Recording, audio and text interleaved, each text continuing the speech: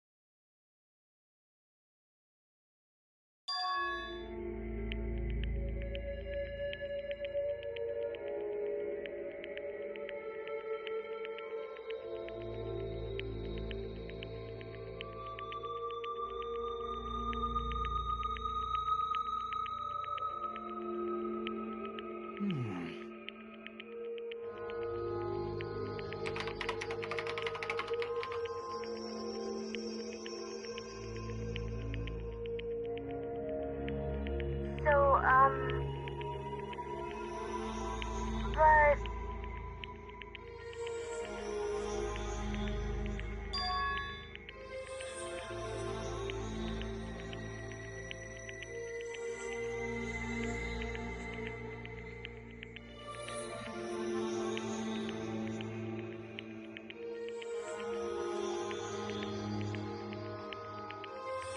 Hey!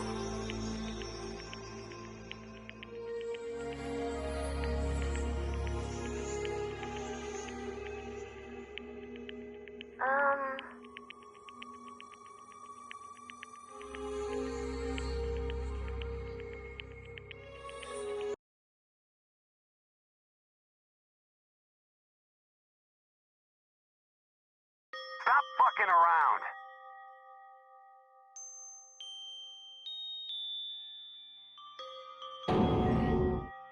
Yo.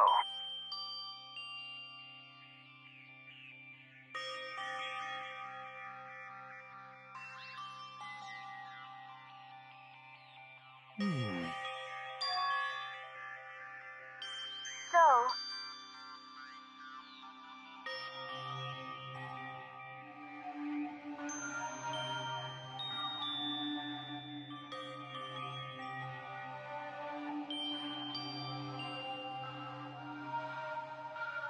Yo.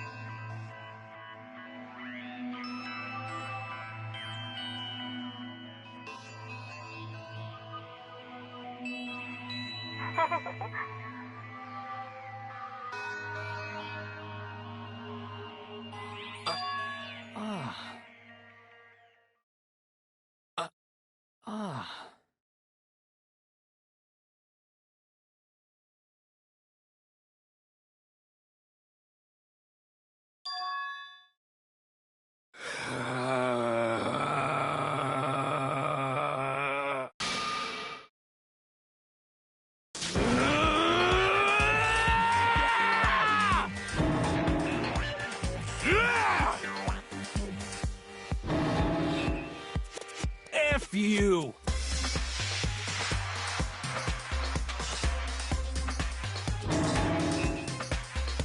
Yeah!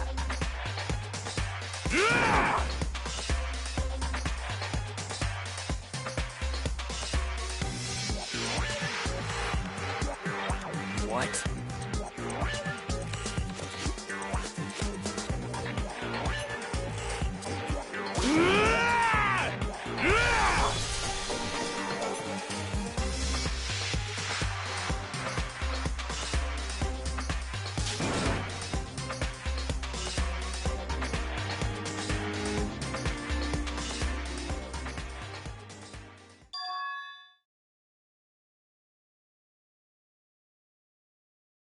Just a second.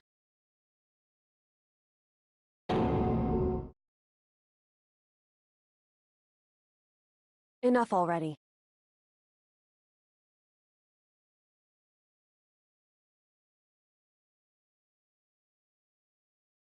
Correct.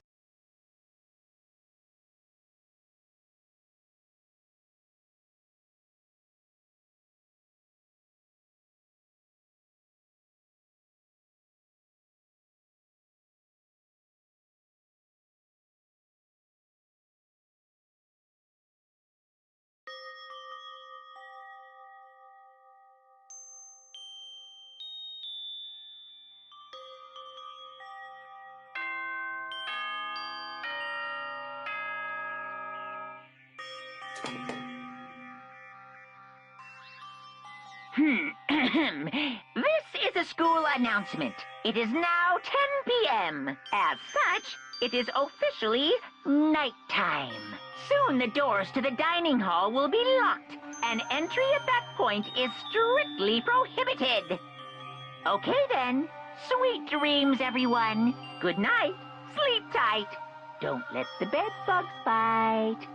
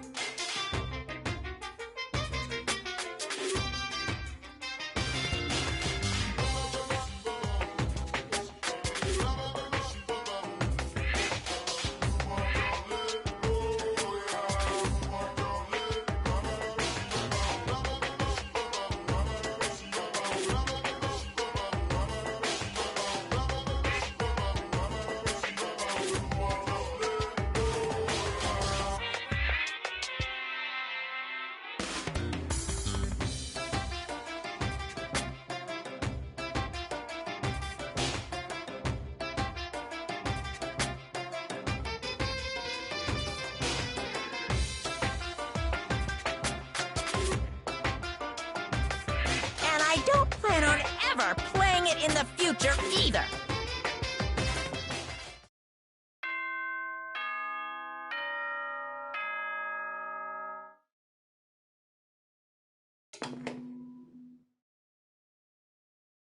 Good morning, everyone!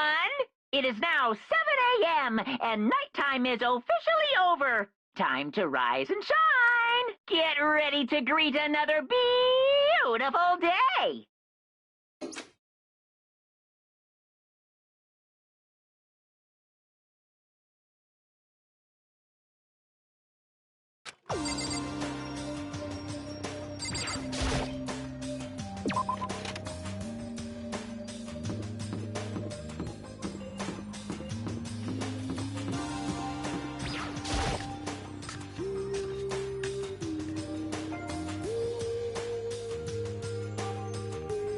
You know?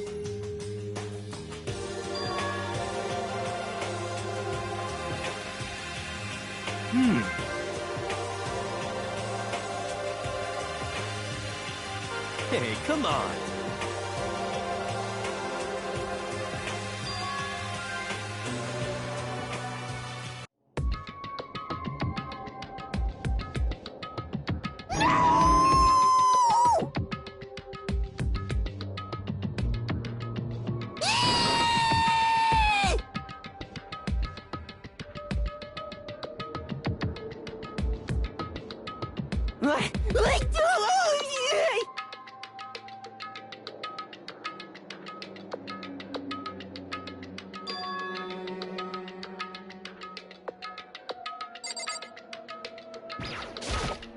Whew.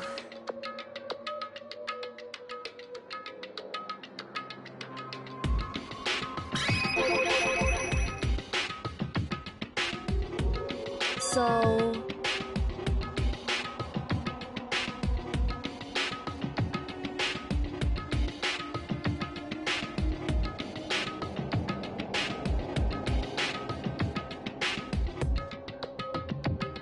Huh? Whew.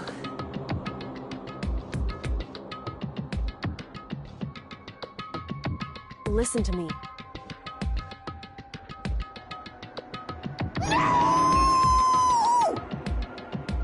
Wrong.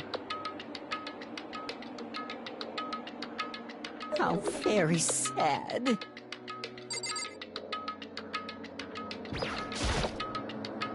What?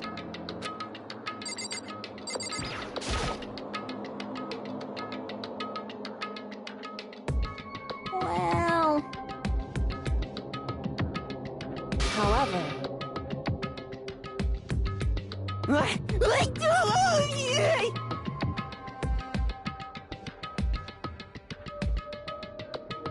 Um...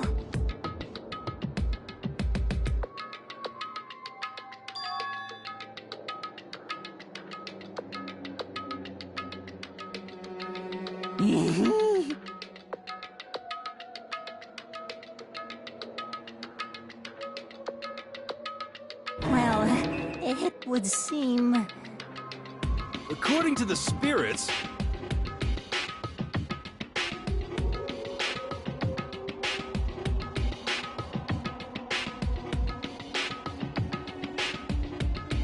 How about that? You know nothing! I feel as if...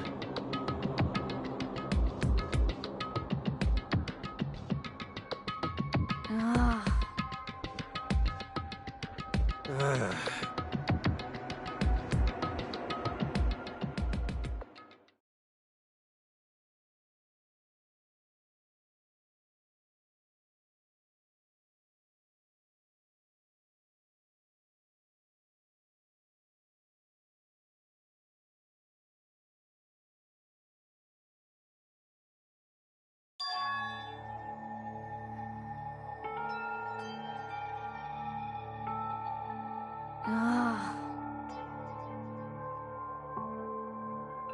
What?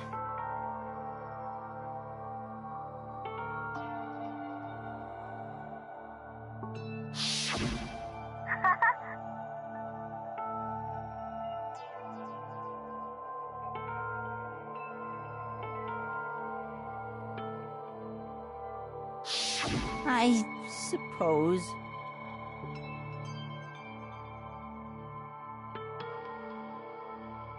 Hey...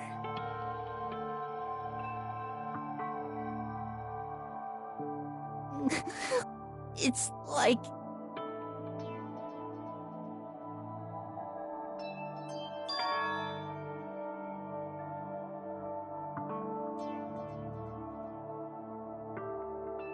Well...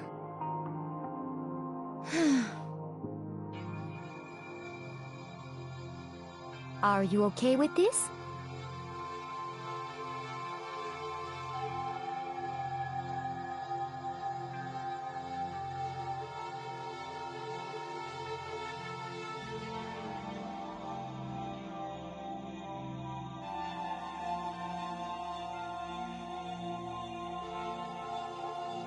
Honestly.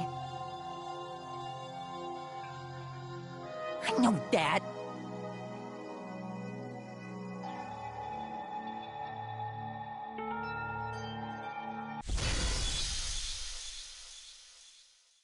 F you!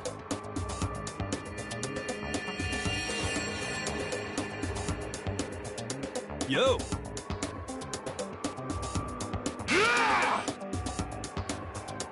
Huh?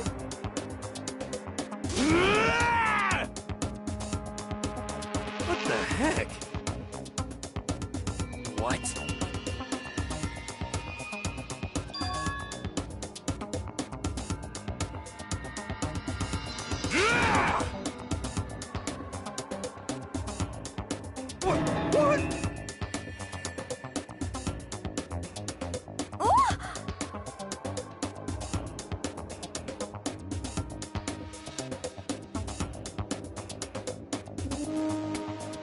Well then.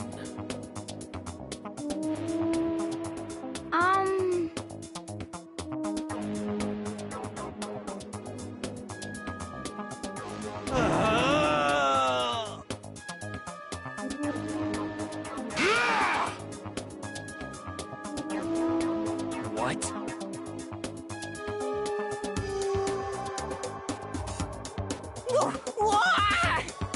Yeah! F you! Huh? Yeah!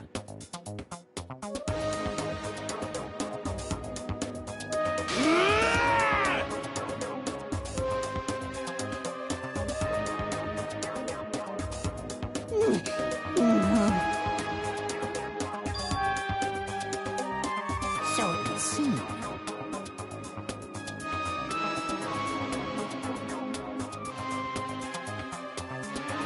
That's it. I'm sure of it.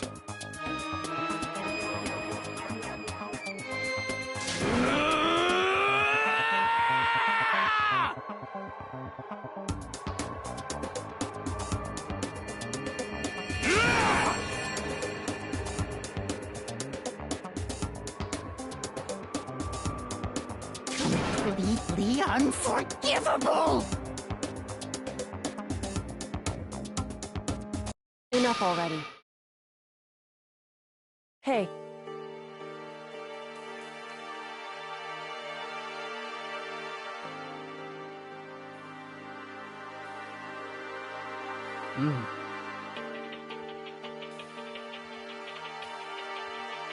Hey!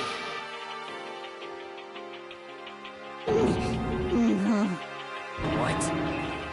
Anyway,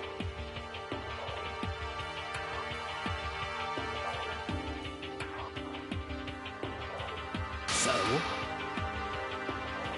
I suppose. Yeah! so then.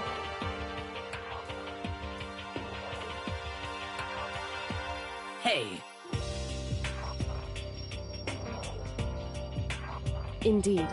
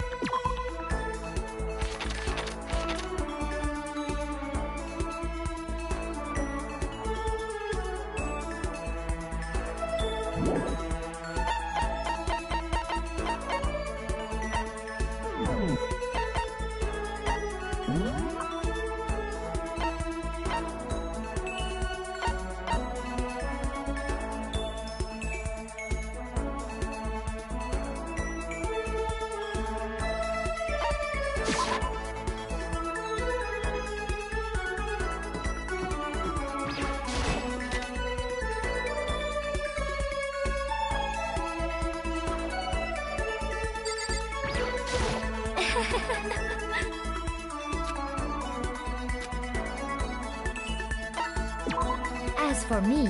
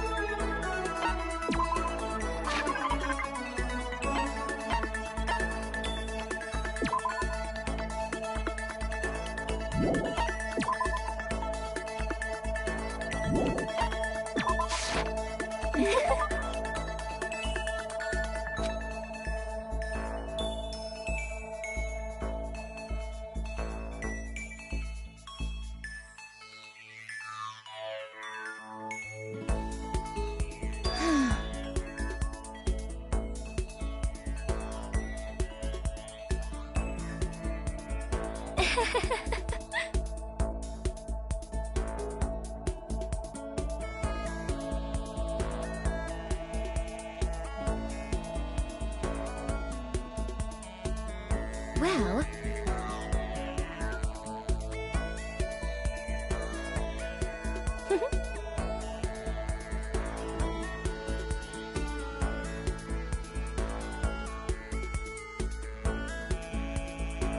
this is fine.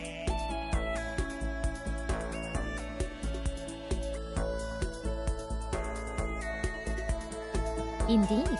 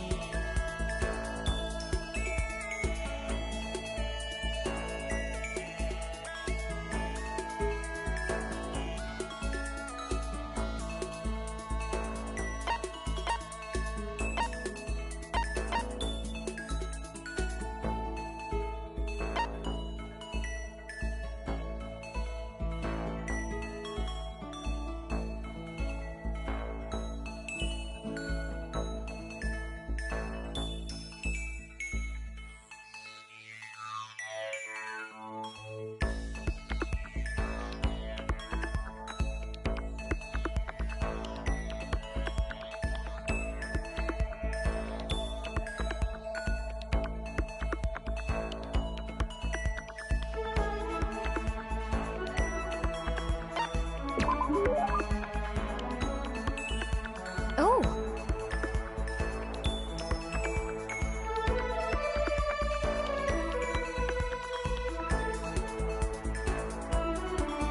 Actually,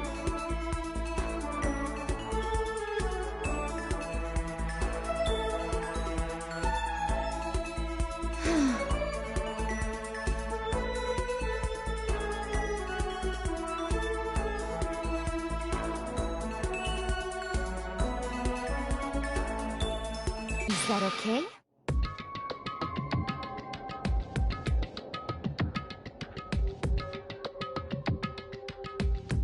Do you understand?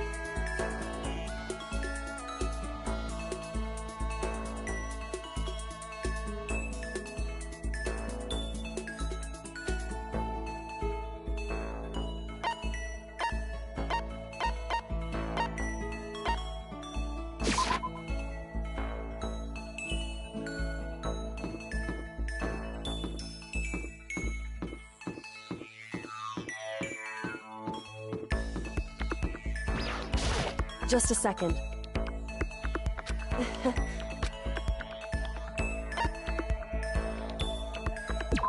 Certainly. And I...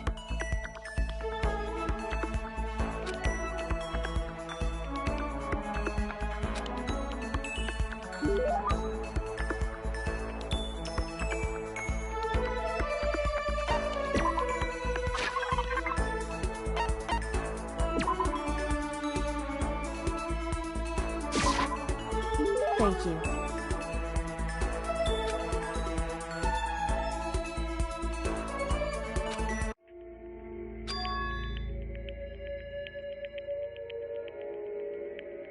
So...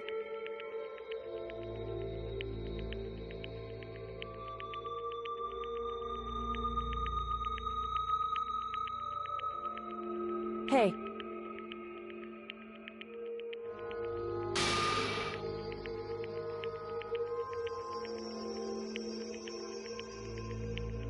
So...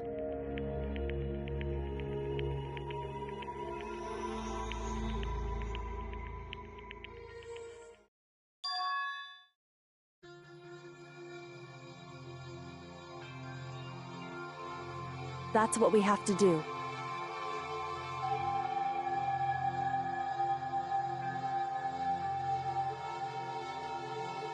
Hey.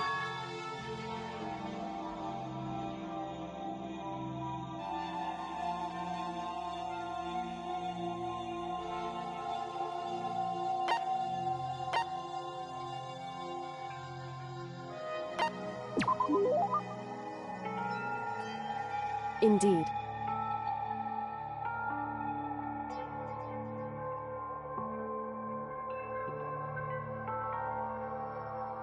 So...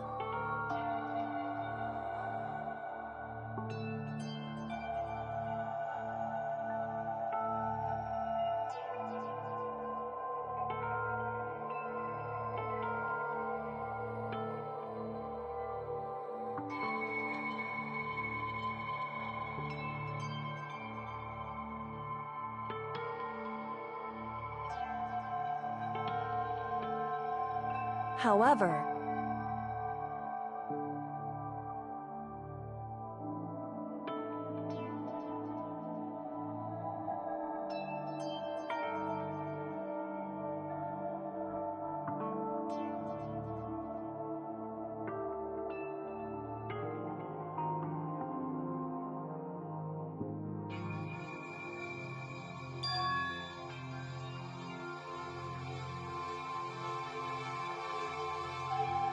Correct.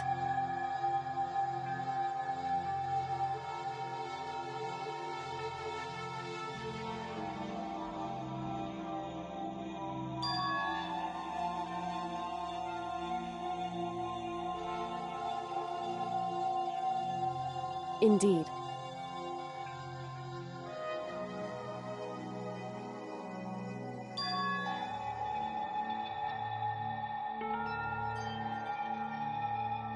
Listen. Hmm?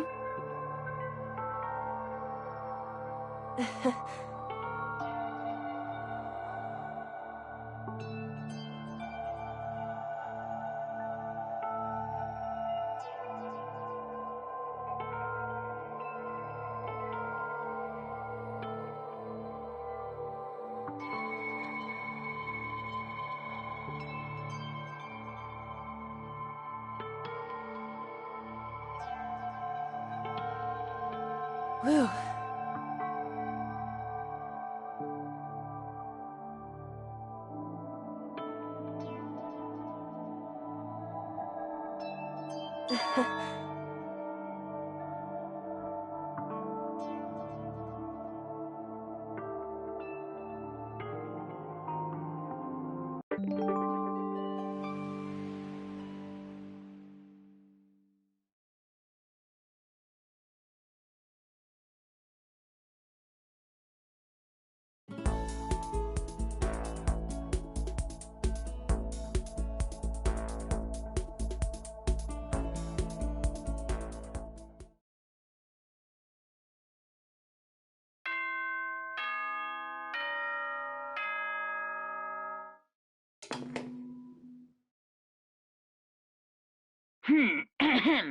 This is a school announcement. It is now 10 p.m. As such, it is officially nighttime. Soon the doors to the dining hall will be locked, and entry at that point is strictly prohibited. Okay then. Sweet dreams, everyone. Good night. Sleep tight. Don't let the bed bugs bite.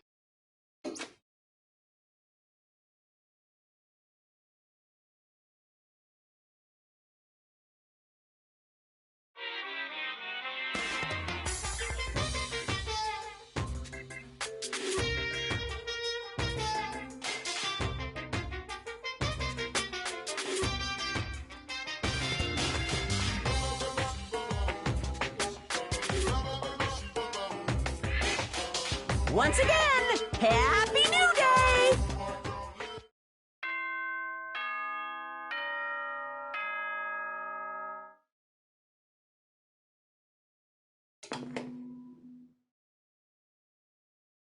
Good morning, everyone.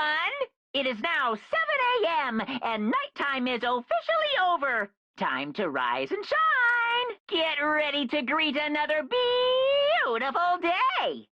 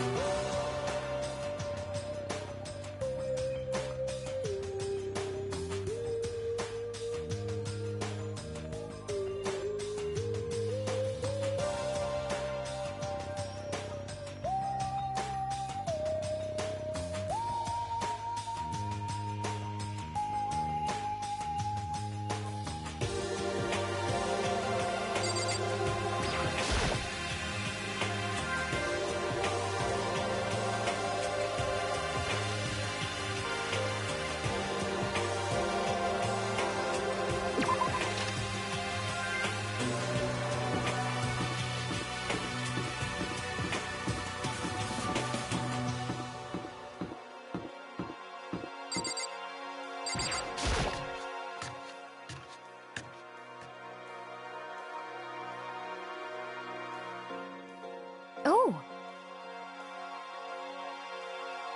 You know?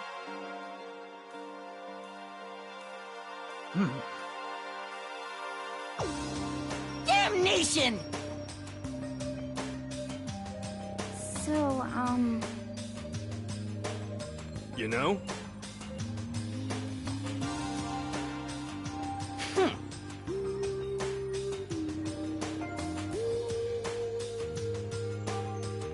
But...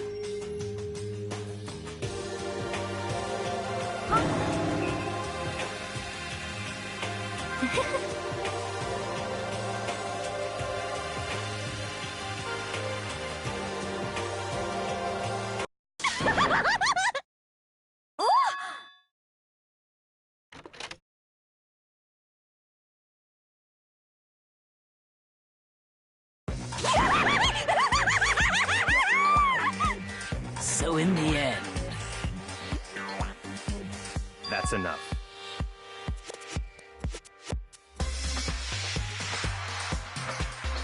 yep.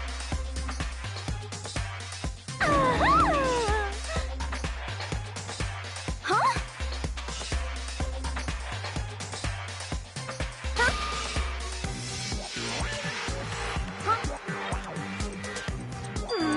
Have you reached that certain age?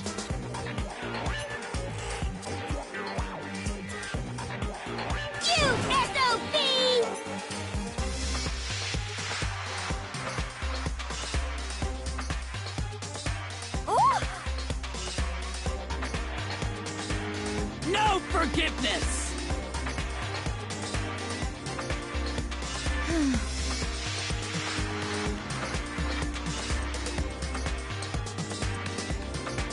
Naturally.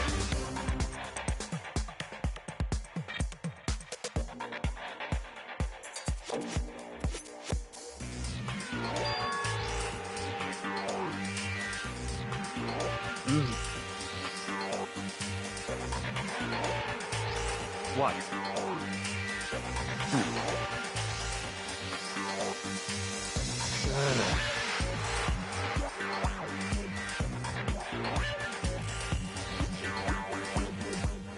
It's all clear now.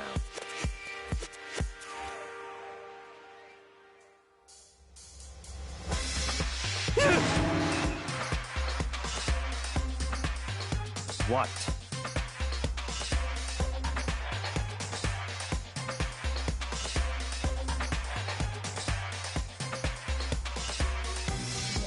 That's fine.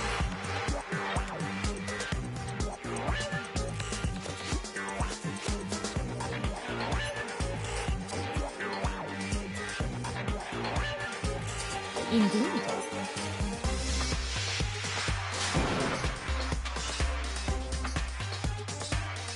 I see.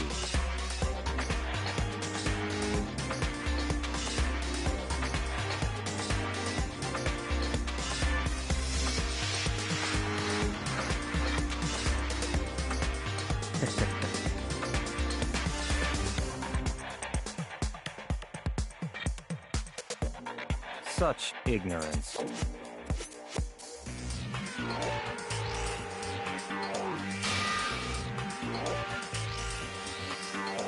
What the heck?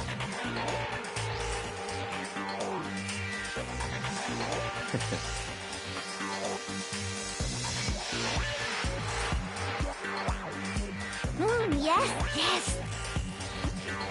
Stop talking. Yep.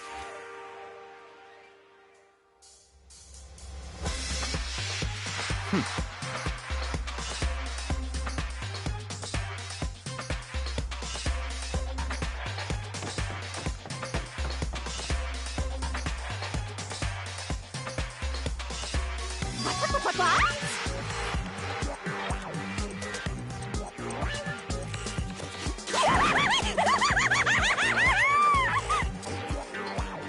Um...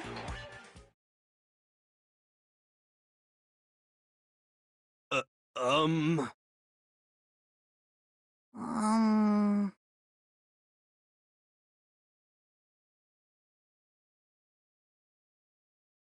Hmm.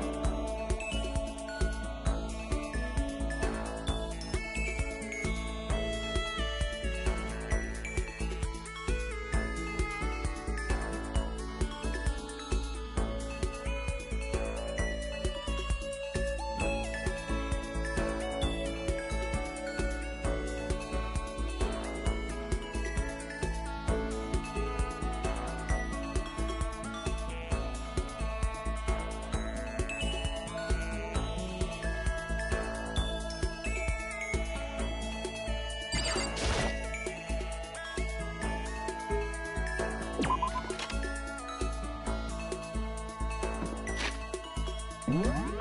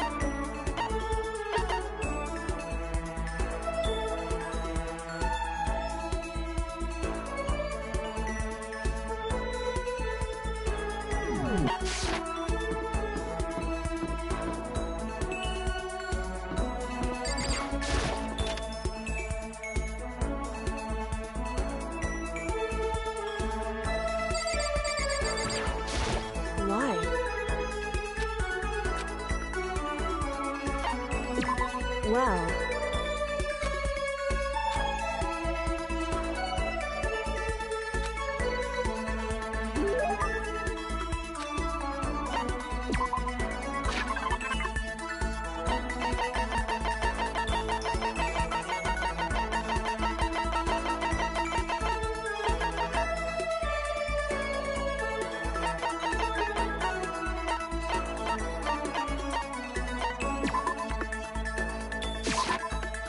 thank you.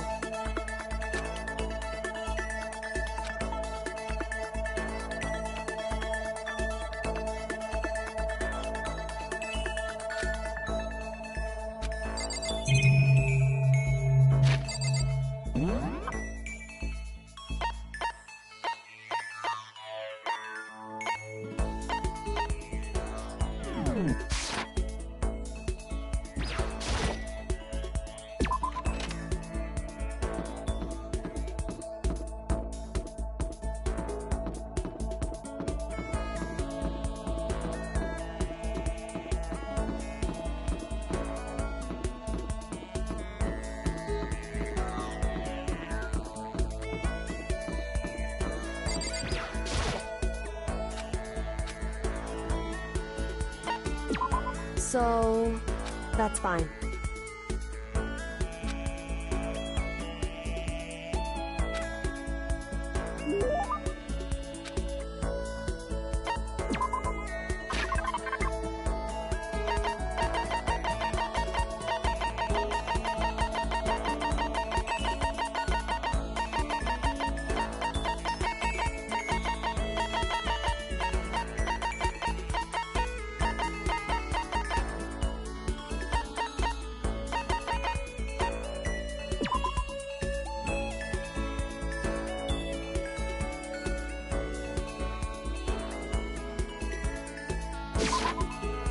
Thank you.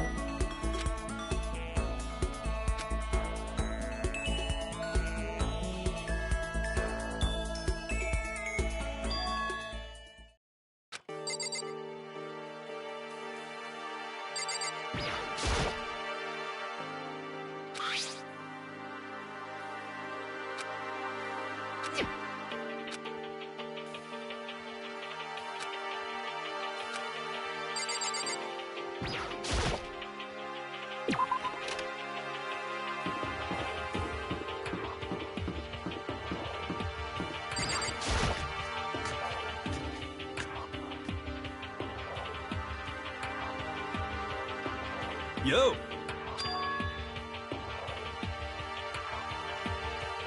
You know?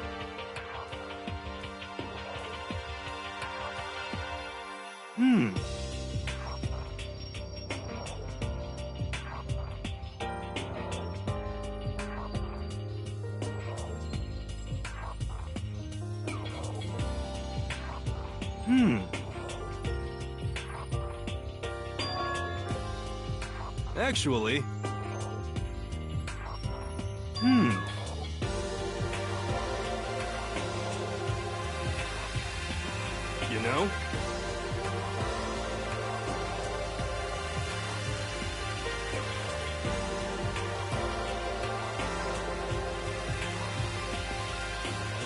serious.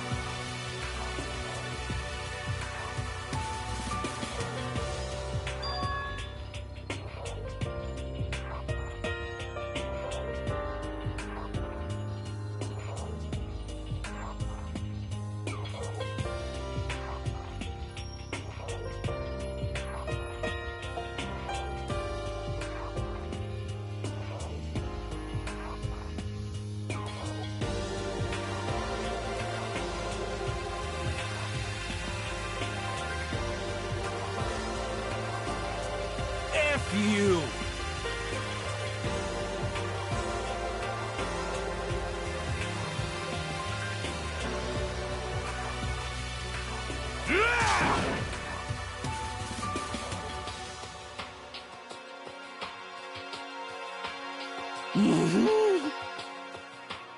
What?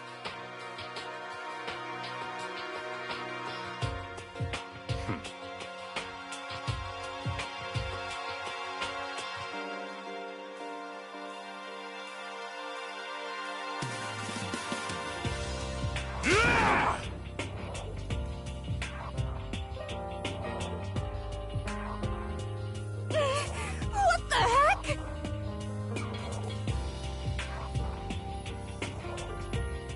Oh.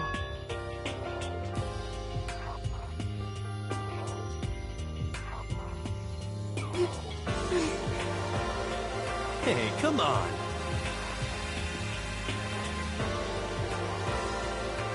Hey,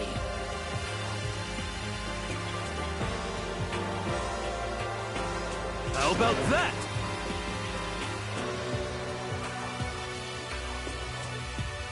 That's right.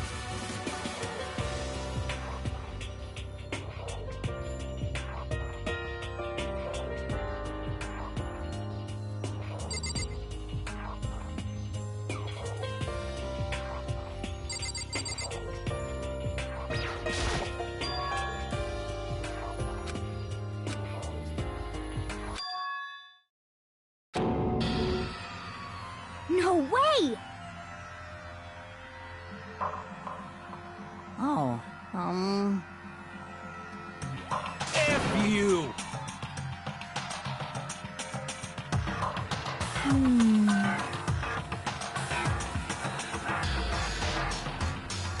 Wrong.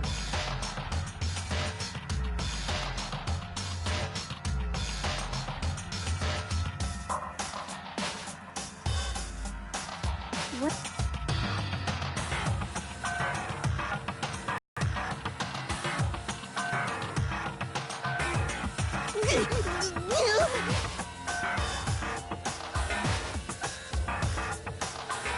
without a doubt. what?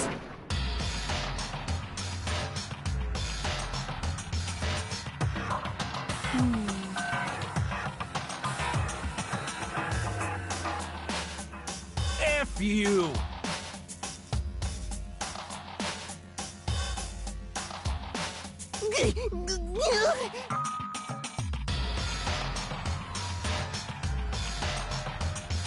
Damnation!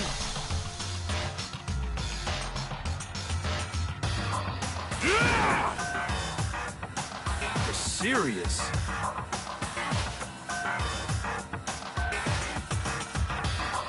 Wrong. Huh? So...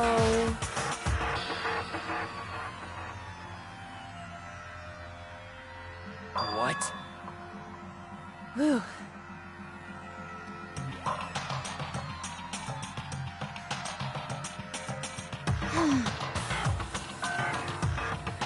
Indeed.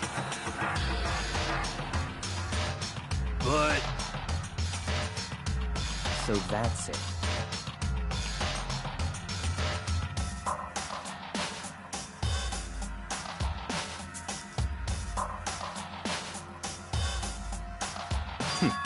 Interesting.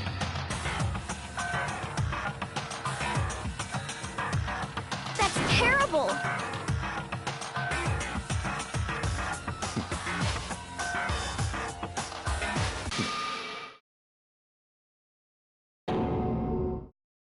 Hmm.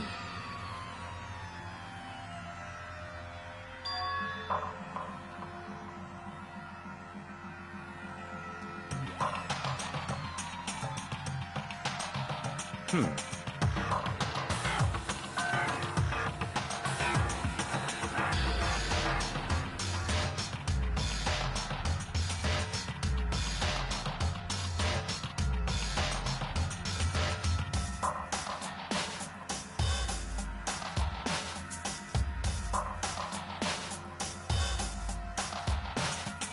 What?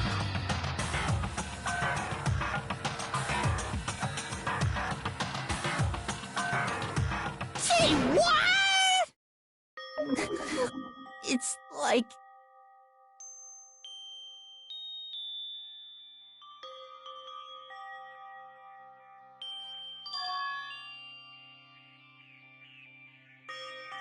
Damn it!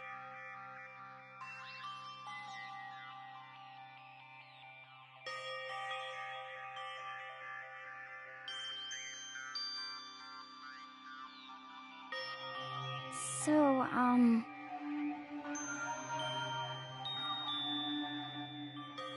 At the very least. yes, indeed.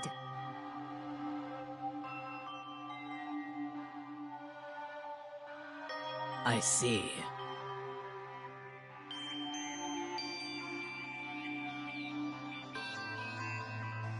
Damn it!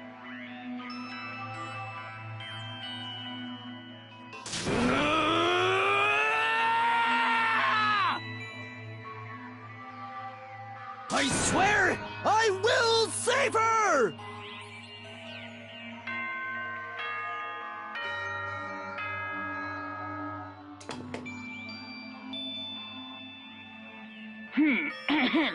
This is a school announcement. It is now 10 p.m. As such, it is officially nighttime. Soon the doors to the dining hall will be locked, and entry at that point is strictly prohibited. Okay then. Sweet dreams, everyone. Good night. Sleep tight. Don't let the bed bugs bite. There is nothing to be done.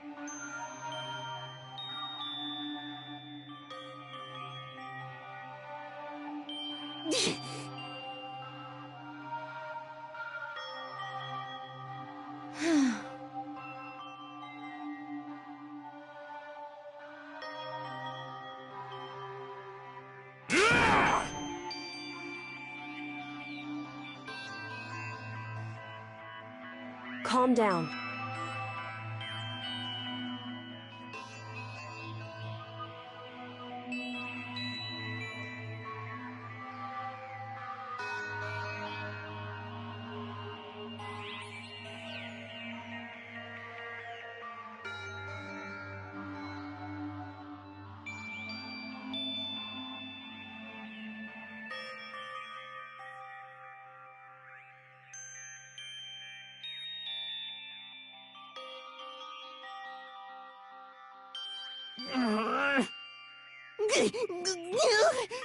This is fine.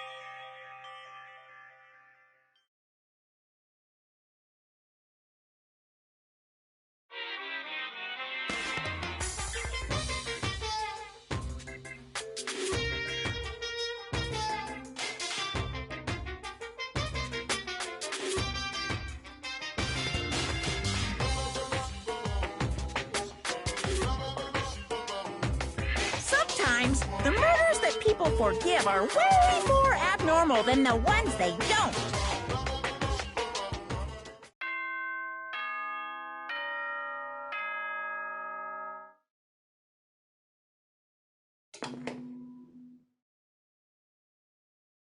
Good morning, everyone! It is now 7 a.m., and nighttime is officially over. Time to rise and shine! Get ready to greet another beautiful day!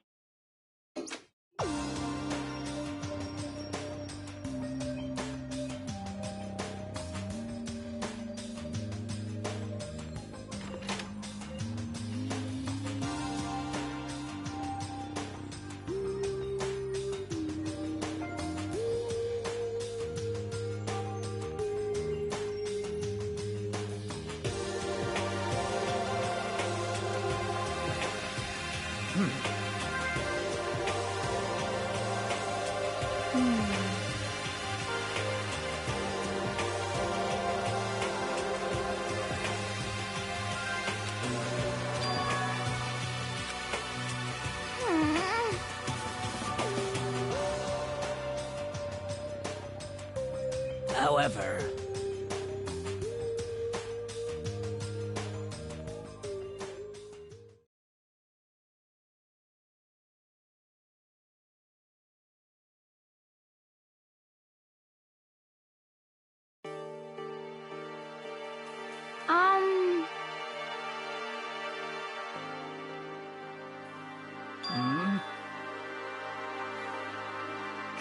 I mean...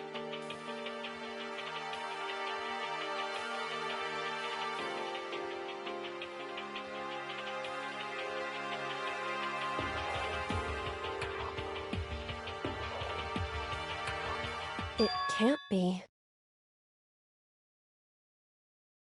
It would seem...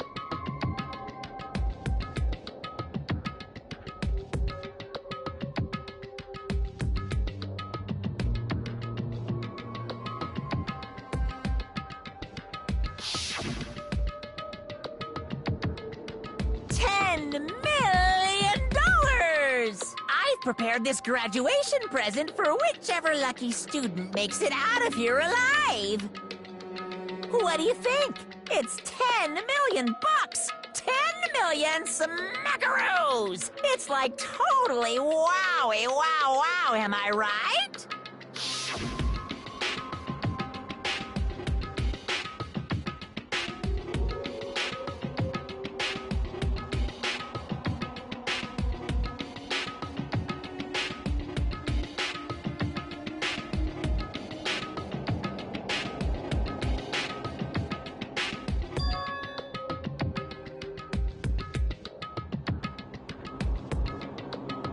Hey.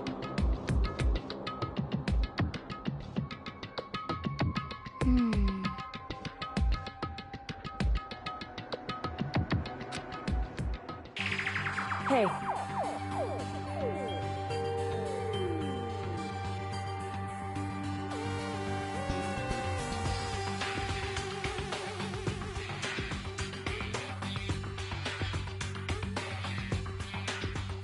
Okay. Anyway...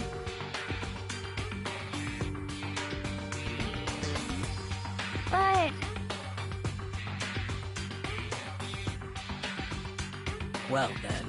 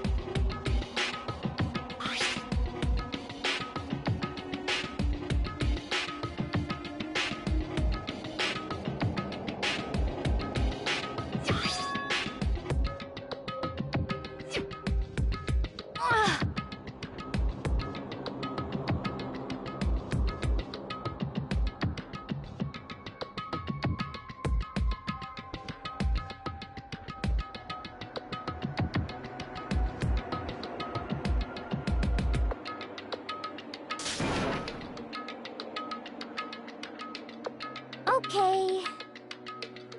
What?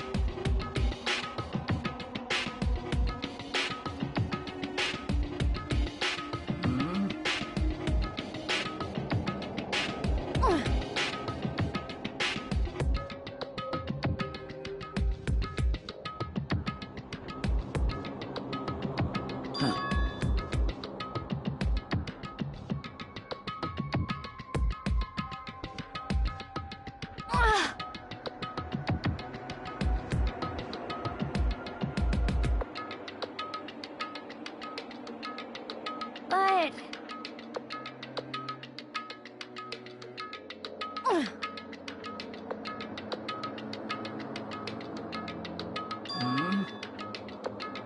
As for me...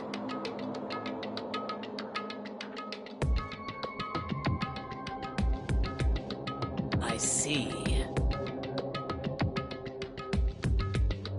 Indeed.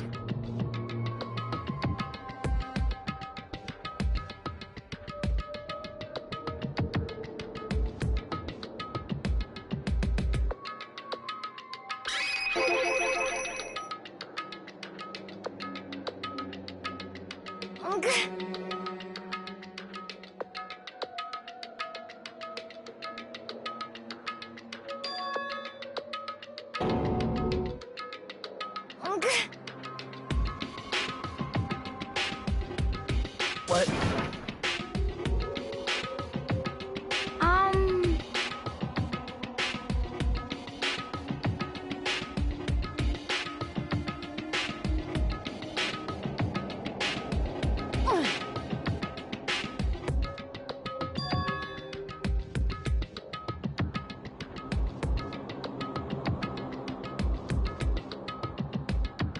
Indeed.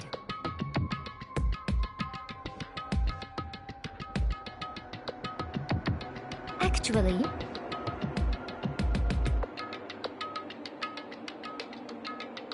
Huh?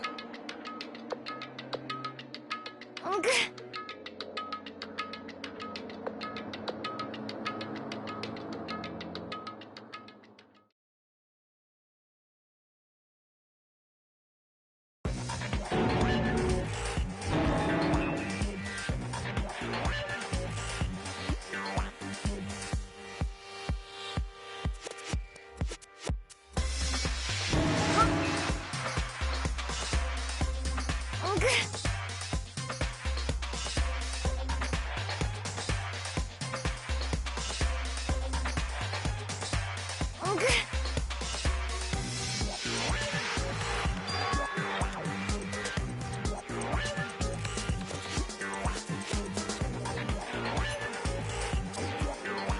see.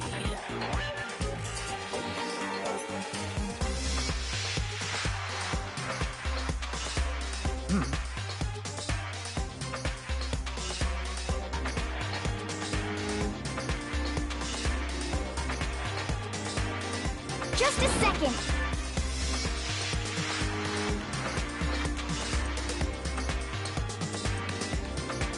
Let's see. I see.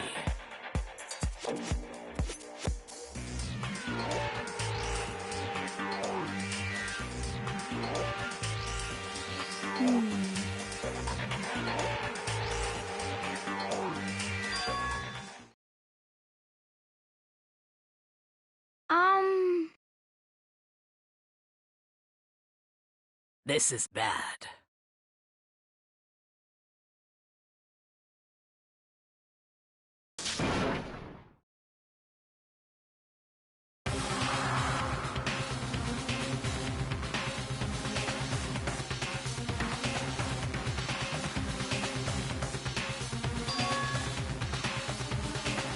What? What?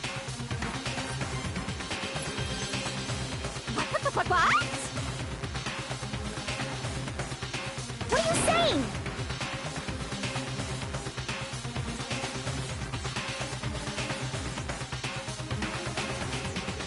You've gotta be kidding!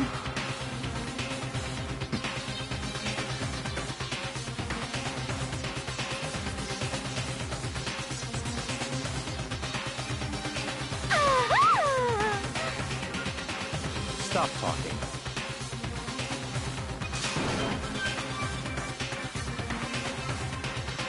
What?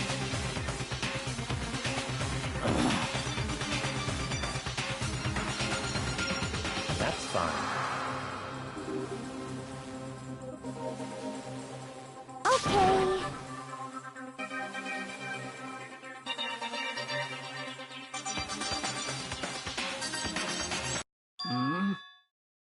Oh. Perhaps. Okay.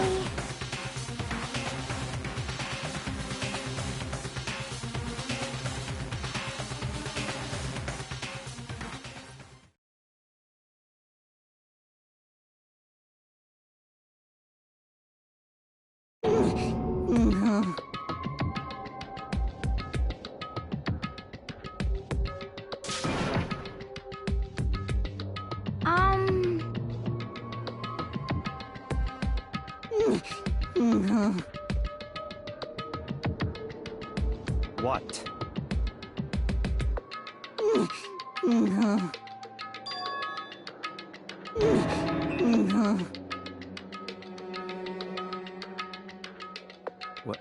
What did you say?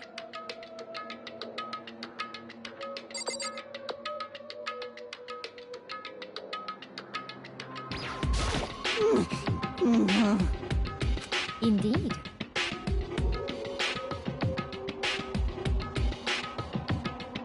What the hell am I looking at?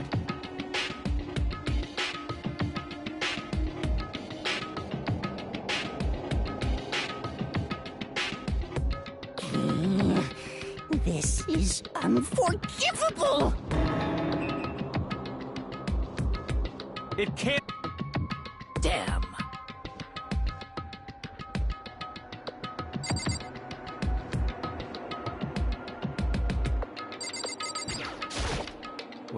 What did you? It can't be.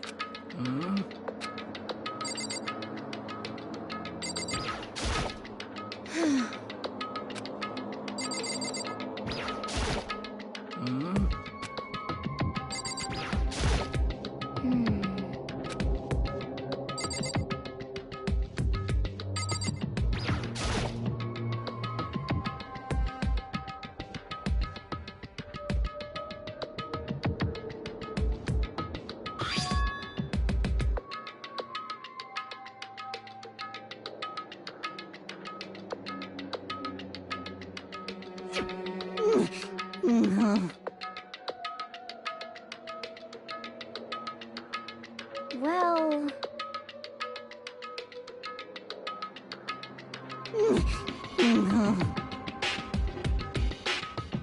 Hey,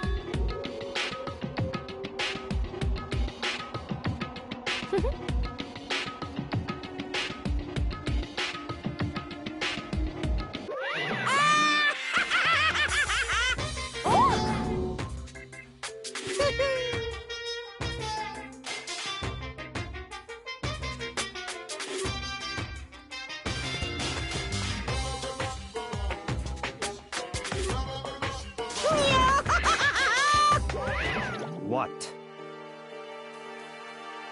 Are you okay with this?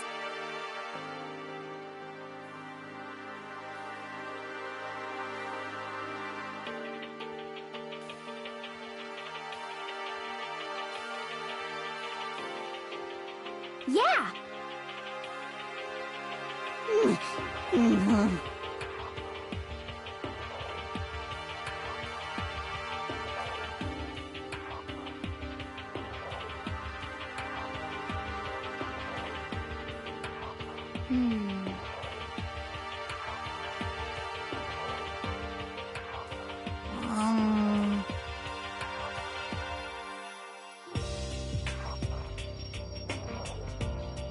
So then... I suppose... well then.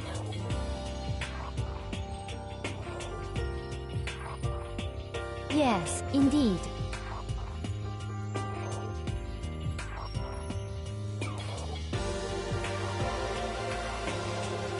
So in other words,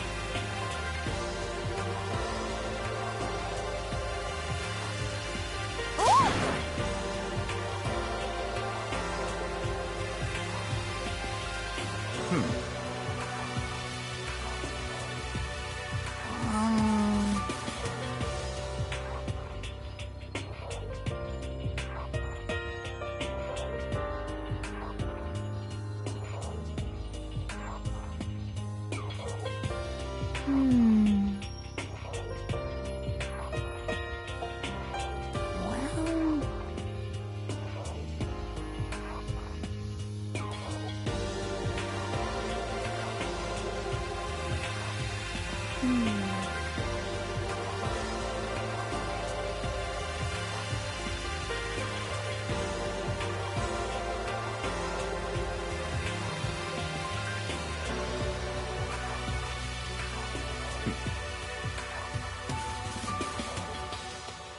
Yes!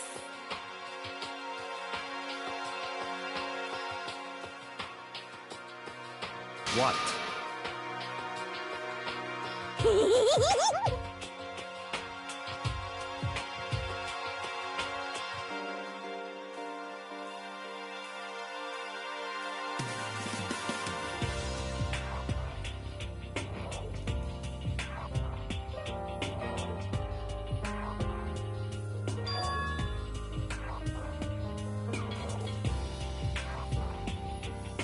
Very strange.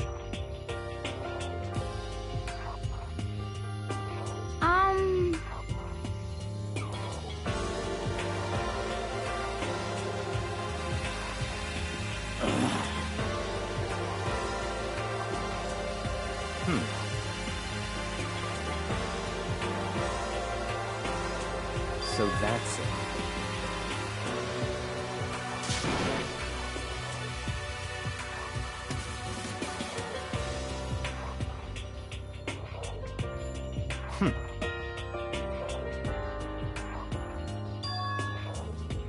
In other words,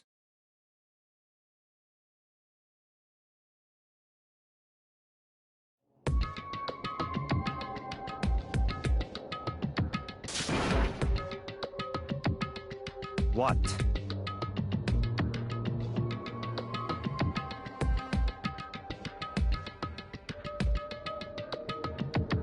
Hey,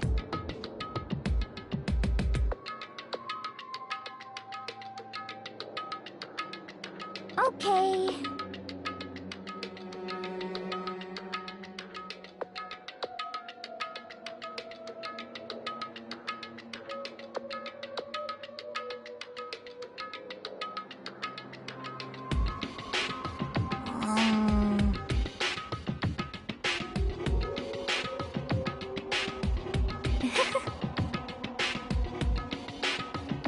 Well then.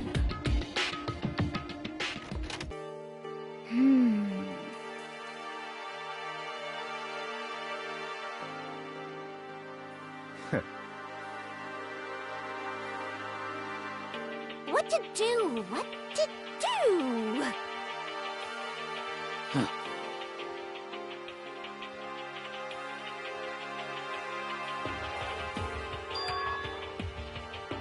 What?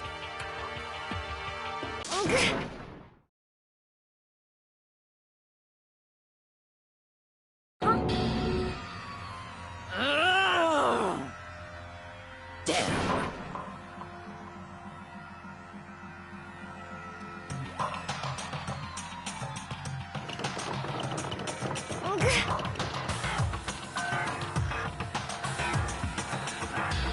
Well,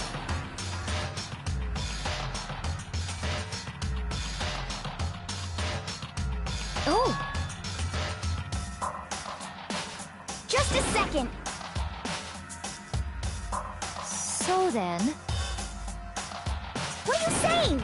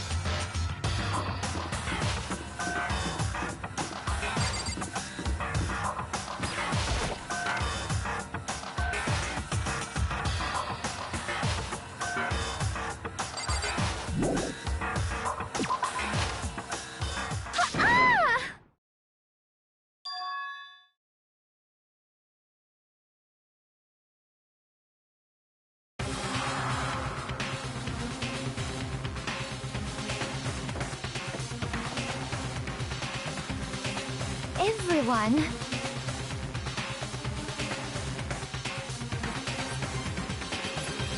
Just a second! What?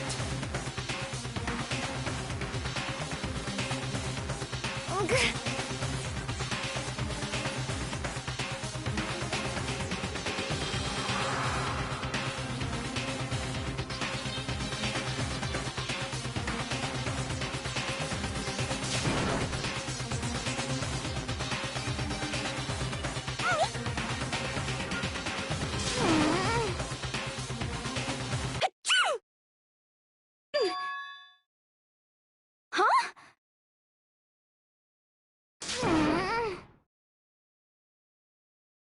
No!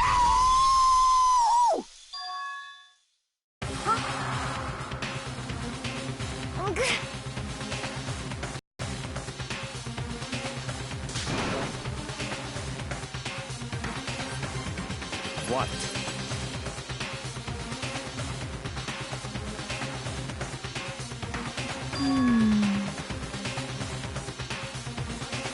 It's all clear now. So then...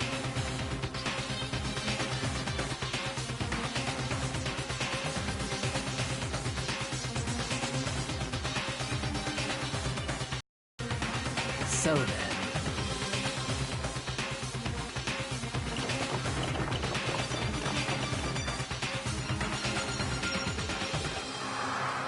Just a second!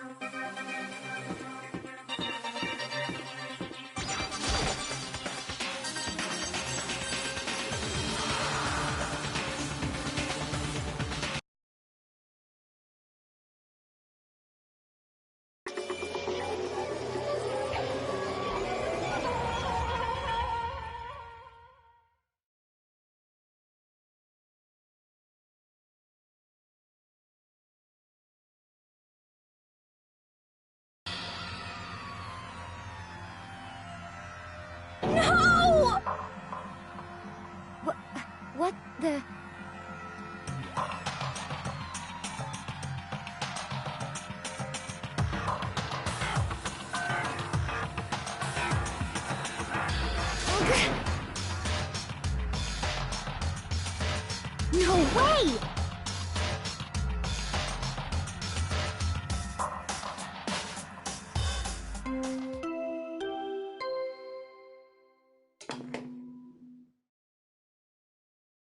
A body has been discovered. After a certain amount of time, which you may use however you like, the class trial will begin.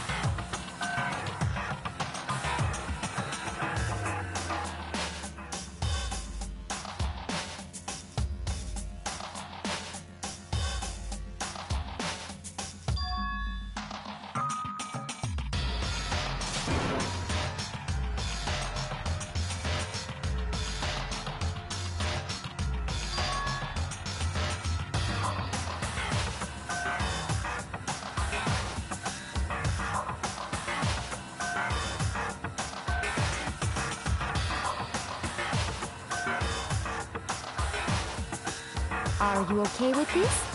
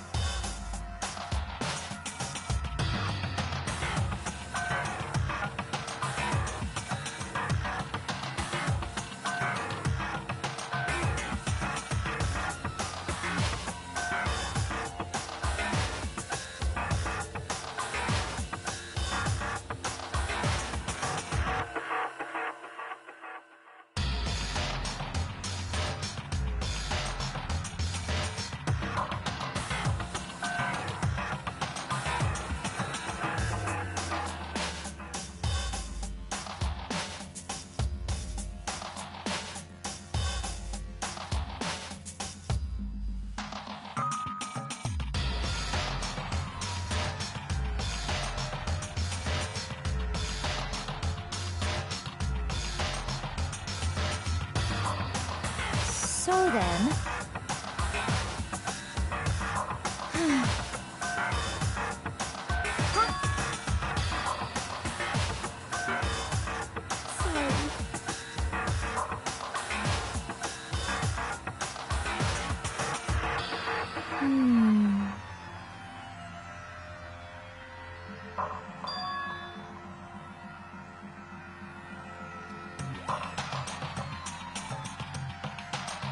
Sorry.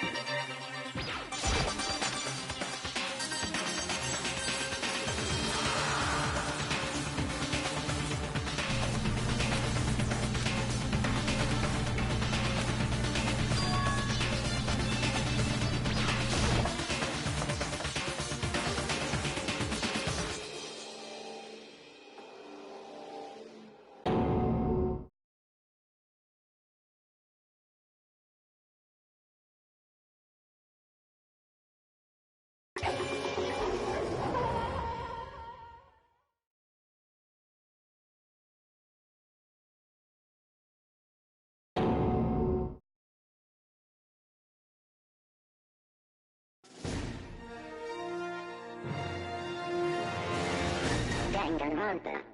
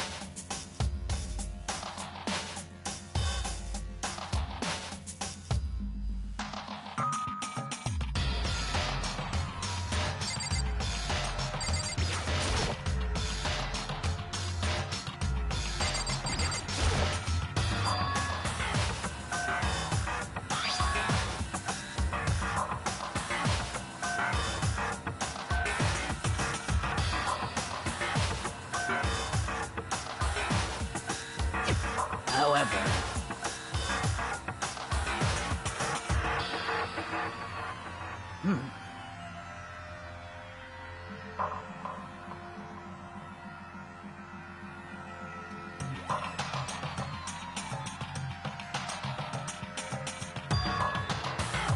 What?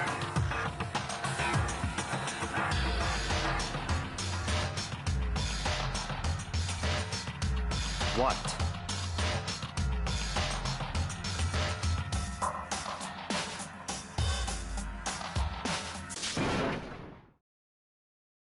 what?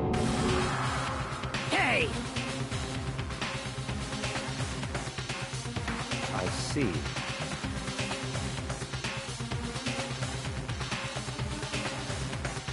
Damn!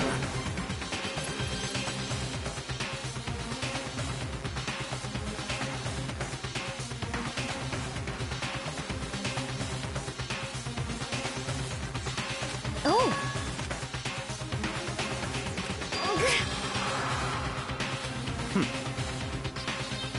Indeed.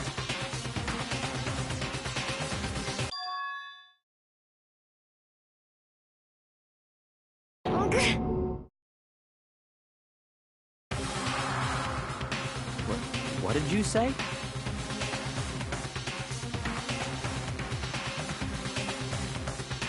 Come on. What? Hey!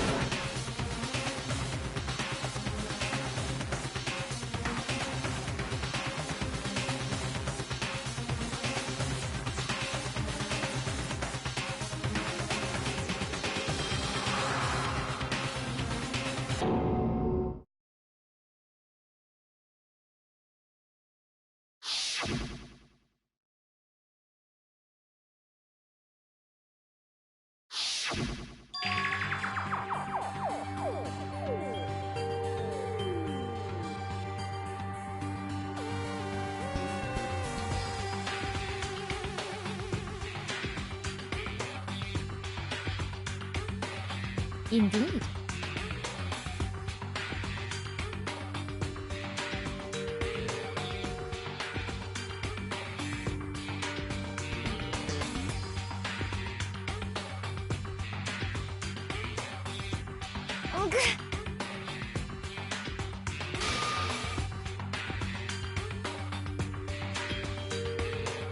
What did you say?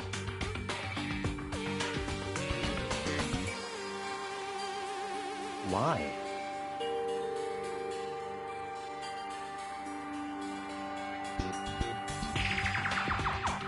Huh? Hina. No way!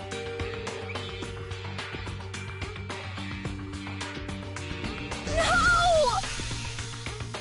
Hina.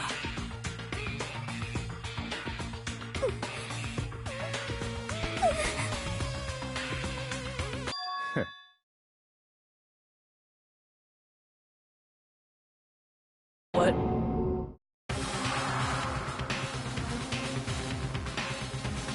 Well...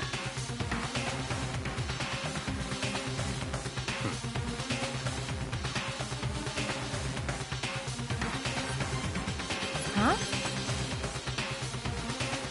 Damn.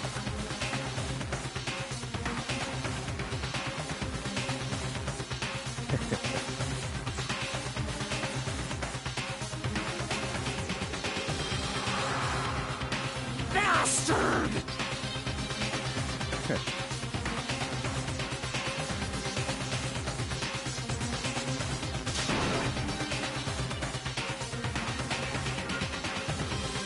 Huh?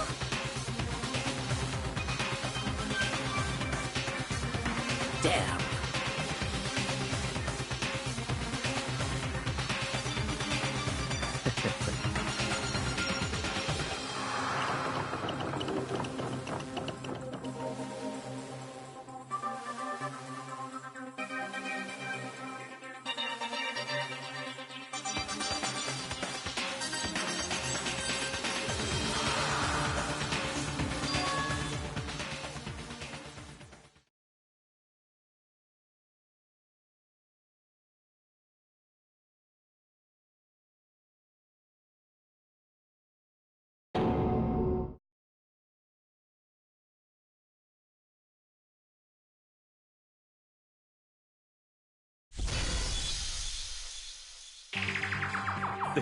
This is...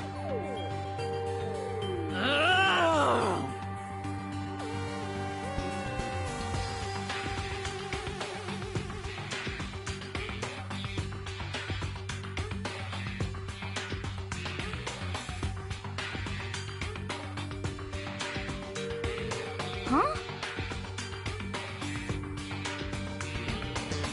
Stop talking.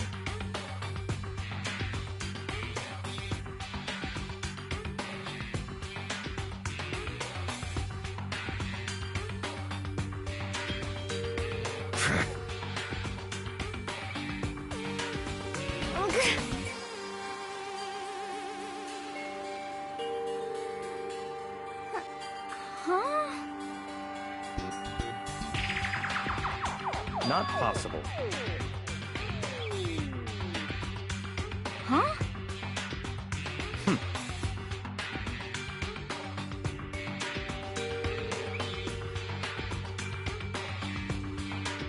Well...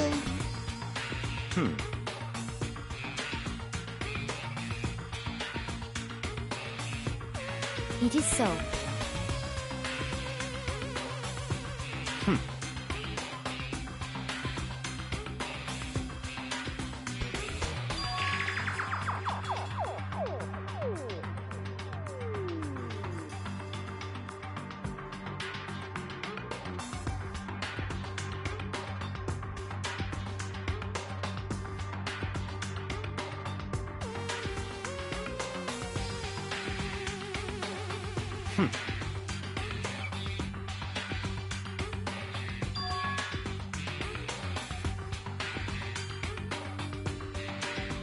That's fine.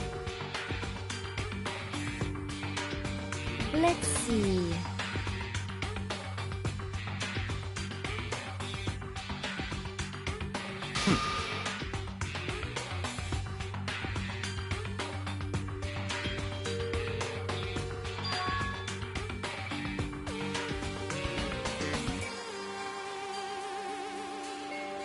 That's right.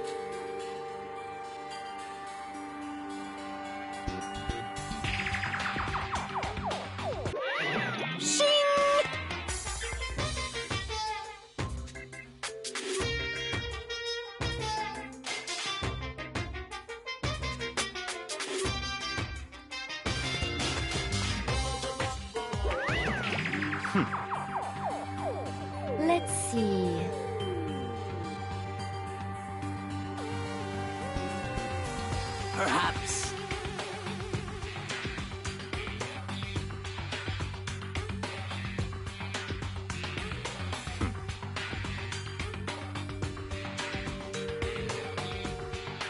In other words...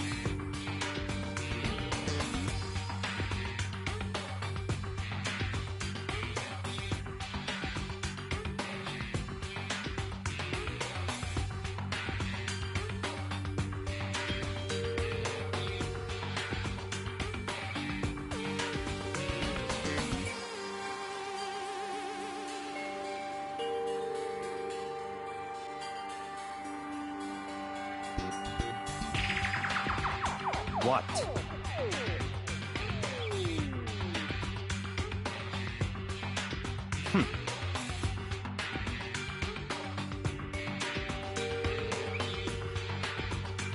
So then...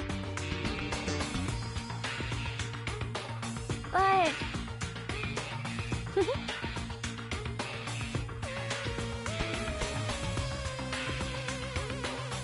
Cause, I mean... Hina. Huh?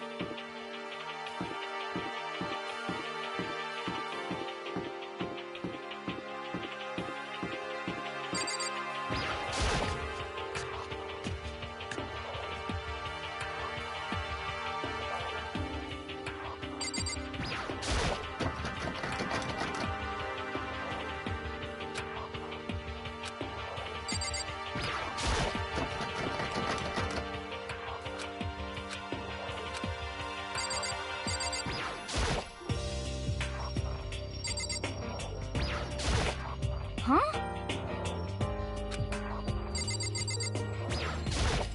Damn.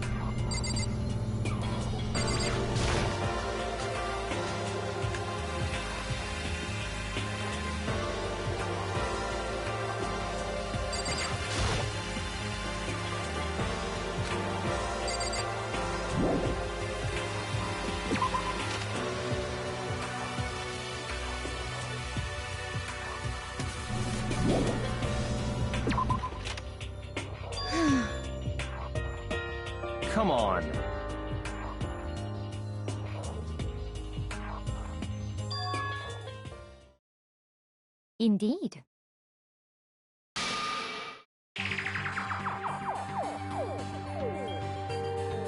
Goodbye.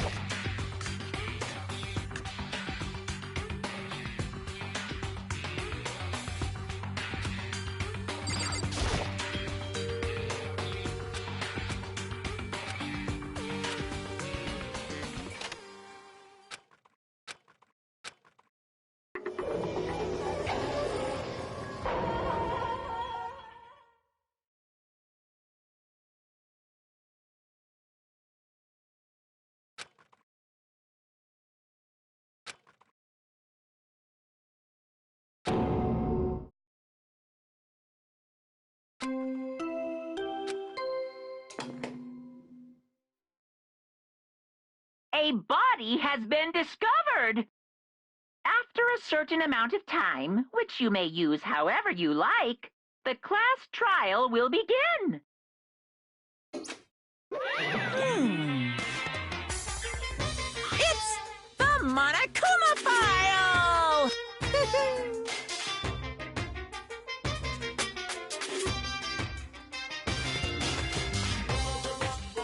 What?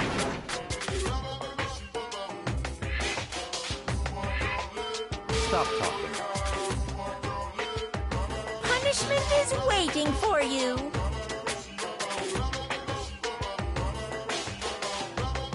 See ya later!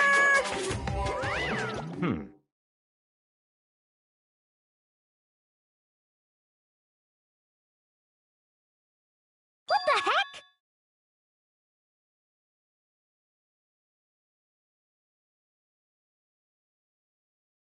That's terrible!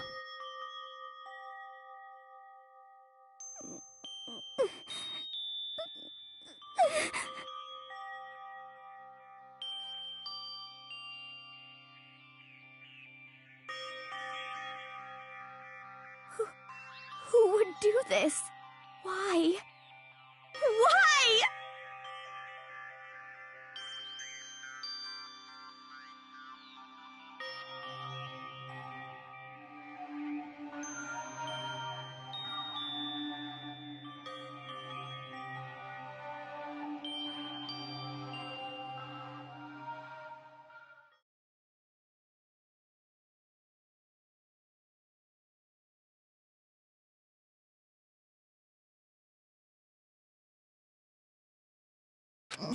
He's alive again? Where am I? Cold. So cold. Is winter coming? Hifumi! Wake up! Huh? That's right. I remember now. Hope's Peak. Come on, you gotta wake up! I remember everything before I met you all. I met you all.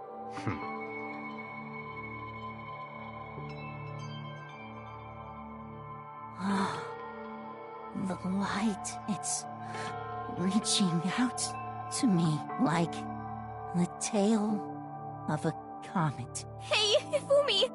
Who was it? Who attacked you? Who tried to kill you? Who killed me? That's right. I remember their name. Yasuhiro.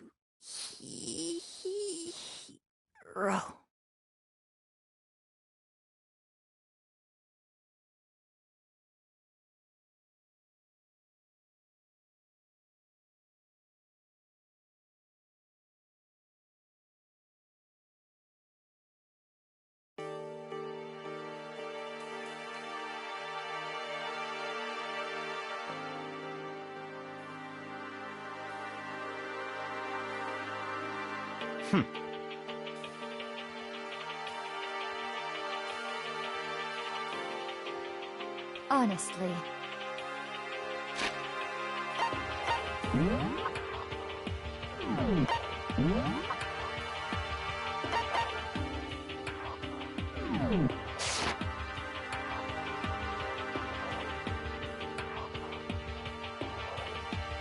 Stop talking.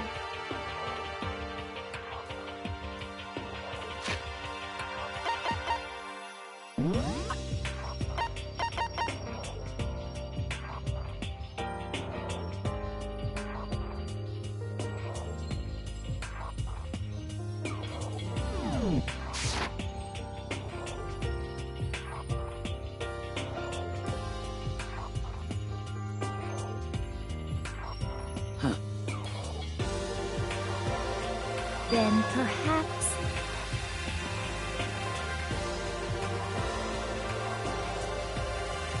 So, in other words,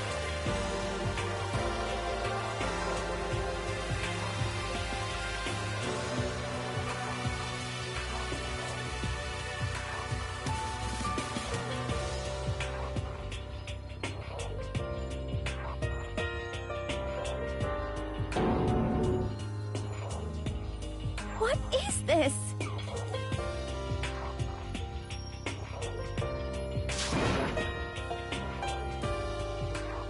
that's fine.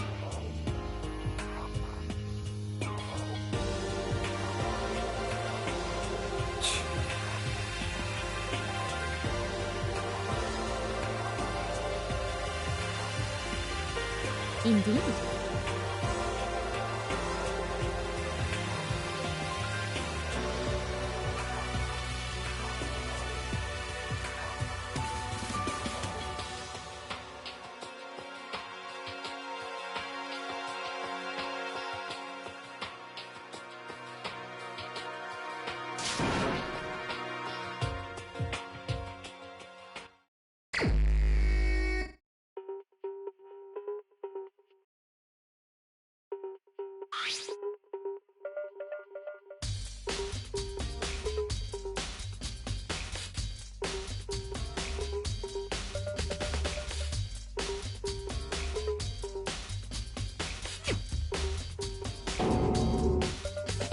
Very strange.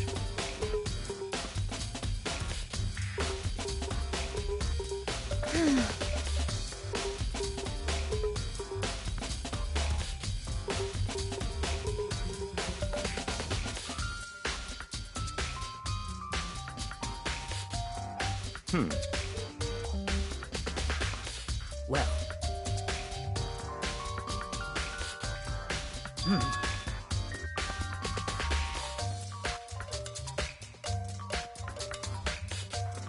Perhaps.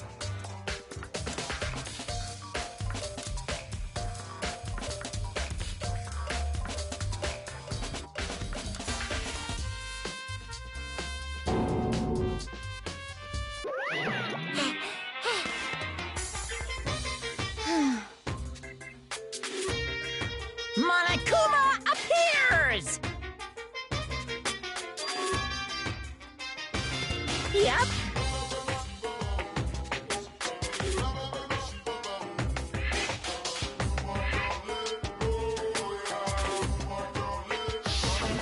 Speaking of which, I'd like to ask the bear, if there is an accomplice, do they also become blackened? So you ask, and so I shall answer. Each murder is allowed to have an accomplice, but only the one who does the killing will get to graduate. So, in other words, two people can work together, but one of them has no chance of profiting from it. Then there's no way anyone would work together, right? In other words,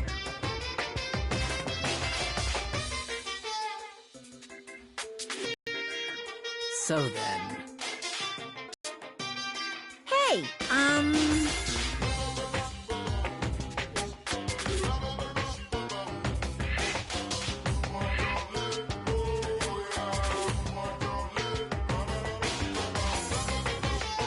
phew.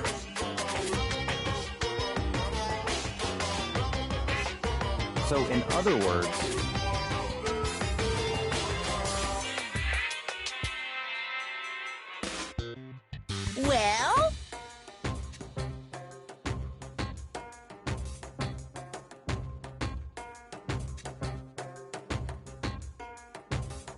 Scream!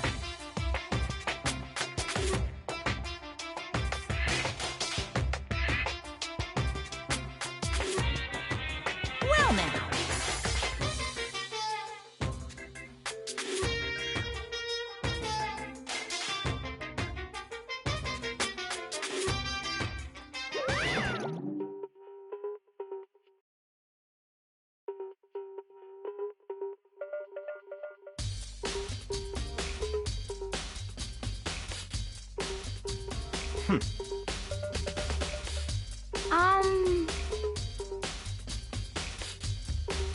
However...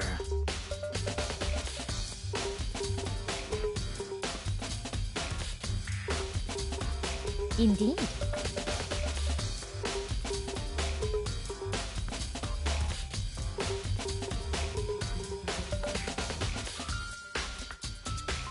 So,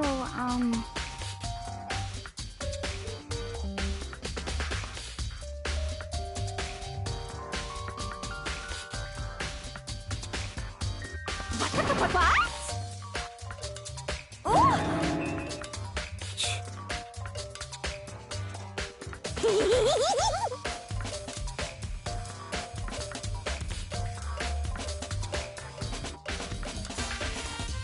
You SOB! Huh? You've gotta be kidding! What the heck? What?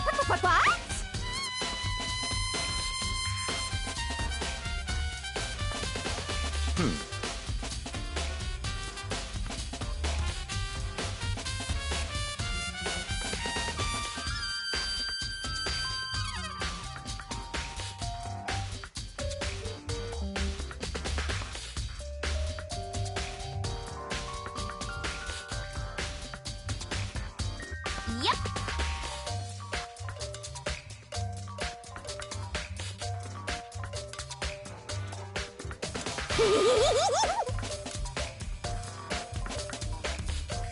What are you saying?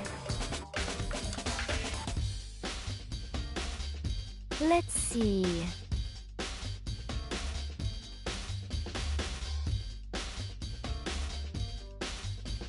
So then...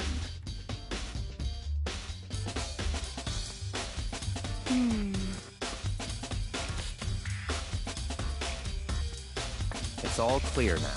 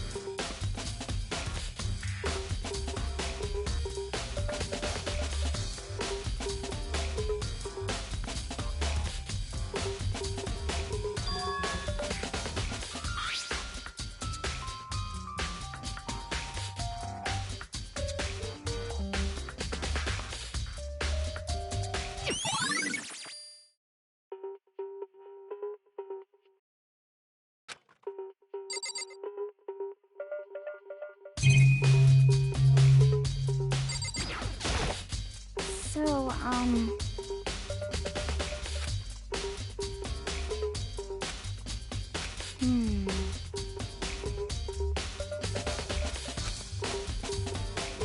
But...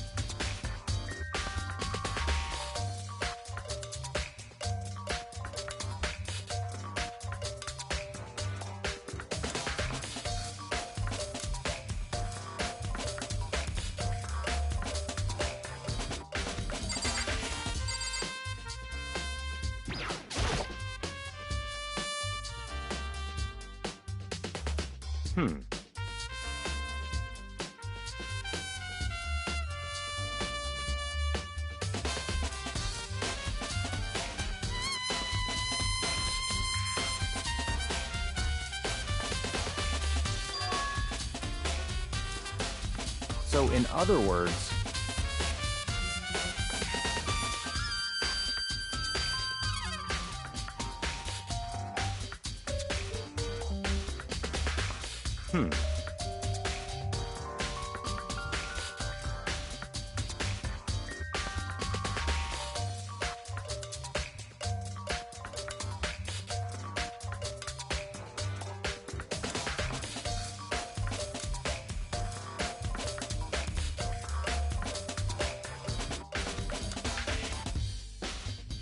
what?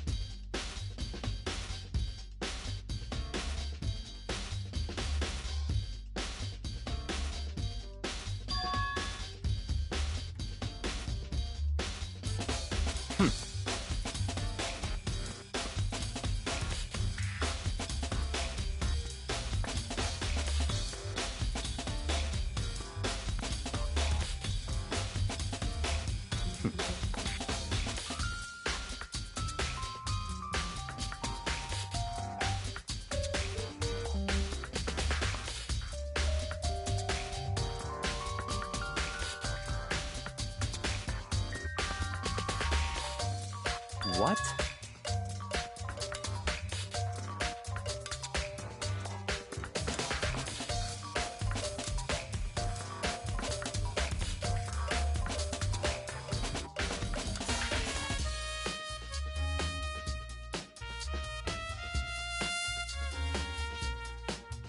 I see.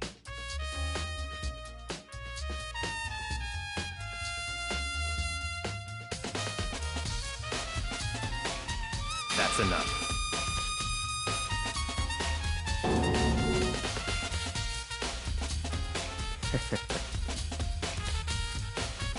Goodbye.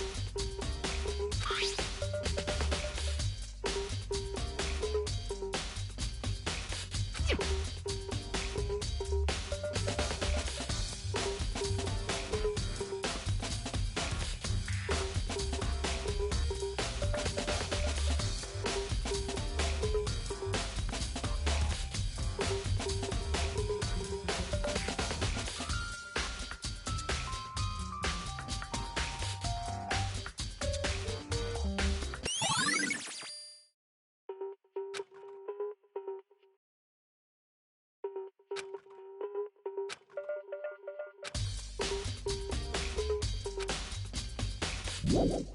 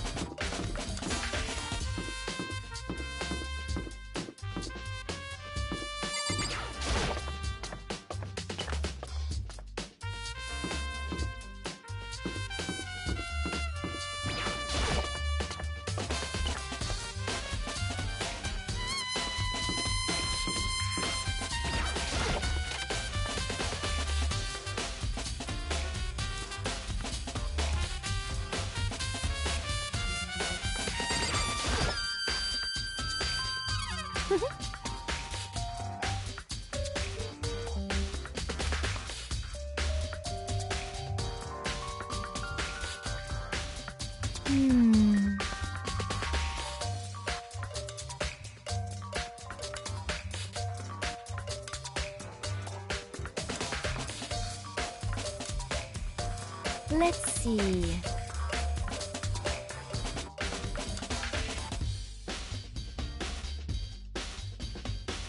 Yes, indeed.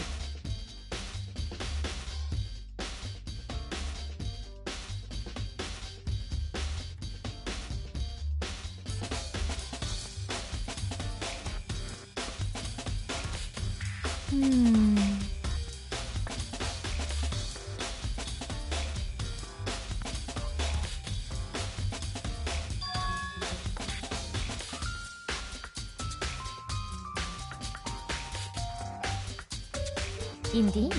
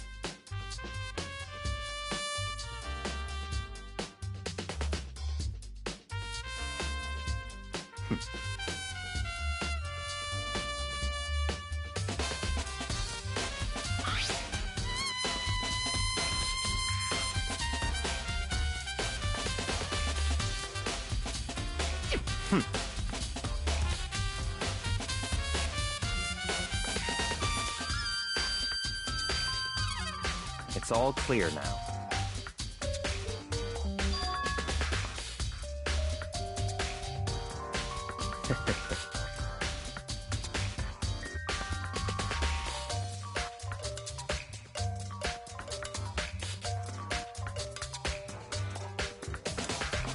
Goodbye.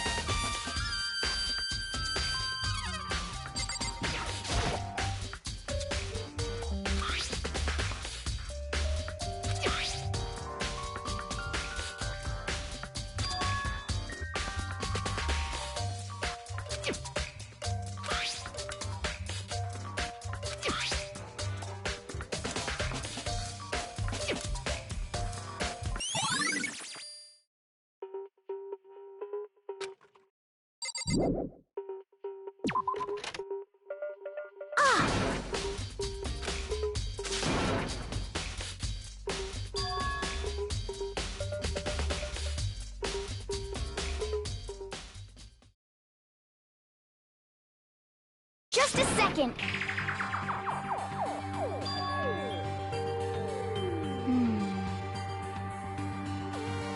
Okay.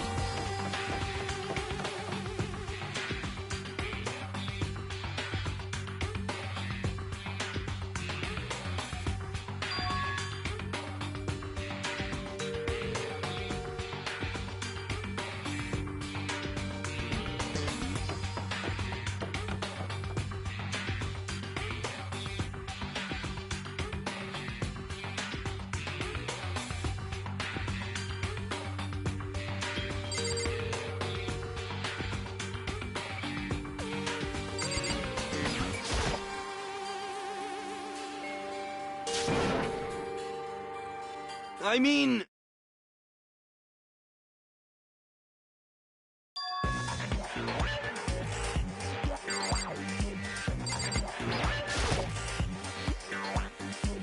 Huh?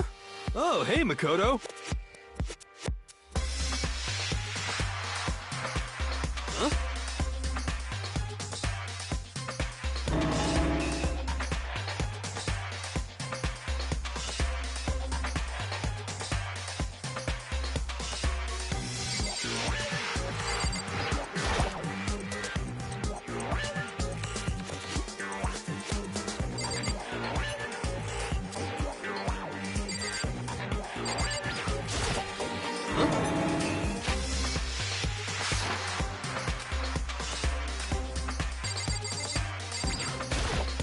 right.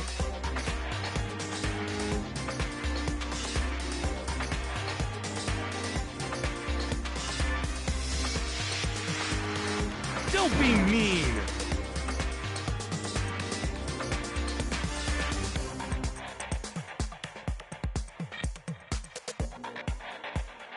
What?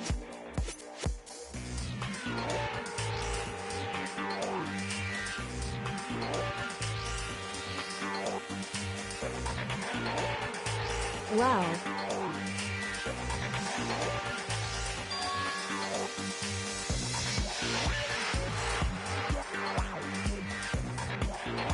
It's nothing. Hey.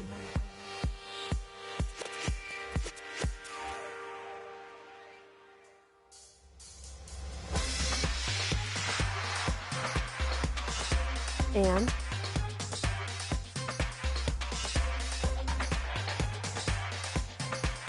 I mean...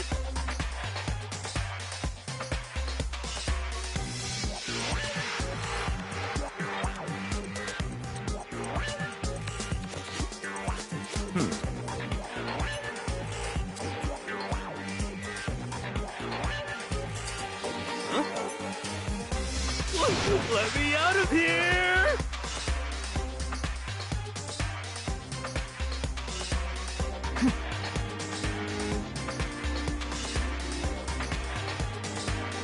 You got it all wrong! It would seem...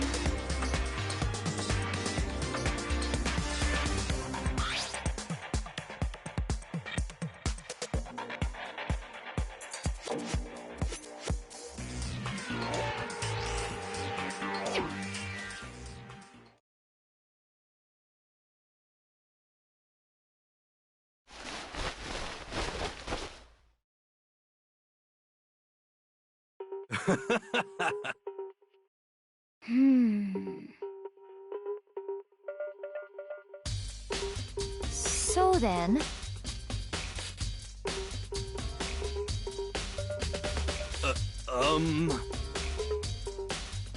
Honestly.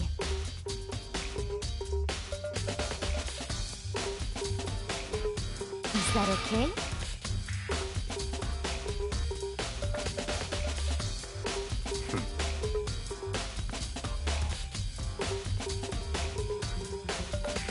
Could it be...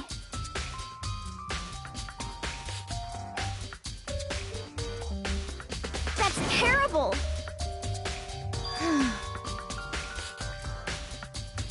Just the worst.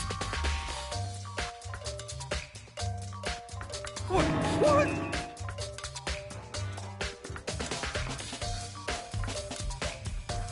That's right.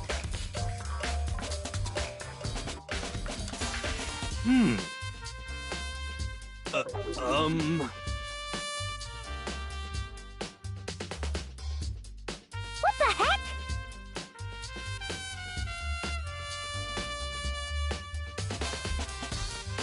Please!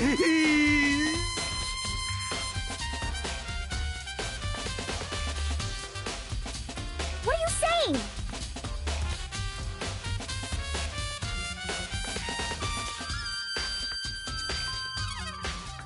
What the heck?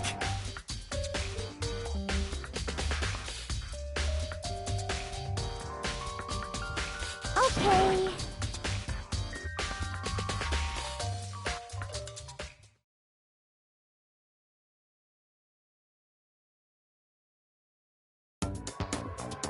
Huh. See? Look. See how loose it is? I mean, come on. I'm blind as a bat in here. Can't see my feet at all. I'm surprised you got anywhere in this thing. I'm telling you, it wasn't me! And not to mention, you totally can't bend at the waist. Seems like a pretty obvious oversight. That's not a very nice thing to say. I mean, it's not like I made it. I just got caught up in the moment. Well, either way, now we know for sure, right? I mean, it seems pretty clear that nobody but Hiro could have fit into this dumb costume.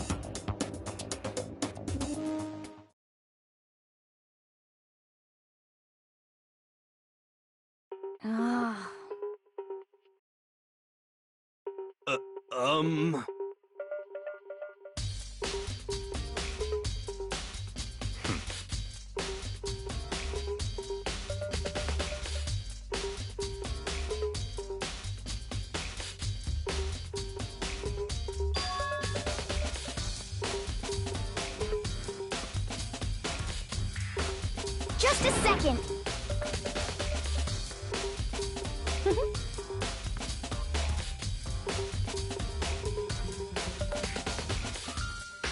But...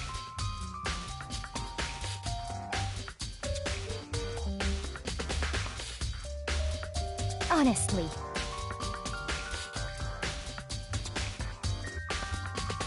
What the heck?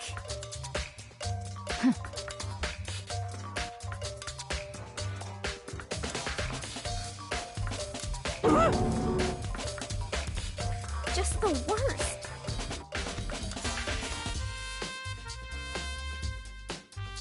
That's terrible! What?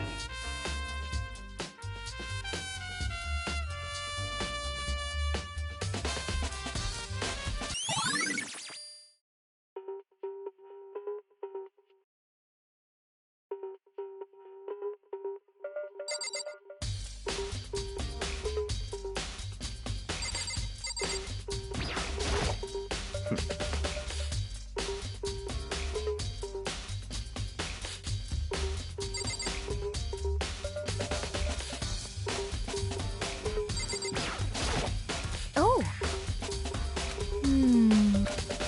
Then perhaps...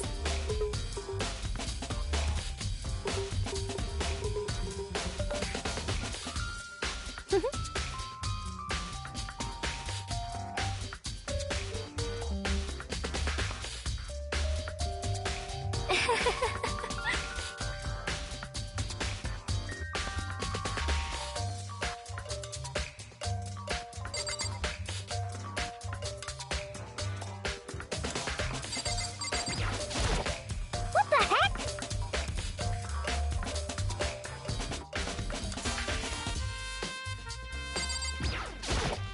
What the heck?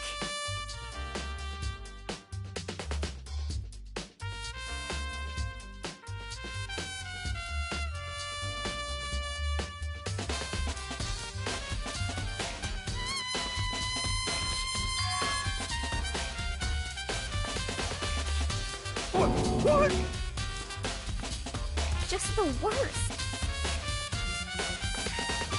Please? Huh?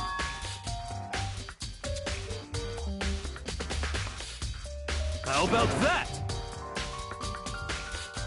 So then,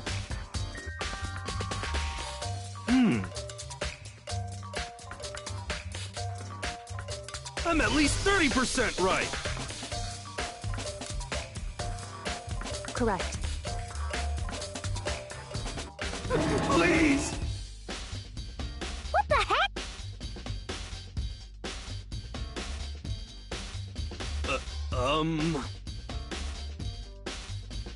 Oh, so then.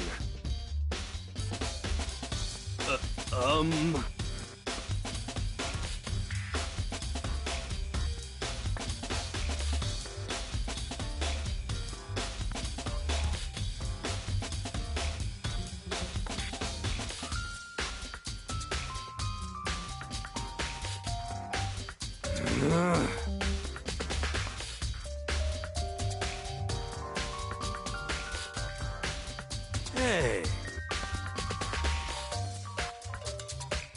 Just the worst. So...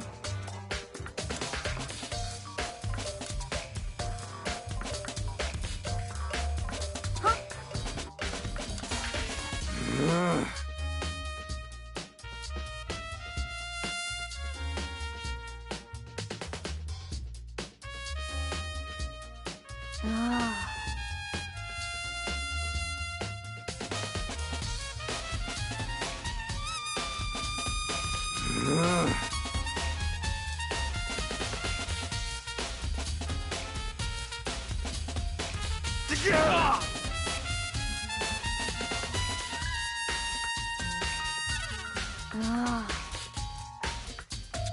Don't be mean!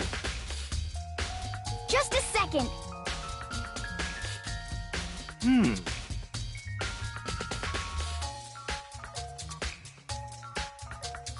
No way! Please!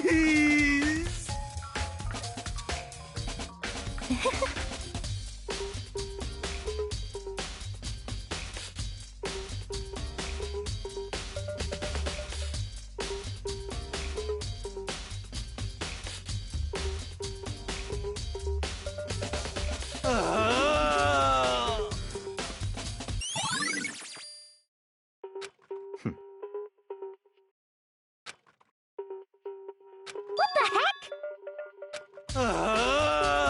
Just the worst.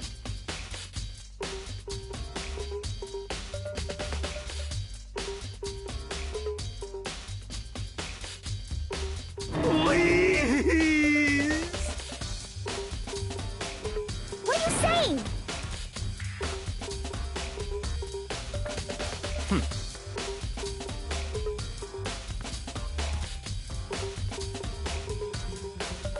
What?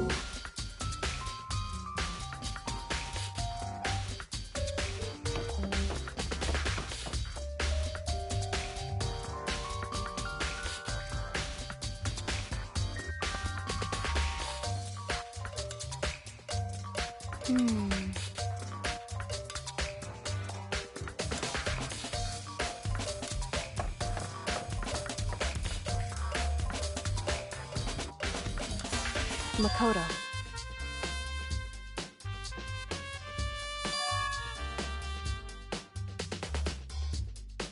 It would seem...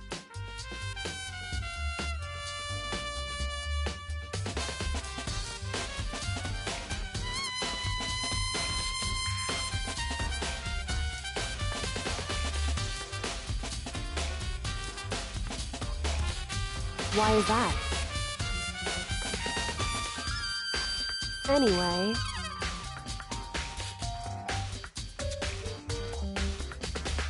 Shall we go? Hey.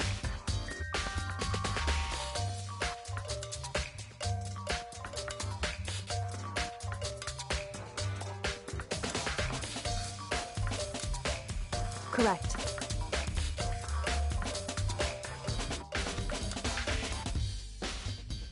Hey.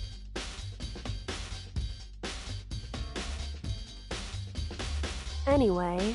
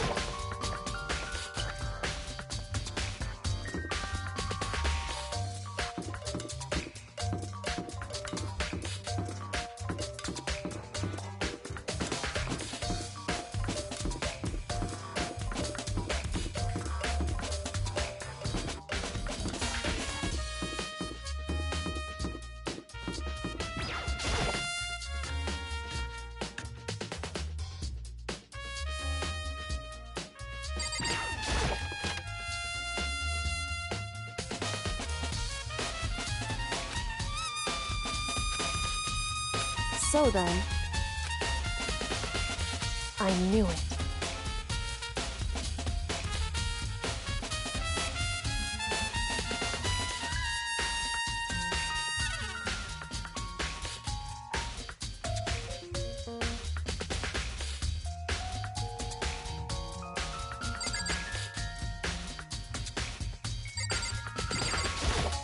I see. Hey.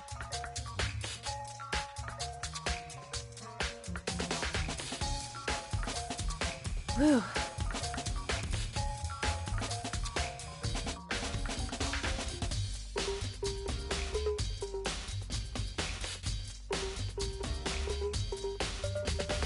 So then...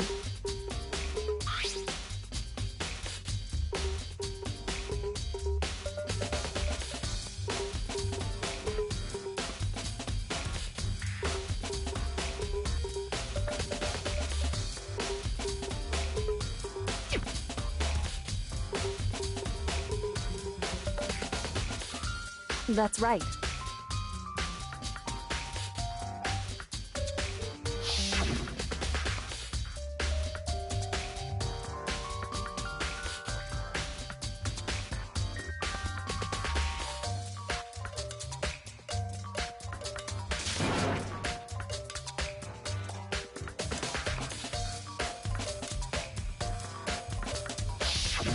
In other words...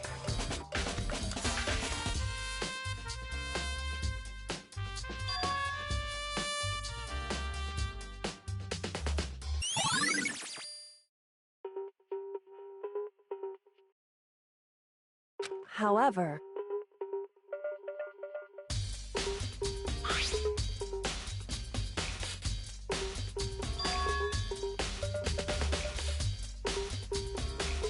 Makoto. Because...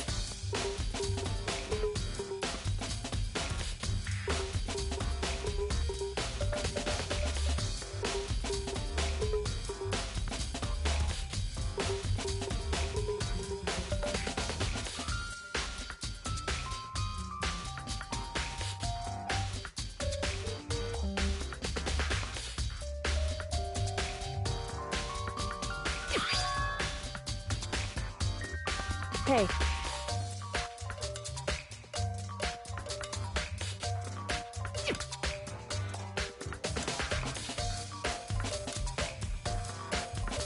Is that right?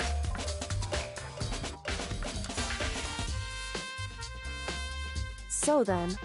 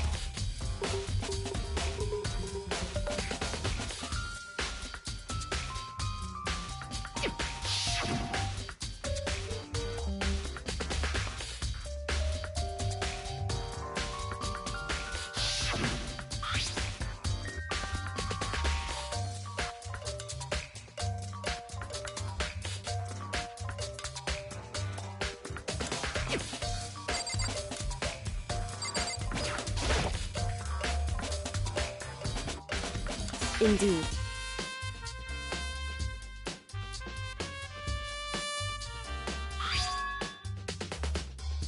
That's right. Indeed.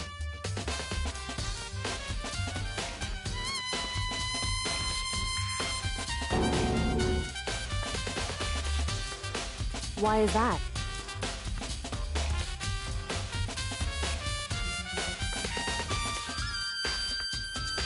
Hey.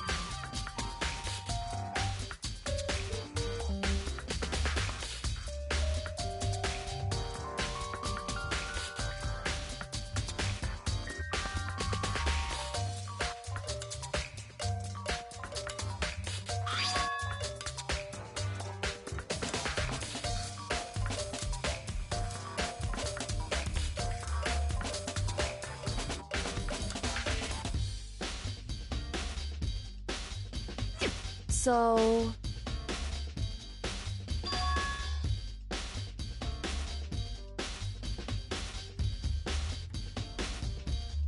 However...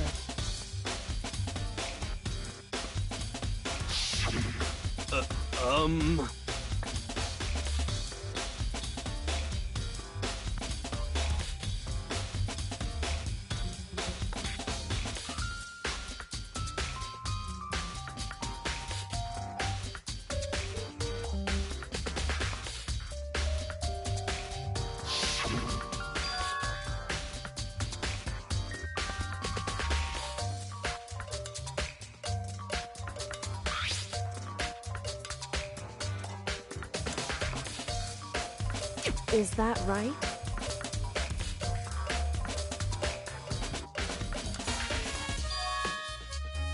So...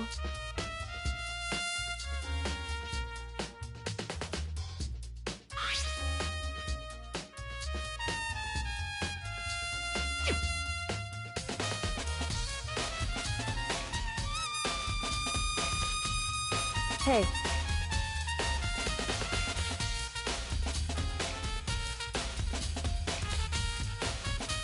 So then...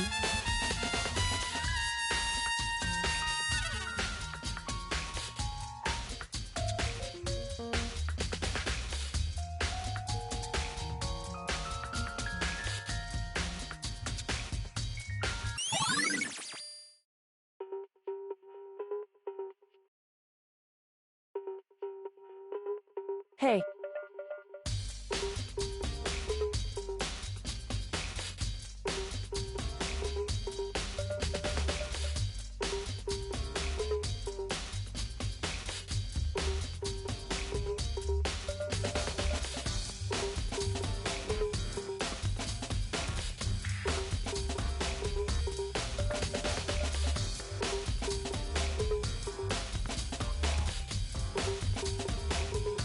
Is that right?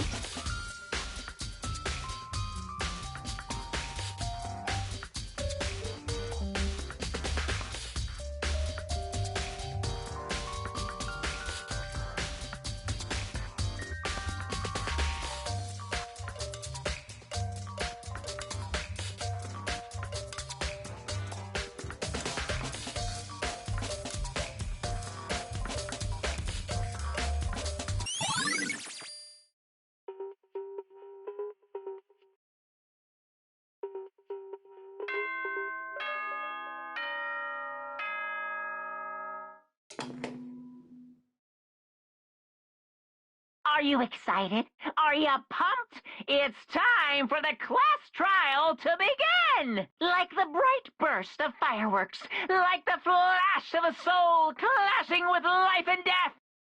And so, with no further ado, everyone please meet at the usual spot. Make your way to the red door on the first floor of the school. See you soon! It would seem...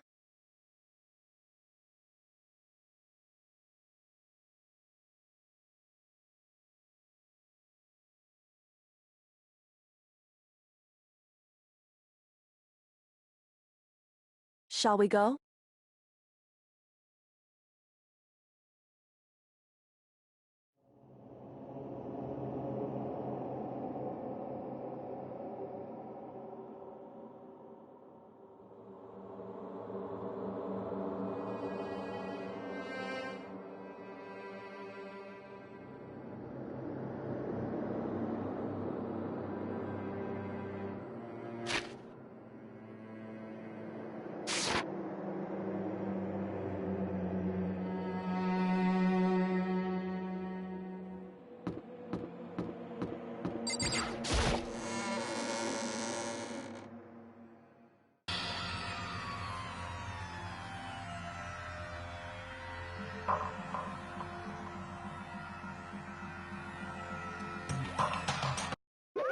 Monokuma appears!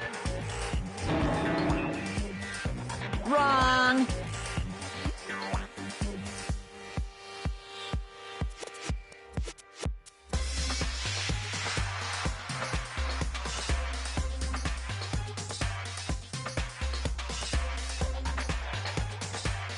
Whew. Boy, tough crowd. Stop talking. Okay. Hey! Hey!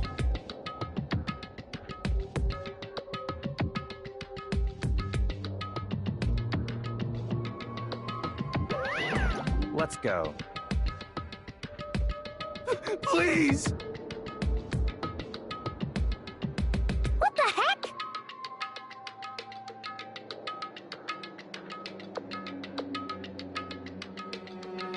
What the heck?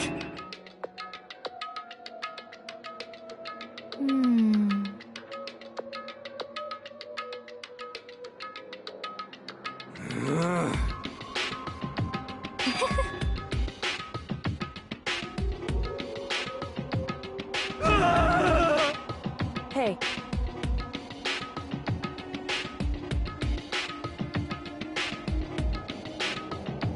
That's right.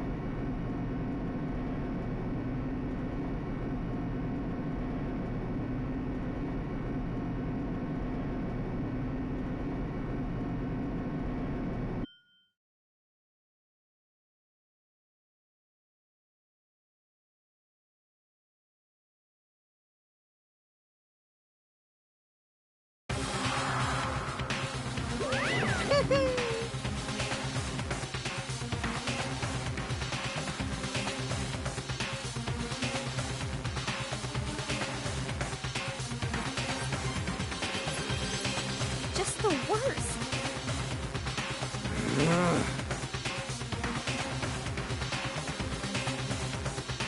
What? Come on.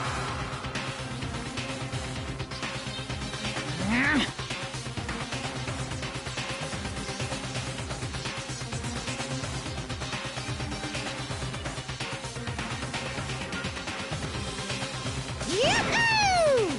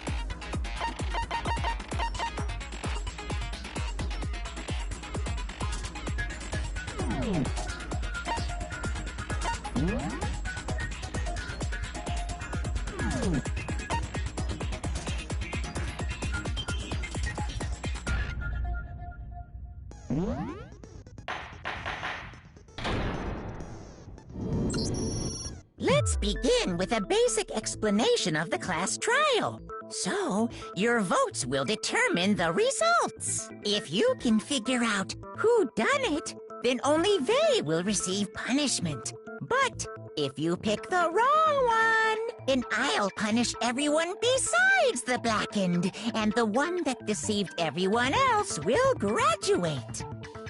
Now then, to begin with... We already know who did it. Was that? It was Hiro. He does not have an alibi for when the murders took place, and we found him in that suit.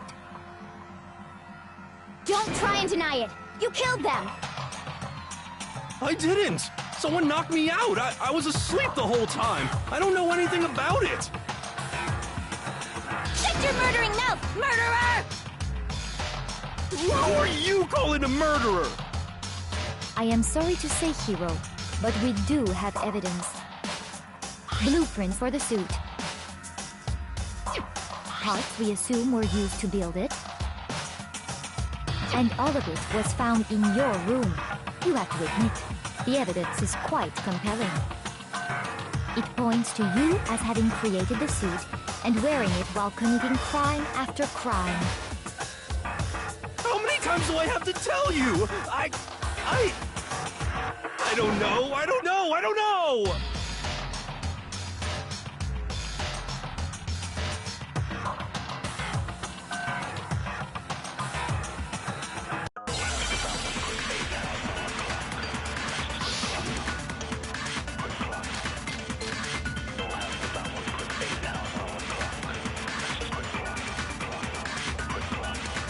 Everything we found in your room. The blueprints, the suit parts, they are all proof enough that you are the culprit. I don't know anything about that stuff. It's not true. It's a conspiracy. Hero, why? Why did you kill them? No! Just hold on a second.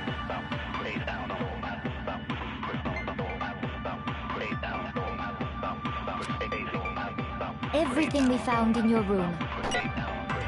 The blueprints, the suit parts, they are all proof enough that you are the culprit. I don't know anything about that stuff. It's not true. It's a conspiracy. The blueprints, the suit parts. No, it's wrong.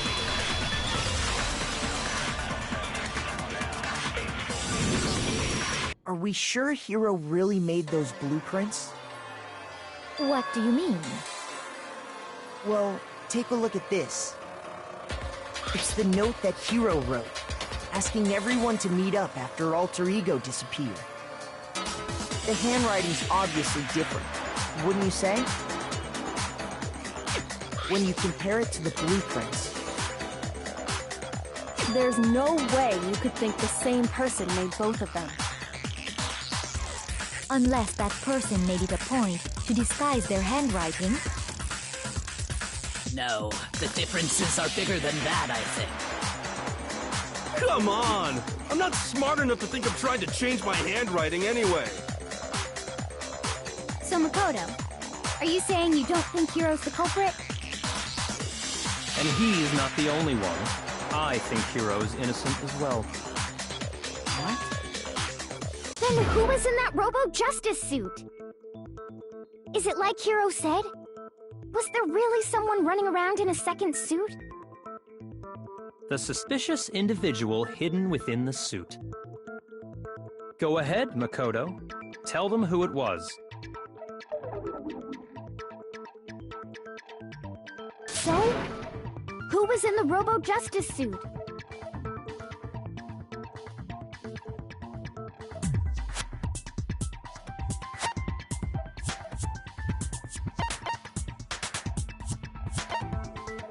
I got it! Other than Hiro, I can't think of anyone else it could have been.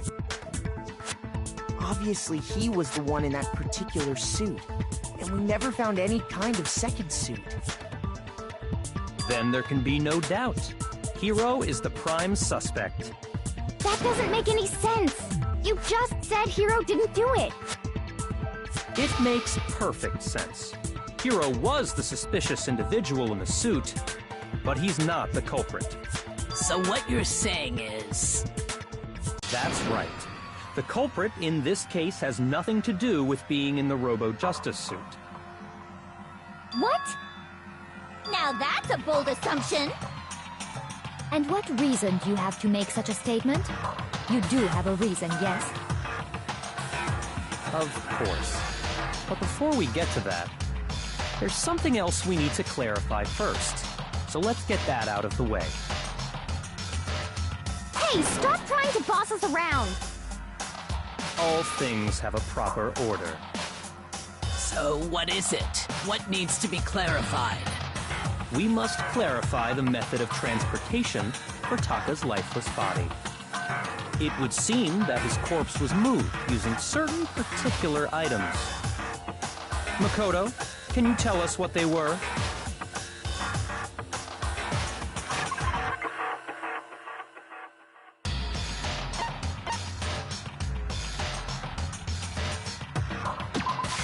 I got it!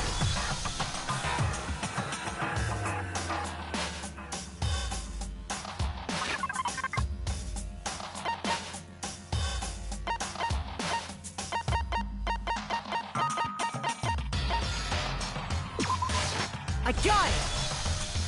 They were a dolly and a tarp, right?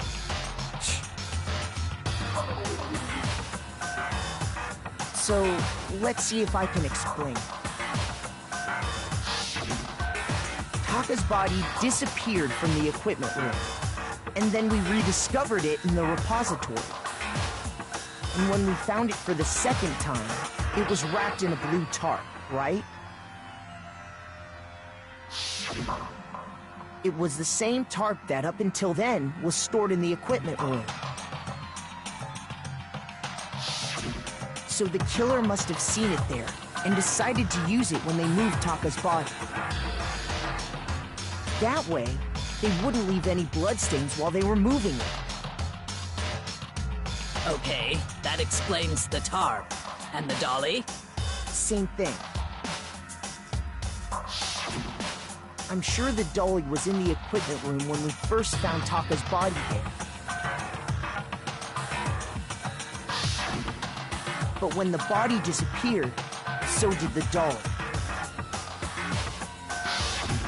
Later, when Taka's body reappeared in the repository, so did the dolly. In other words, you think they used the dolly to move the body, am I right? But are you sure you are not mistaken? Huh? Are you absolutely positive the dolly was in the equipment room when we found Taka's body?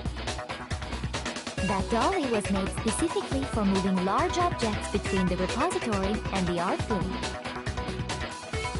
It would be very strange indeed to discover it had made its way to the equipment room. Is it not possible that it was in the repository all along, and you simply didn't realize it? She's raised an objection. How do you respond? There is no shame in being wrong, and nobody expects much from you anyway. We have all accepted the fact that you rarely understand what is going on around you.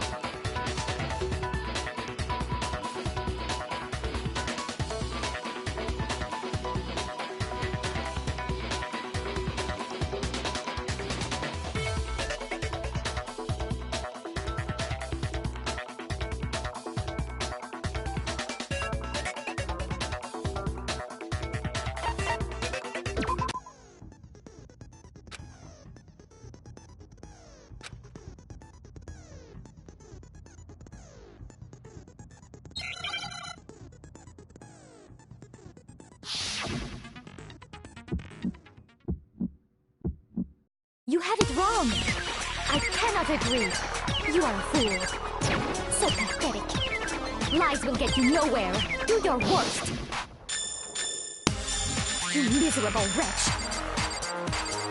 I cannot agree. You are a fool. Do your worst. You have it wrong. I cannot agree. You are a fool. So pathetic. Lies will get you nowhere. Do your worst. You miserable wretch. I cannot agree. You are a fool. Do your worst. You miserable wretch. You have it wrong.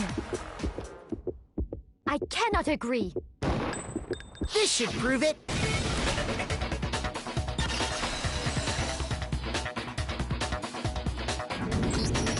If you're asking for proof that the dolly moved, I have it right here. When I found the dolly in the repository, one of the wheels had a blood stain on it. There was a pool of blood in the equipment room with a tire mark in it that matched the dolly wheel's trail.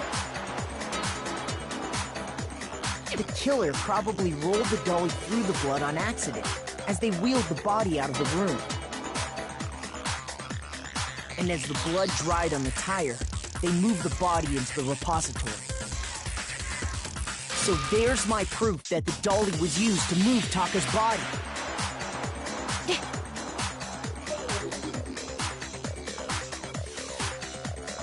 Well, anyway, that was just something we had to get out of the way.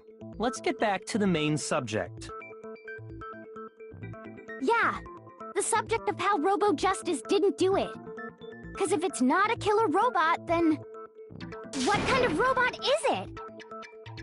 I'm not sure that really matters. I'd be happy to explain why the occupant of the suit couldn't possibly be the killer. If you look back on how the body was transported, it will become immediately obvious.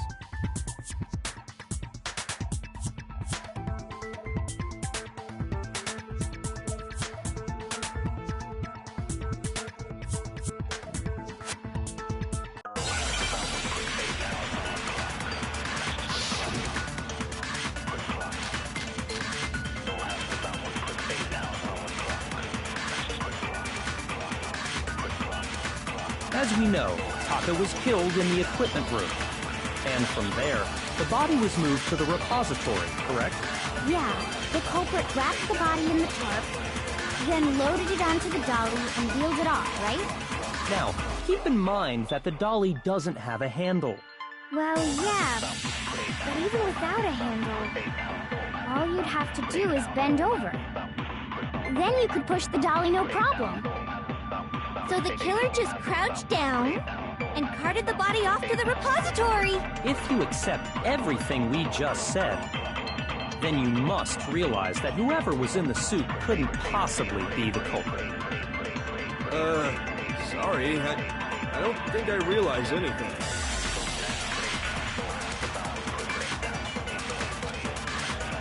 As we know, Taka was killed in the equipment room. And from there, Yeah, the culprit then loaded it onto the dolly. Now, keep in mind that the dolly doesn't have a... Well, yeah, but even without a handle, all you'd have to do is bend over. No, that's wrong.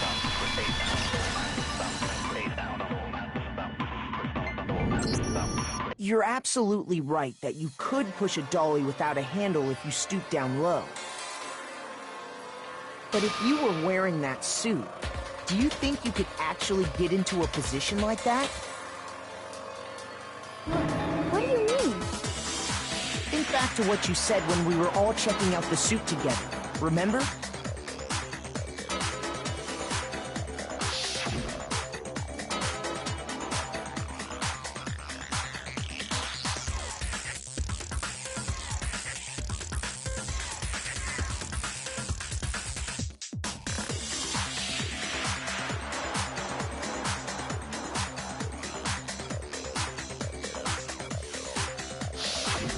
When you're in that suit, not only can you not see your feet, but you can't even bend at the waist.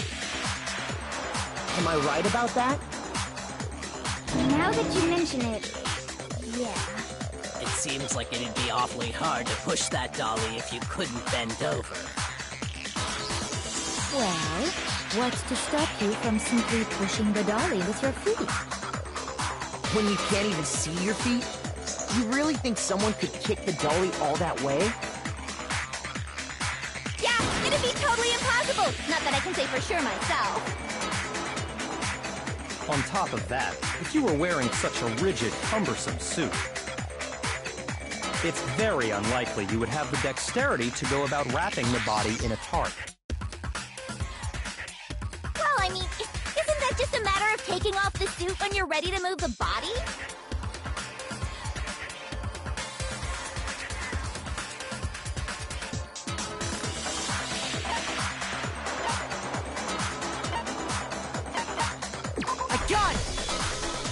I don't think taking off the suit was an option. If you remember...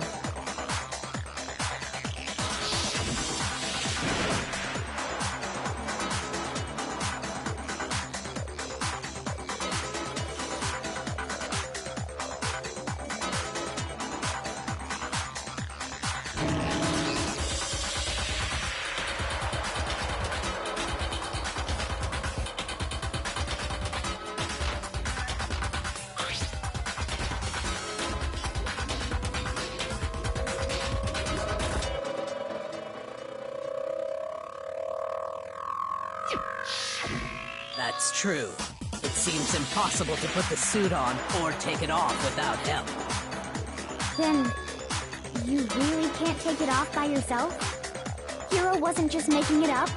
Of course I wasn't making it up. If he could have gotten it off by himself, I don't think he would have let us see him wearing it. Showing up in the suit was basically an invitation for everyone to suspect it. Yeah, that's right! So, it's really, really true that Robo-Justice couldn't have moved the dolly? To be clear, whoever did move the body, it couldn't have been Hiro in the robot suit, correct? No, wait. Just a second, if you please. Have you forgotten about the picture that I took? You all got a good look at it, did you not?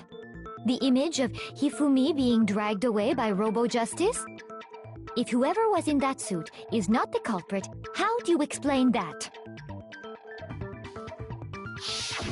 Besides, do you remember what the now deceased Hifumi said?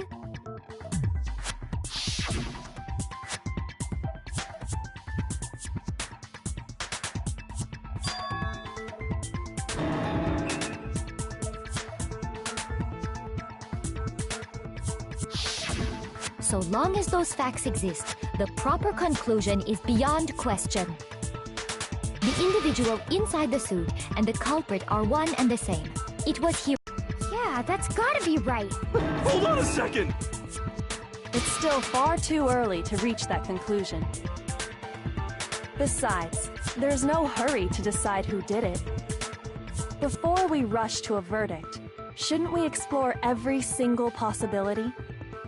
Instead of seizing on one viewpoint, the truth is uncovered by analyzing things from every angle. Perhaps, but where do we go from here? Let's review this series of unfortunate events from the beginning. Maybe we'll uncover something new. What a pain in the ass! I don't disagree, but our lives are on the line. If this is what it takes, we have to do it.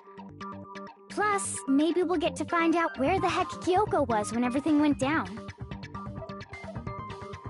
All right then, let's take another look back at what happened. I suppose we could start with this morning.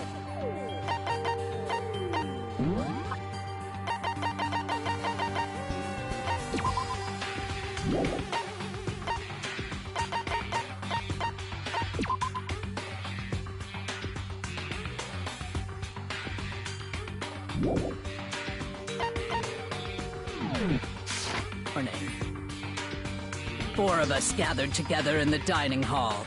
Makoto, Hina, Kyoko, and myself. We waited there for quite a while, but nobody else...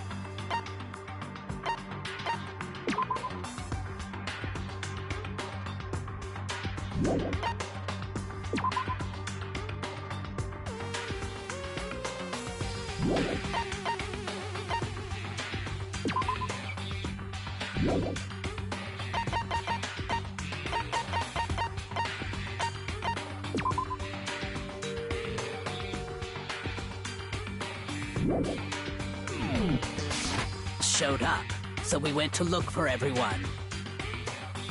That was around 8 a.m. And as soon as we split up, Kyoko went missing. So Soon after that, Hina found Celeste in the rec room and quickly came to get Makoto and me. It seems I was unconscious for about an hour after I was attacked by my mystery assailant. I know it was an hour because I remember being attacked a little after 7. That was when we saw Celeste's picture and discovered that her assailant had been wearing a strange costume. As it turns out, it was Robo-Justice. It also soon became clear that this same Robo-Justice had abducted Hifumi. We were soon joined in our search by Byakuya and Toko, and then went on to find Hifumi in the library. He was injured, so we took him to the nurse's office and resumed our search for the suspect. But not long after leaving the nurse's office...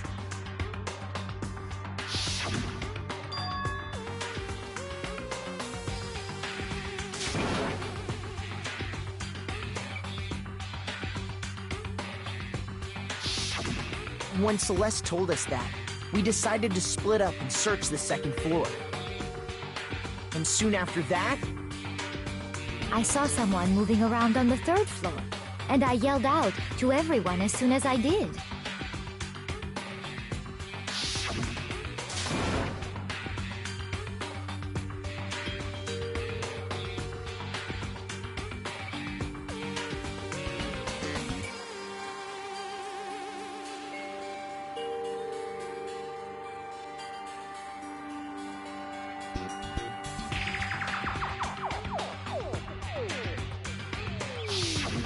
And then...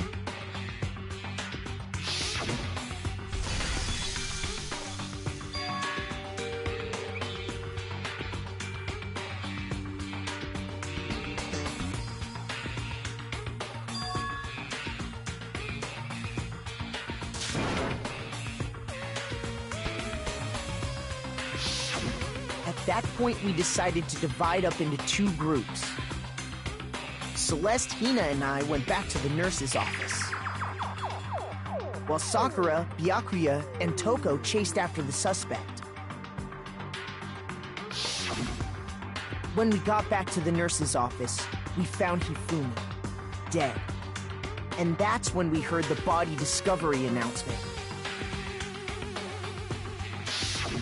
I left Celeste and Hina there and headed back to the 3rd floor to let the others know what had happened.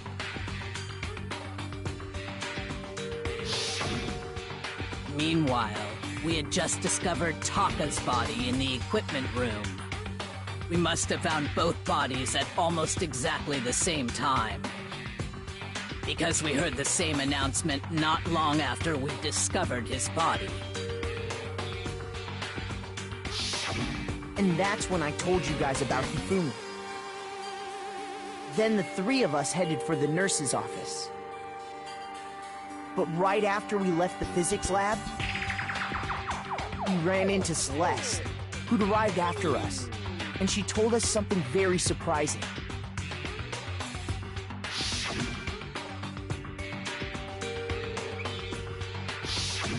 We rushed back to the nurse's office and saw that she was right. Then we remembered we'd left Toko passed out in the equipment room, so we hurried back again.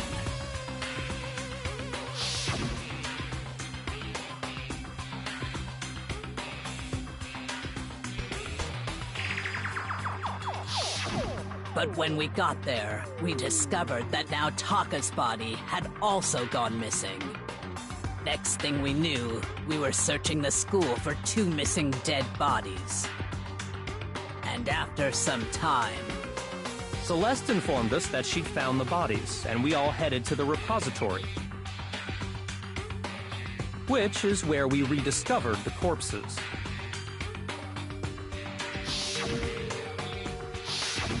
I think that about covers it. I see. The whole thing sounds exceptionally complicated. It certainly seems to me that these are not a simple series of connected events. Okay, well, if that's true, then what? Rather than a single series of events, I think we have to consider each murder a separate situation. And from there, we can uncover the contradictions surrounding all of them. Now then, let's get started, beginning with what happened to Taka.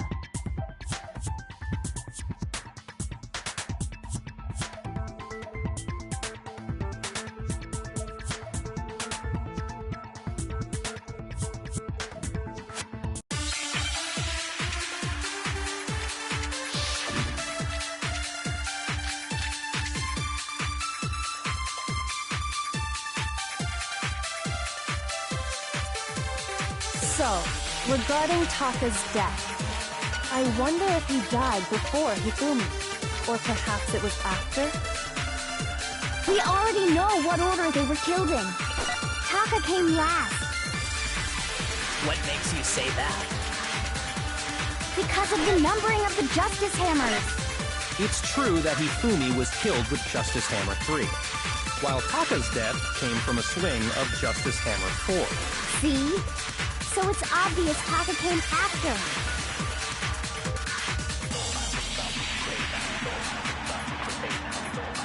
So, regarding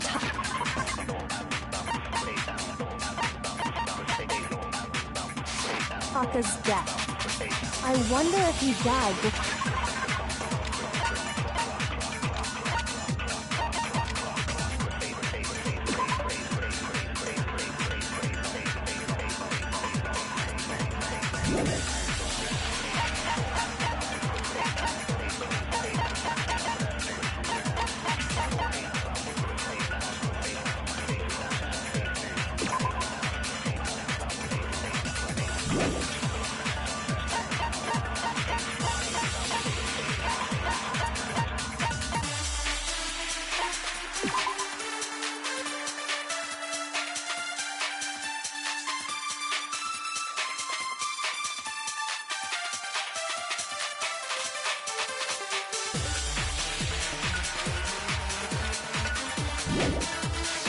Or Hifumi, or perhaps it was after?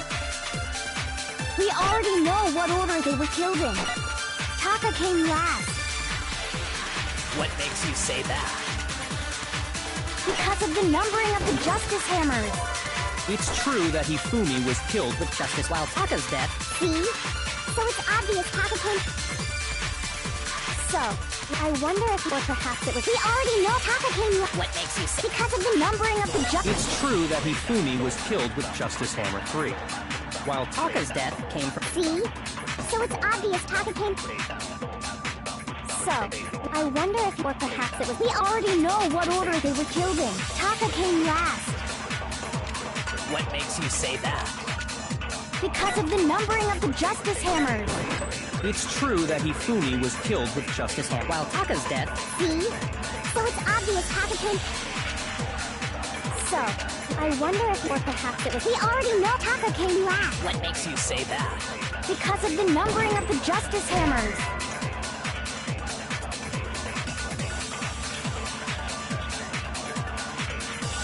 Shoot!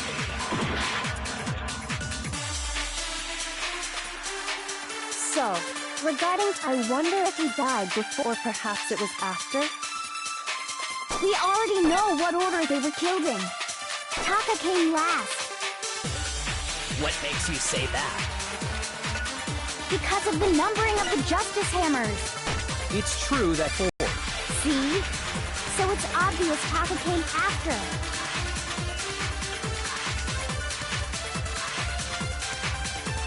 So, regarding... I wonder if he... Or perhaps it was after. We already know what order they were killed in. Taka came last. What makes you say that? Because of the numbering of the Justice Hammers. It's true that Hifumi was killed while Taka's death... See? So it's obvious Taka came... So, I wonder if he... Or perhaps it was... We already know what order the Taka came last. What makes you say... Because of the number... It's true that Hifumi while Taka's death... See? So it's obvious Taka came... So, I wonder if... Or perhaps it was... We already know what order they were killed. Taka came last. What makes you say... Because of the numbering of the Justice Hammers. No, it's wrong.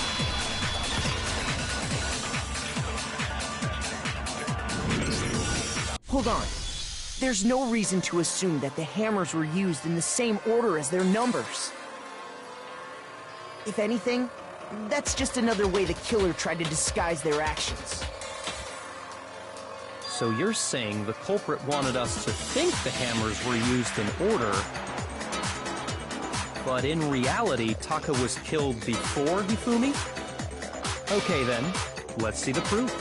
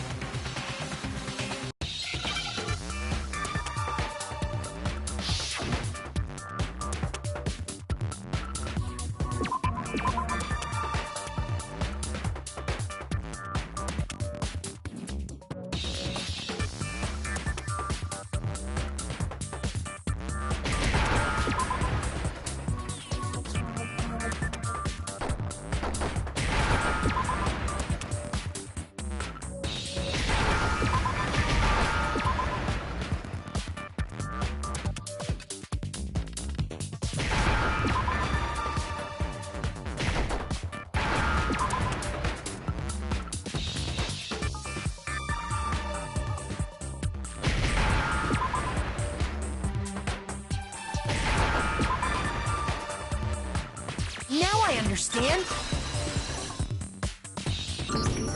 I got it. Taka's wristwatch. See? Look. It broke with the hands pointing just past 6 o'clock. It must have gotten broken when he was attacked by the killer. Because as of last night,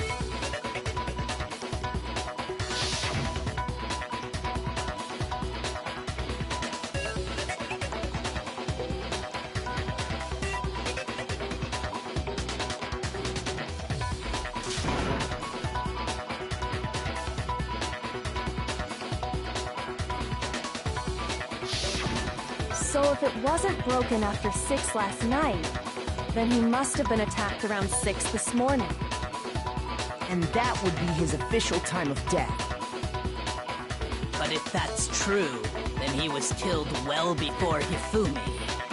And before Celeste was attacked this morning, which happened around 7.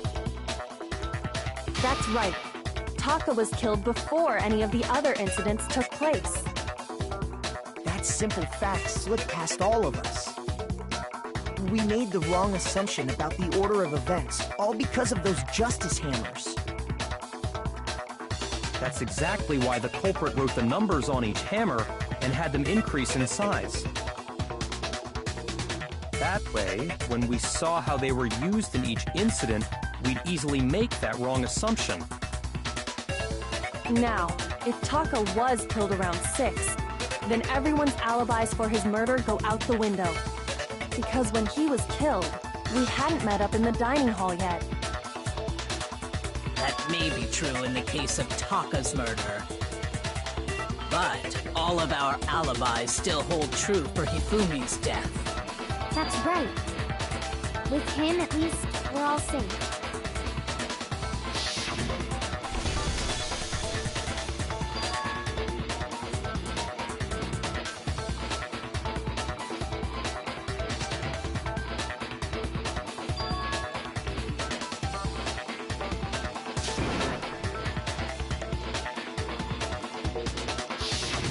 When we heard Hifumi screaming, we were all together. Except for Hiro and Kyoko. Then we all ran down to the nurse's office, and that's where we found his body. That's totally true! We're all in the clear! Oh, I know! They must have recorded him screaming on a tape or something, then played it later on! If that's true, where's the tape? I don't know. Don't just go making stuff up! Anyway, we all have rock-solid alibis for when we heard Hifumi scream. Since all of us were there together, clearly none of us could have killed him. And it does not stop there. There was also the moment when we discovered his body had disappeared. When his body vanished from the nurse's office, Hina and I were in the bathroom together, while everyone else was in the equipment room, correct? And then there's the disappearance of Taka's body from the equipment room. At that time, we were all gathered together in the nurse's office because of Hifumi going missing. Well, don't forget, I was passed out in the equipment room the whole time. Wait, then what if Genocide Jill did it? She could have dragged Taka's body out of there right then! Even if she could pull that off, there's no way she could have done the same with Hifumi's body. Because, as we just established, she was passed out in the equipment room when his body disappeared. Besides, I didn't do either of them anyway. In other words, it is impossible that any of us could have killed Hifumi or moved either of their bodies. On the other hand, Hiro and Kyoko had disappeared, so they most certainly could have done those things. So what now, Kyoko? For now, we can't get fixated on who did it, or we'll just keep going around in circles. So instead of who, I propose we start talking about how. In particular, I think we need to figure out how Hifumi's body got moved. That's true. We searched everywhere, but we couldn't figure out how to explain his body disappearing. And according to what Celeste said,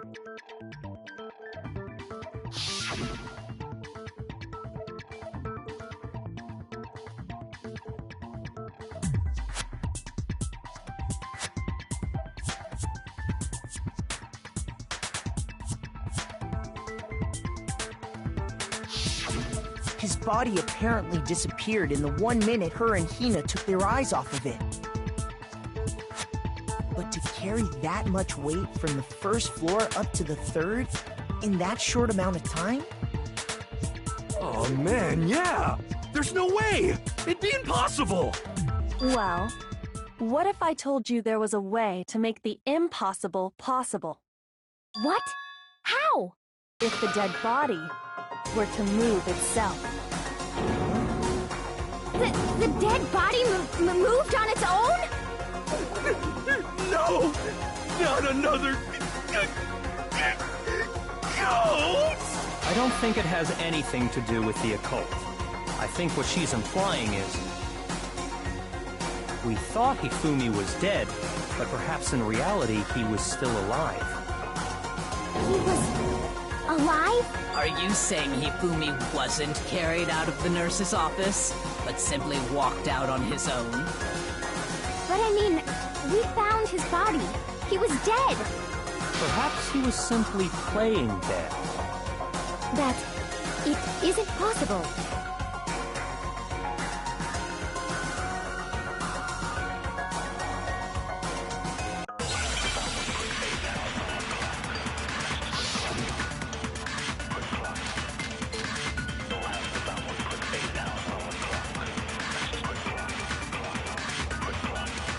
Are you...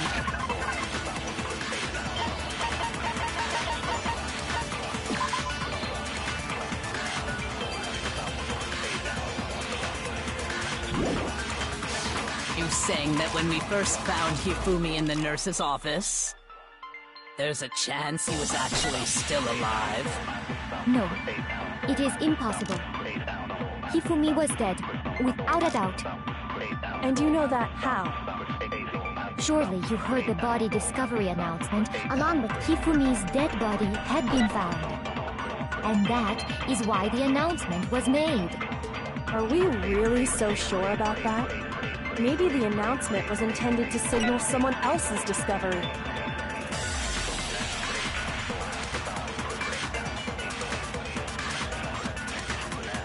Are you saying that when we first found him, there's a chance he... No. Hifumi was dead, and you know that. Surely you've heard the body that Hifumi's dead, and that is... Are we real? Maybe the announcement was intended to signal someone else's discovery. Are you saying that when we first found him, there's a chance he was actually still alive? No. Hifumi was dead, and you know that. Surely you heard the body that Hifumi's dead, and that is... Are we really? Maybe the announcement was intended to signal someone else's discovery. Are you saying that when we first there's a chance you... No. Hifumi was dead, and you know that. Surely you heard the body to Hifumi's dead body. And that is why the announcement was made. Are we really so sure about that? Maybe the announcement was intended to signal someone else's discovery. Are you saying that when we first there's a chance you... No. Hifumi was dead. And you know that how? Surely you heard the body discovery announcement along with the rest of us. Hifumi's dead body had been found. No, that's wrong!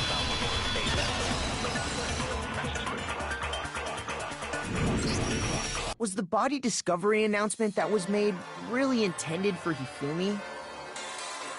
Of course it was. The announcement played right after we discovered his body. Maybe.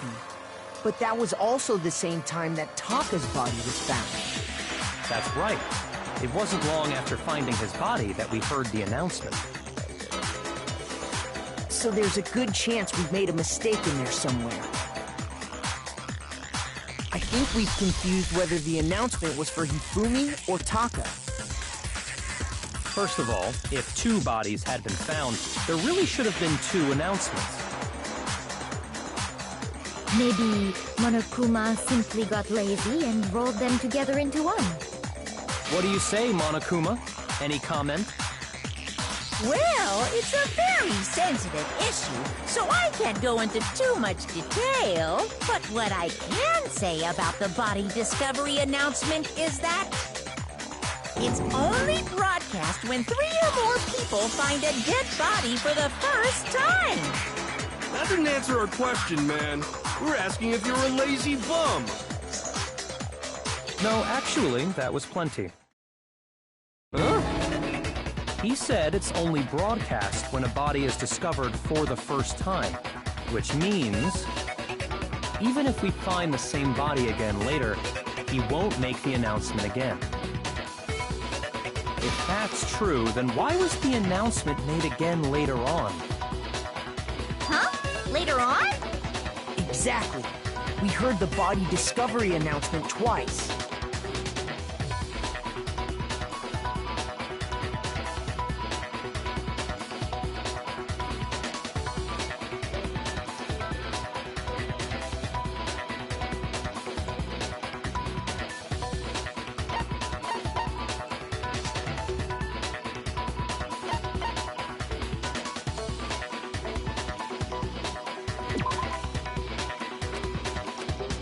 Shoot!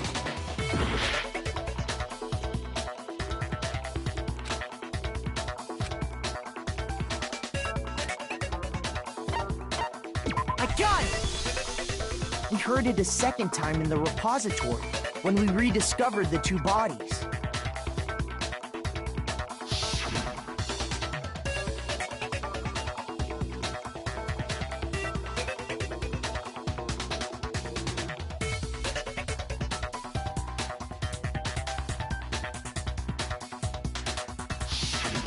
It didn't seem weird at the time, but it contradicts what Monokuma just told us, doesn't it? Exactly. If we were actually rediscovering both bodies, the announcement shouldn't have played. And in reality, when the 2 dead bodies were rediscovered, one of them was actually being discovered for the first time. So, when we found Hifumi the first time in the nurse's office, he wasn't actually dead yet. Meaning, he wasn't actually found dead until we came upon him in the repository. And that's just part of it. There's one other thing that leads me to believe he was still alive in the nurse's office. Oh, I know! Because he was super good at playing dead! Bada bing, bada boom! That is the worst logic I have ever heard. But honestly, I do not think there's anything that can prove he was still alive. Okay then, let's take another look at the events surrounding the discovery of his body. Then it should become clear whether he was really alive or not. This whole thing is pointless.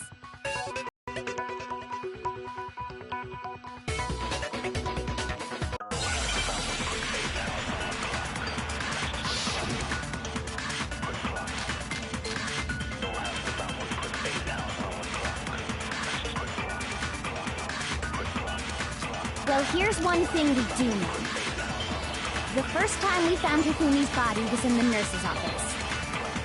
And then, while me and Celeste were in his body disappeared. And the next time we saw his body, it was in the repository. But when you compare his body before being moved and his body after being moved, other than the change in how it was positioned... Shoot! Well, here's one thing. The first time we found him, and then his body disappeared. And the next time we saw it was in... But when you compare his body other than the change in how it was positioned, there was no notable difference. No, that's wrong!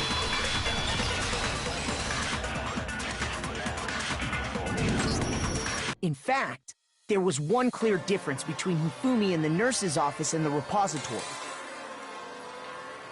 His glasses. That fact alone proves that he was only playing dead in the beginning. Perhaps you'd like to fill the rest of us in? When we found Hifumi in the nurse's office, his glasses were covered with blood. But when we found him again later in the repository, they were spotless. And I found the item he used to wipe them clean in the nurse's office trash can.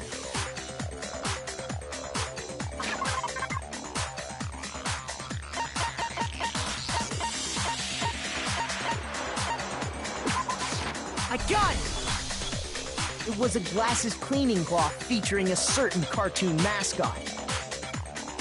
One look at the bloodstain on the cloth should make things clear. This piece of cloth was used to wipe Hifumi's glasses clean. And the mascot on the cloth is the same one that's on the digital camera, right? And whose digital camera was it? Hifumi's, of course. The character was Princess Piggles from Demon Angel Pretty Pudgy Princess, I think. I highly doubt anyone but Hifumi would have brought something like this to school. I see your point. And the only people here who wear glasses are... I wouldn't be caught dead using a tacky piece of garbage like that. A few tissues is all I need to keep my glasses clean. Then there's no question. It belonged to Hifumi. So what you're saying is... What exactly? What I'm saying is, the blood on his glasses was wiped away using his own glasses cleaning cloth. Even if that is true, it does not mean he wiped the blood off himself. But who would benefit from a clean pair of glasses other than the glasses owner? That's a good point. And it must have been him, right? So let's assume that Hifumi was still alive in the nurse's office. He pretends to be dead. Then when he's alone, he wipes his glasses clean so he can see. Then he stands up and walks out on his own 2 feet. And with that, the impossible task of moving his copious corpse becomes possible, wouldn't you say? But then, if he was just pretending to be dead, what was with all that blood? Was it paint or something? The fridge in the nurse's office contains packs of blood for emergencies. He probably used one of those. He figured if he was gonna play dead, he should go all out, so he just dumped it everywhere! But he got crazy with it and had to wipe his glasses off when he was done! God, what an idiot! And if Hifumi was still alive at that point, the disappearance of Taka's body is easily explained. It should be perfectly obvious who must have moved Taka's corpse.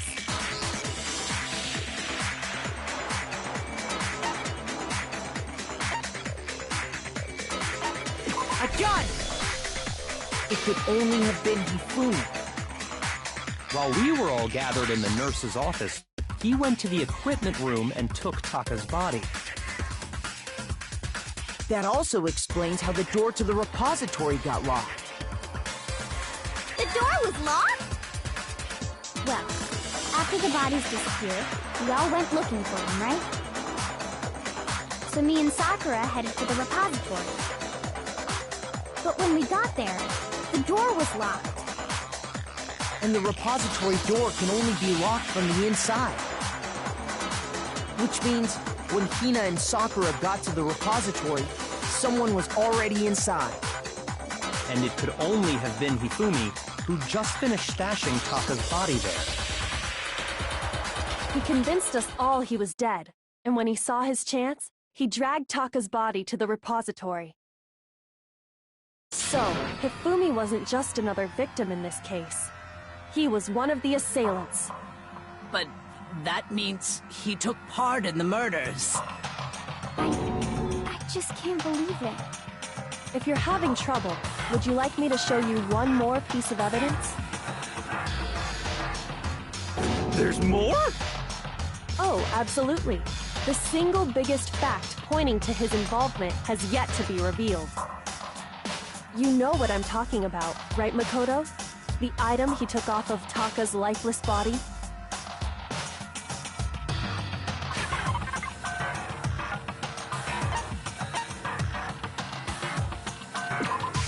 I got it!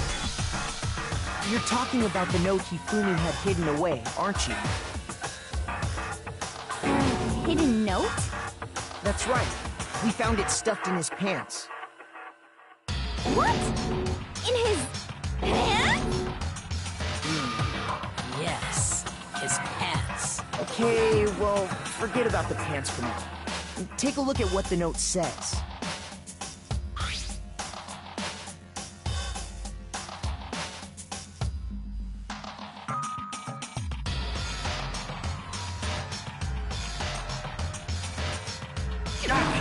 That's the note I was telling you about.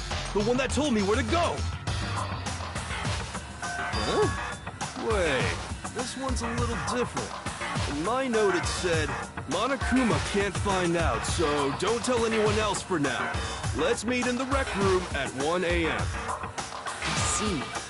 Then this note isn't the same one Hiro got. It's not the same? In other words, the killer got in touch with another person besides Hiro.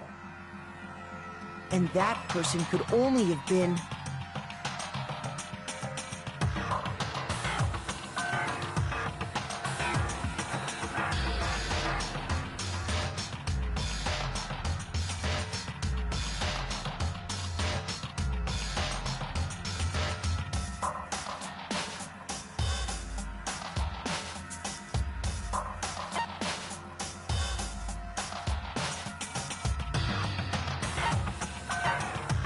Got it! That's right! Taka! The killer used this note to draw out Taka and murder him.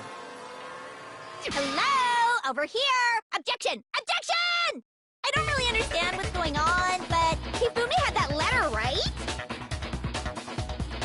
So whoever wrote it wasn't drawing out TikTok, they were drawing out Huffy! Just to be clear, TikTok is Taka and Huffy is Hifumi, right? Ugh! Yes! Why must you ruin it every time?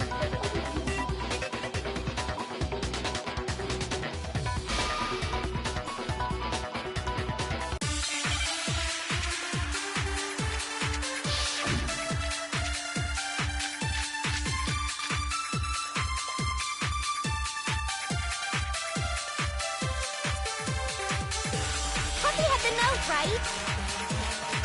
Then the person it was intended for must have been Huffy! But remember what the note said. What time did it say to meet? 6 a.m., I believe. The time doesn't matter! The note has nothing to do with TikTok!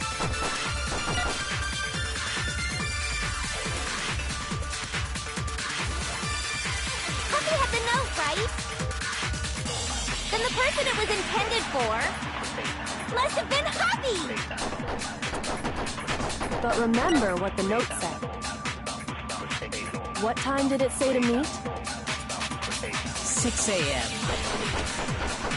The time doesn't matter! The note has nothing to do with TikTok!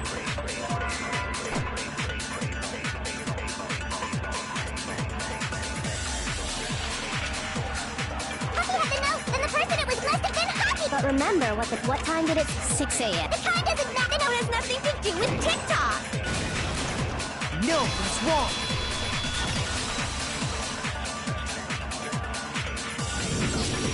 No, there absolutely is a connection. What the hell are you talking about? The note said to meet at 6 a.m., which is the same time Taka was murdered. We've already proven that using his wristwatch.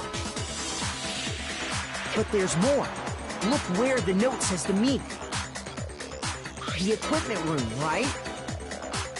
Which is where Taka was killed. I see. So, Taka was murdered at both the time and place written in the note. I think that should be plenty to show that this note was definitely meant for Taka. Well, when you put it like that... No further objections! Then someone used that note to trick Taka. Just the same as me. The culprit really is a cold-blooded monster. Telling people they found a way out. But if they gave the note to Taka, what was Hifumi doing with it? Stuffed down his pants, no less! Most likely, Hifumi stole it off Taka's corpse after he died. Huh? He stole it? Where's your proof? Go ahead, show us.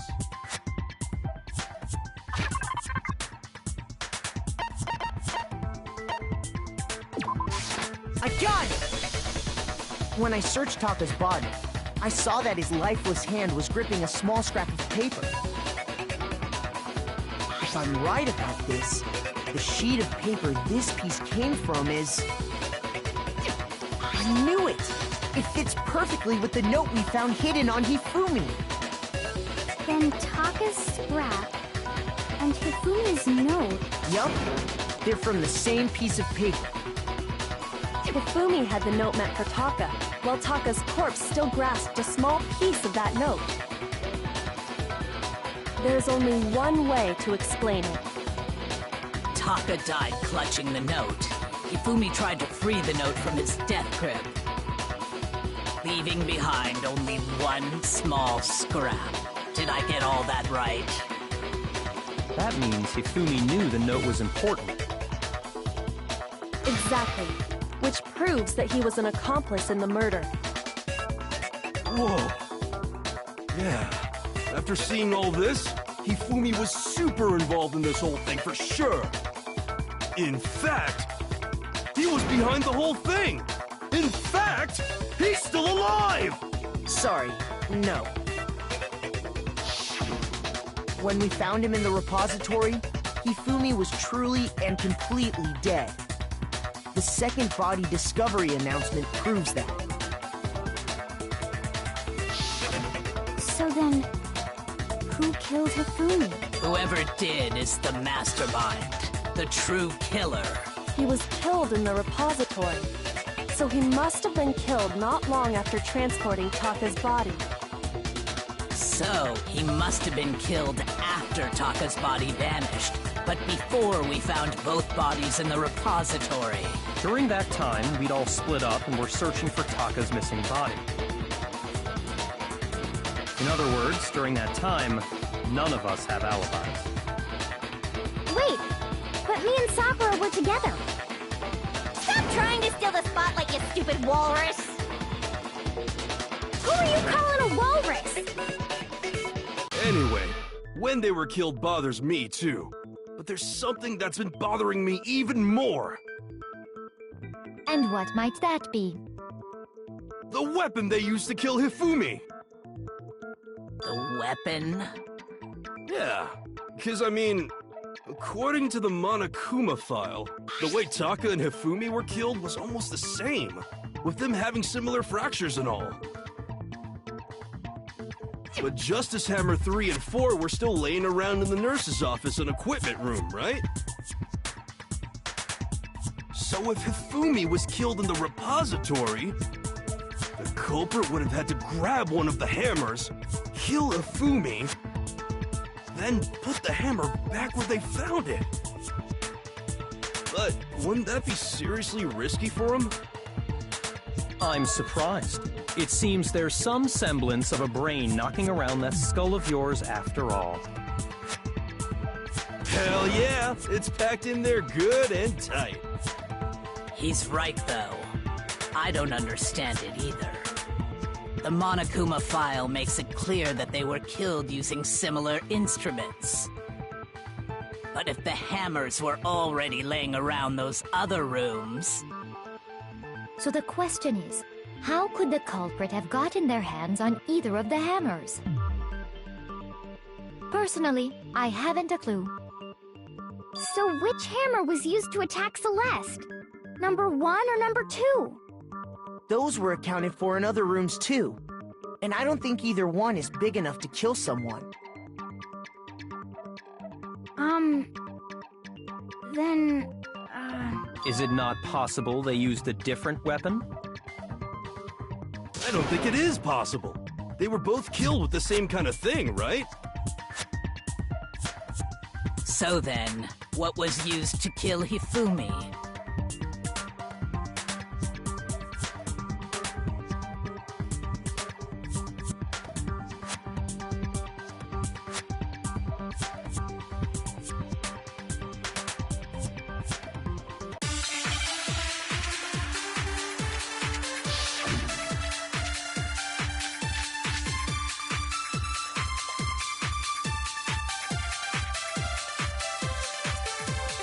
What was used to kill Hifumi?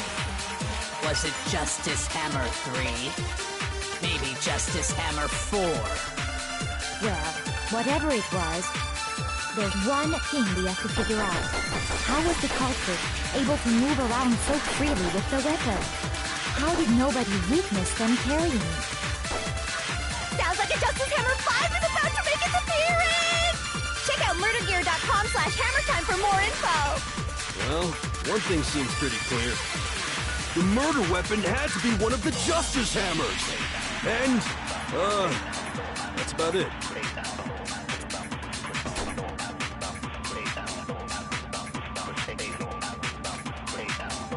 What was used? Was it just maybe Justice? Well, there's one. How was the culprit? How did nobody... Sounds like a Justice Hammer 5 is about to... Check out murdergear.com/hammertime for more info! Well, one thing seems pretty clear. The murder weapon had to be one of the Justice... No, that's wrong!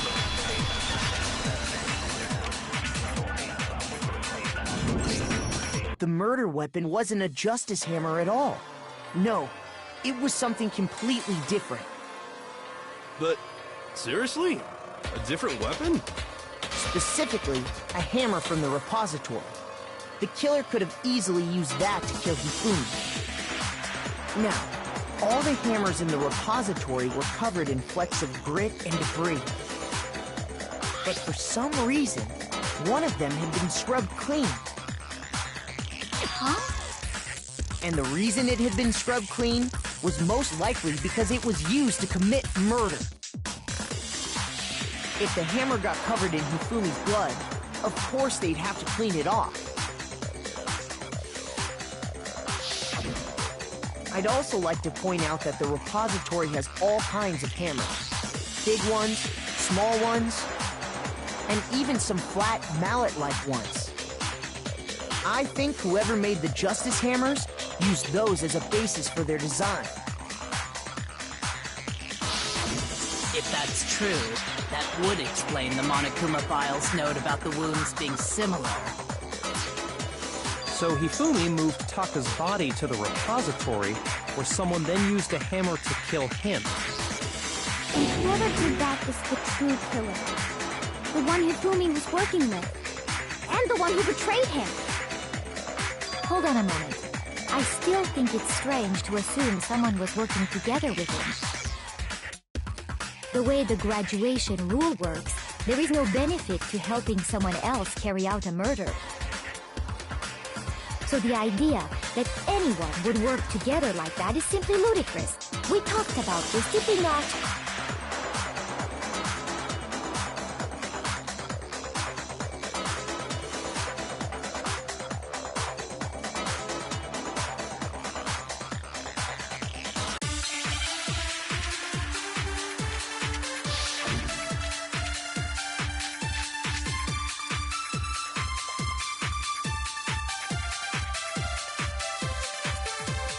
Based on the rules that have been laid out for us, even if more than one person is complicit in the murder, only the one who actually carried out the act can graduate and survive. Assuming the rule holds true, it is simply impossible that two people work together on this. That is how the rule was explained to us. But that only really applies if there's one murder, right? Two murders. Based on the rules that have been laid out for us, even if more than one person is complicit in the murder, only the one who actually carried out the act can graduate and survive. Assuming the rule holds true, it is simply impossible that two people work together on this. That is how the rule was explained to us. But that only really applies if there's one murder, right?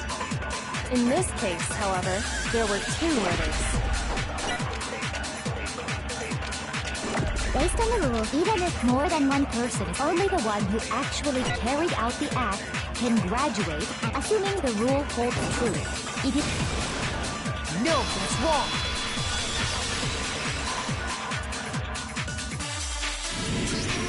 Since there were two murders, it's at least plausible that more than one person was involved.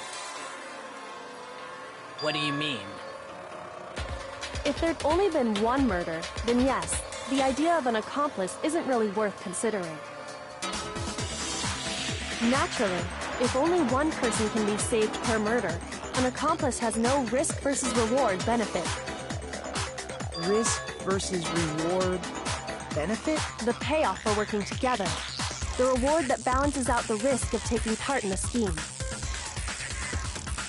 There's no point in being someone's accomplice if there's no benefit to you. However, if there were some potential mutual reward for the risk, then cooperation becomes possible.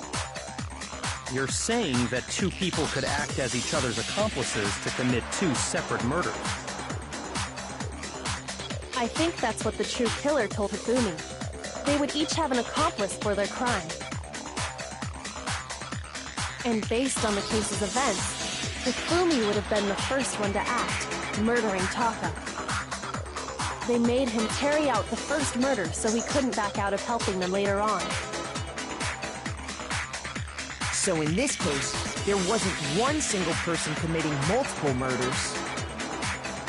Instead, each person killed someone, creating two separate incidents.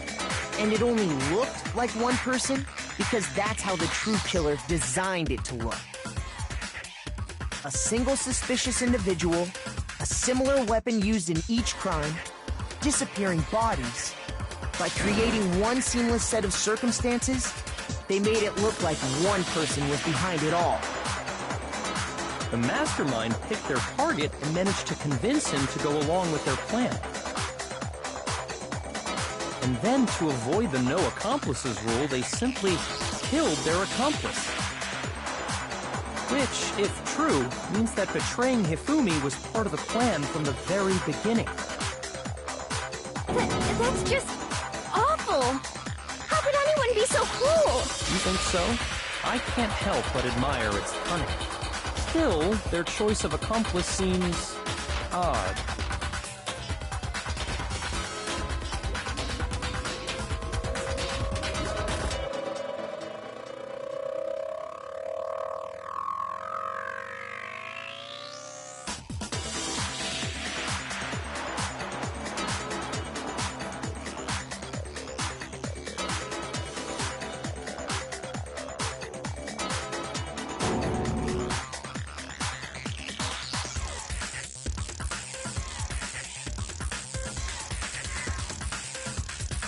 understand how an accomplice could be involved. But then, who was the one pulling Hifumi's strings? That's problem numero uno right now!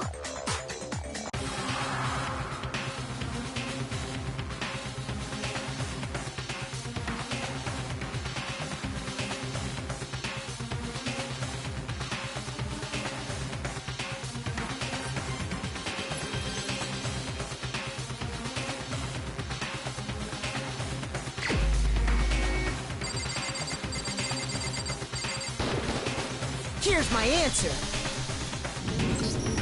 It was Celeste. Ah, so I'm the suspicious individual now, am I? I really do hate this kind of joke. A joke? I wonder. So what you are saying, then, is that I specifically chose to work together with Hifumi. The idea that I would choose to spend any amount of time interacting with him, that I would go within 10 feet of that shit for brains, that lazy, worthless goddamn idiot! Pardonnez-moi. Just to be clear, there is evidence to support it. Is that so? It is. Throughout the investigation, there was certain behavior that was common only to the two of you. Considering what we've learned so far, it only further proves that the two of you were working together.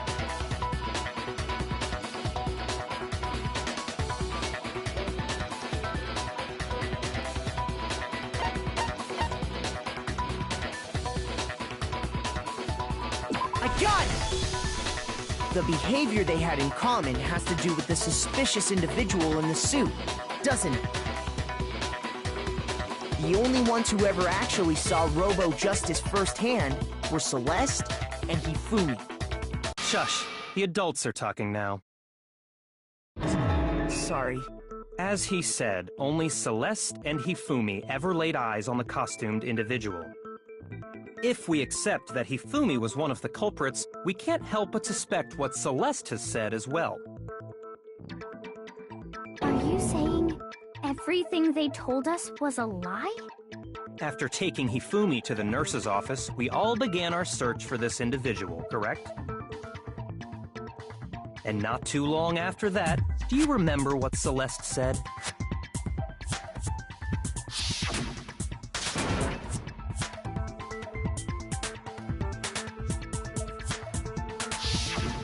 We headed to the second floor specifically because of what she claimed to have seen.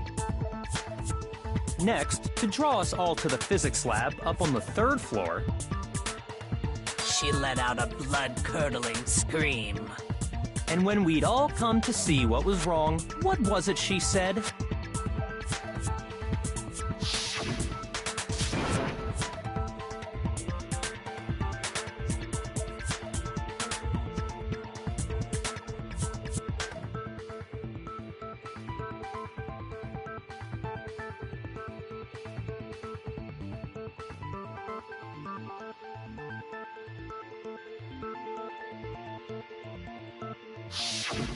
Once she'd done her job of getting us all up to the physics lab, it was time for her partner to get to work.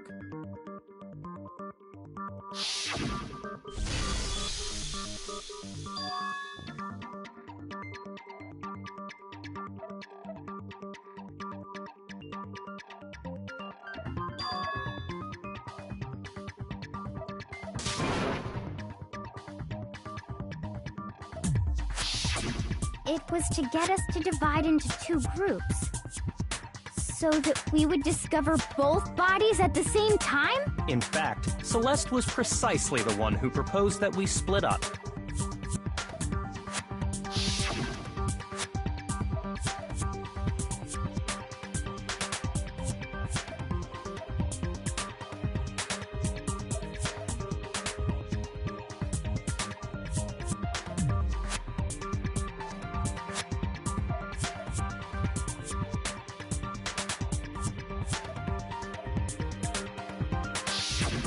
Well, if Celeste and Hifumi were working together, all those chance events suddenly become connected. And And on top of that, that piercing cry of yours early on.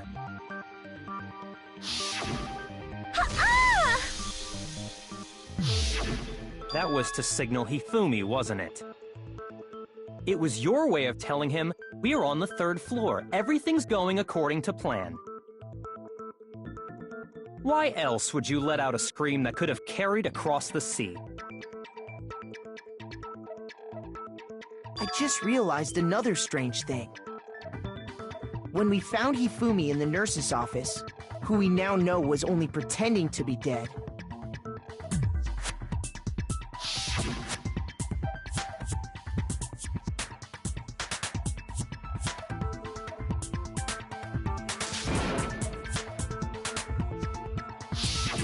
Celeste, you were the first one to say he'd been murdered. You wanted to make sure we wouldn't have any doubt in our minds. I don't believe it. Everything, the whole thing was one big act. Hina, you were with Celeste when Hifumi's body disappeared, right? Yeah. I was feeling kinda sick, so Celeste took me to the bathroom. Wait! Then that was... She wasn't worried about you. She just saw a chance to help Hifumi sneak out of the nurse's office. Each piece isn't much by itself, but start putting them together and the picture gets very ugly indeed. Wouldn't you agree, Celeste? I have no idea what you mean. Don't bother trying to deny it. You made one fatal mistake. Oh, did I? I didn't even catch it myself when you first said it, but looking back, I can say that that one little slip-up was your undoing. What are you talking about? I'm talking about what you said after Hifumi's body disappeared and we returned to the nurse's office.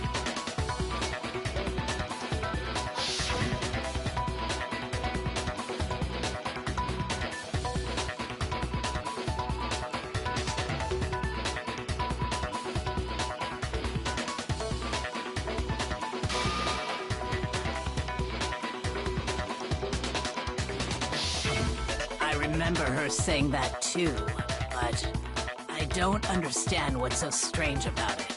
Then pay attention. Sakura, Toko, and I were first to discover Taka's body in the equipment room.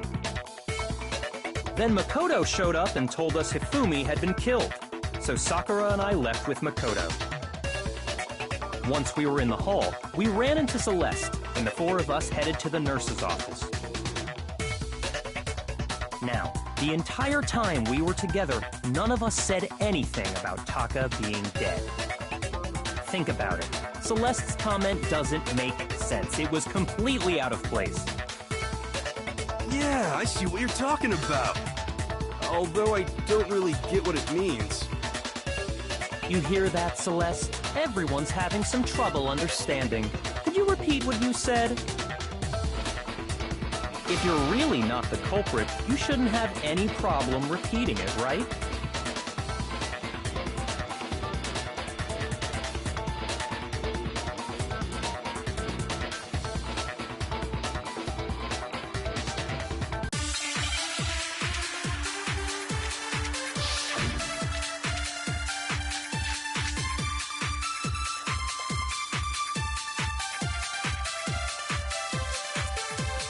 All I said was, they must really be enjoying this. Enjoying the sight of us standing around, frightened and confused. They must be positively elated. We are all going to die here. We are going to die, just like those guys died. And that is all I said. And that's all it takes to finish this. It's obvious, isn't it, what was so strange about Celeste's comment?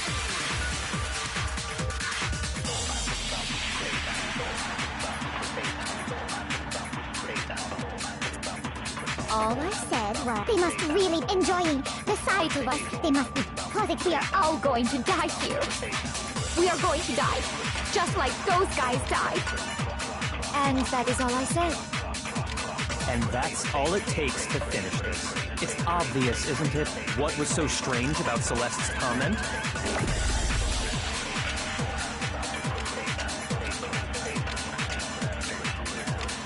All I said was, they must really be enjoying this. Enjoying the sight of us standing around, frightened and confused. They must be positively elated. We are all going to die here. We are going to die, just like those guys died. And that is all I said. And that's all it takes. What was so strange about Celeste's comment?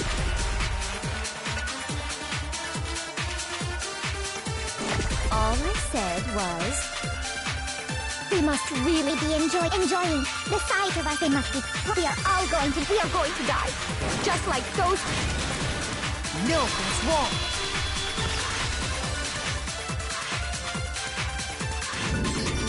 That's right. There's no reason Celeste should have said, just like those guys died. When she said that, none of us had told her Taka was dead. Exactly. And we didn't run into her until after we were all out in the hall. So there was never any chance for her to have seen his body in the equipment room for herself. So how did you know, Celeste? How did you know more than one person had been killed? And how did you know they were both guys? Because Kyoko had also disappeared, right? So she could have been dead too. You all have such vivid imaginations. You know that? Imaginations? You claim that I was lying when I told you about the suspicious person I saw. Then what about the picture I took? How do you explain this picture of the costumed villain dragging Hifumi away? It has to be some kind of setup, right? So let's put the suit on, and then she used the camera's timer to set up the picture. Have you so quickly forgotten? You are the only one who could have possibly fit into that suit. Plus, I happen to know that this particular camera does not have a timer. In other words, it is an unassailable fact that this is a picture of Hifumi being dragged away. If everything I told you was a lie, how can this picture exist? Simple. Are we sure that's really a picture of the suspect dragging Hifumi away? What could you possibly mean by that? Surely there are other explanations than the one you've offered up. No, there is no other explanation.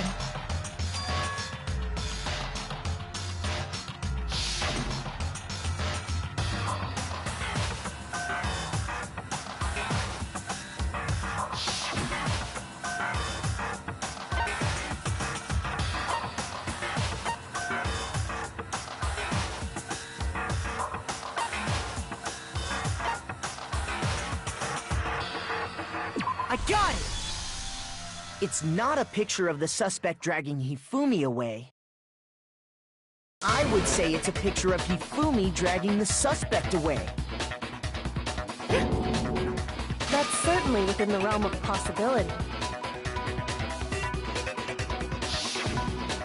The one being dragged off in that picture isn't Hifumi, but the person in the robot suit. We've simply been led to believe that it's the other way around. And the strange costume might only exist to lead us astray even farther. If you saw someone wearing something like that in this situation, of course you'd notice and be suspicious. That's what happened! You put me to sleep and made me out to be the bad guy in all this!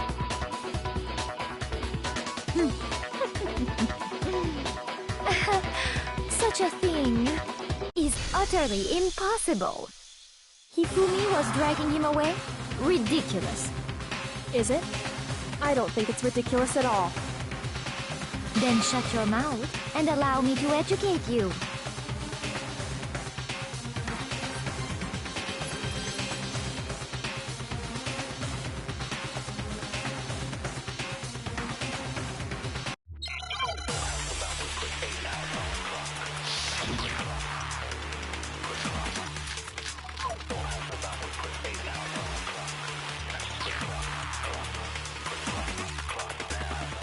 dressed me up in that suit after I passed out.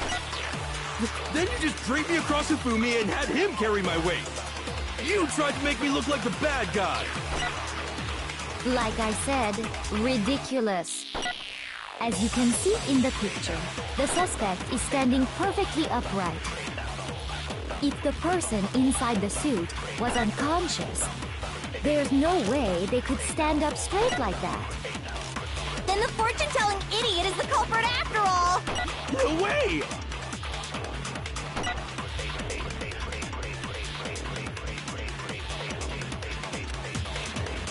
You dressed me up in that suit after I passed out.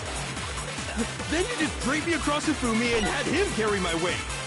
You tried to make me look like the bad guy. Like I said, as you can see in the picture, if the person in there's no way that then the fortune tells. No way! You dressed me up in that. Then you just draped me across Hifumi and had him. You tried to make me look like the bad guy. Like I said, ridiculous. As you can see in the picture, the suspect is standing perfectly upright. If the person inside the suit was unconscious, there's no way they could stand up straight like that.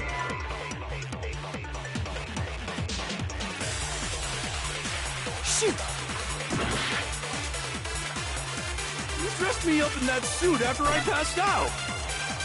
Then you just draped me across Hifumi and had him carry my weight. You tried to make me look like the bad guy. Like I said, ridiculous. As you can see in the picture, the suspect is standing perfectly upright. If the person inside the suit was unconscious, there's no way they could stand up straight like that. Shoot! You dressed me up in that suit after I passed out. Then you just draped me across Hifumi and had him carry my weight. You tried to make me look like the bad guy. Like I said, ridiculous.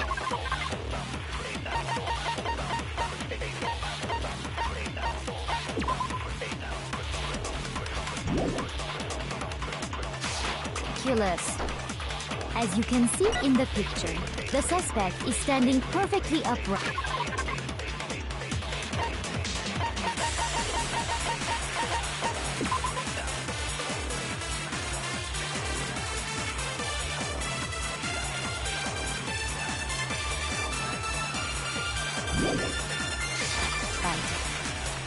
If the person inside the suit was unconscious, there's no way they could stand up straight like that. Then the fortune-telling idiot is the culprit after all! No way!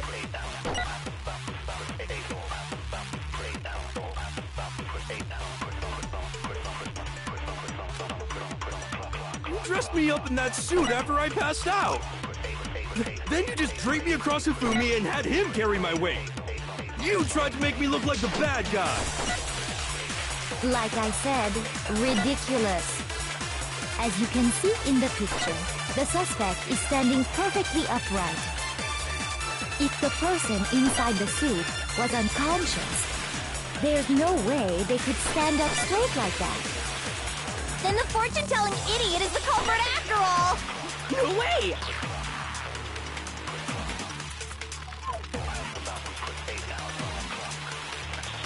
You dressed me up in that suit after I passed out. Then you just draped me across Hifumi and had him carry my weight. You tried to make me look like the bad guy. Like I said, ridiculous. As you can see in the picture, the suspect is standing perfect. If the person inside the suit, there's no way they could stand up straight like that. Then the fortune-telling... No way! You dressed me up in that... Then you just draped me across... You tried to make me look like the... Like I said, ridiculous. As you can see in the picture, the suspect is standing perfect. If the person inside the suit was unconscious,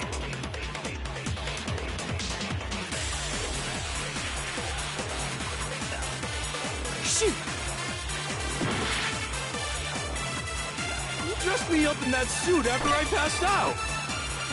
Then you just draped me across Hifumi and had him carry my weight. You tried to make me look like the bad guy! Like I said, ridiculous. As you can see in the picture, the suspect is standing perfectly upright. If the person inside the suit was unconscious, there's no way they could stand up straight like that.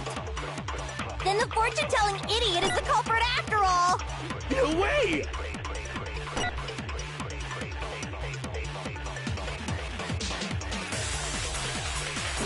You dressed me up in that suit after I passed out.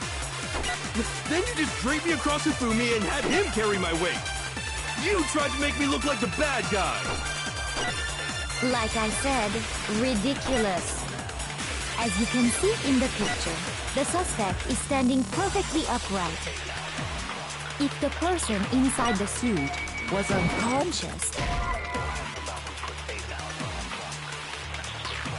Shoot! You dressed me up in that suit after I passed out. Then you just draped me across Hifumi and had him carry my weight. You tried to make me look like the bad guy. Like I said, ridiculous. As you can see in the picture, the suspect is standing perfectly upright.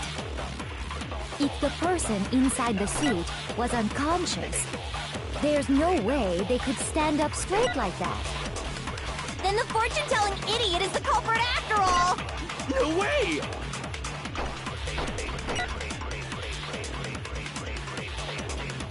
You dressed me up in that suit, then you just draped me across Hifumi and had him. You tried to make me look like the bad. Like I said, as you can see in the picture, the suspect is standing perfect. If the person inside the suit was unconscious, there's no way they could stand up straight like that.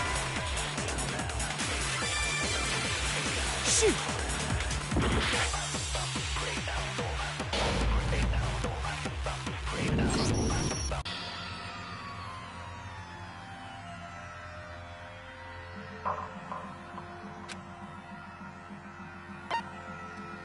I refuse to give up yet!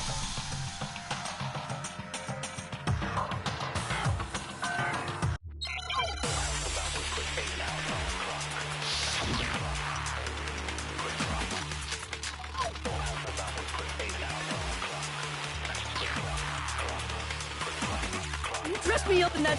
Then you just draped me... You tried to make me look... Like I said, as you can see in the picture, the suspect is standing perfectly upright. If the person inside the suit was unconscious, there's no way they could stand up straight like that. Then the fortune-telling idiot is the culprit after all! No way! You dressed me up in that... Then you just draped me... You tried to make me look like the... Like I said, as you can see in the picture, the suspect, if the person inside the suit was unconscious, Shoot!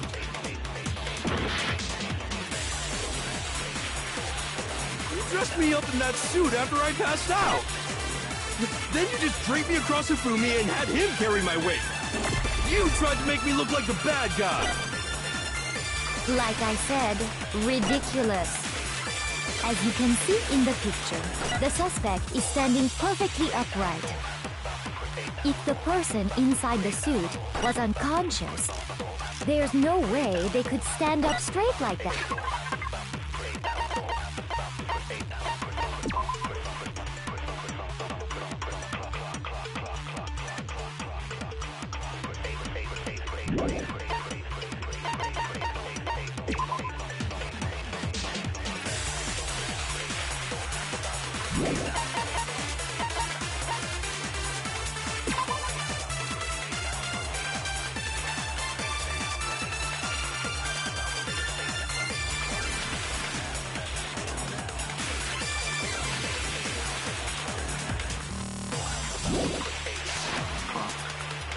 Then the fortune-telling idiot is the culprit after all!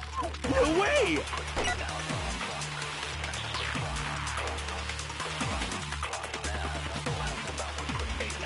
You dressed me up in that suit after I passed out. Then you just draped me across Hifumi and had him carry my weight. You tried to make me look like the bad guy. Like I said, ridiculous. As you can see in the picture, the suspect is standing perfectly upright. If the person inside the suit was unconscious, there's no way they could stand up straight like that. Then the fortune-telling idiot is the culprit after all! No way!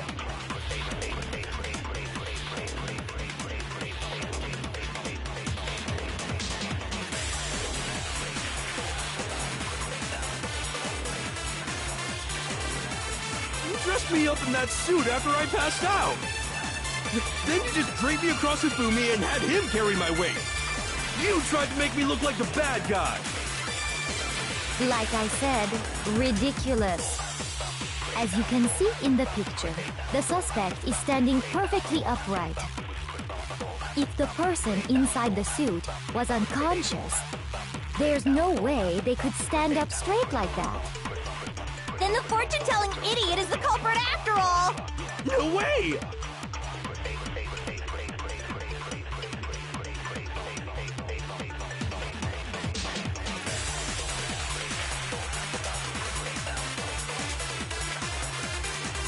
You dressed me up in that suit after I passed out.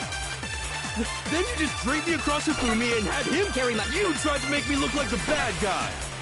Like I said, ridiculous. As you can see in the picture, if the person in there's no way they could stand up straight. No, that's wrong.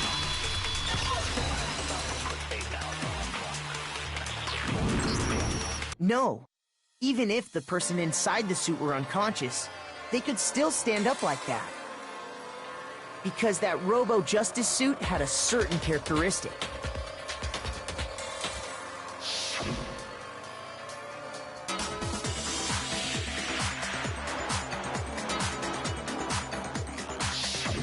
That's right! They totally made a mistake when they made it, so it couldn't bend at the waist. I'm not so sure that was a mistake. I think the suit was designed from the beginning to be used the way it was.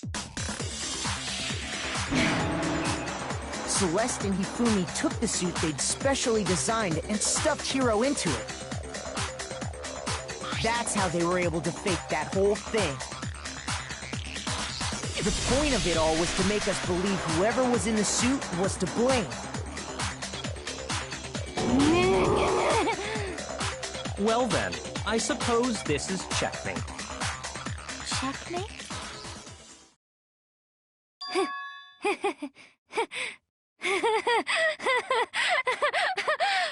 Don't make me laugh, you idiot! What do you mean, checkmate? Celeste?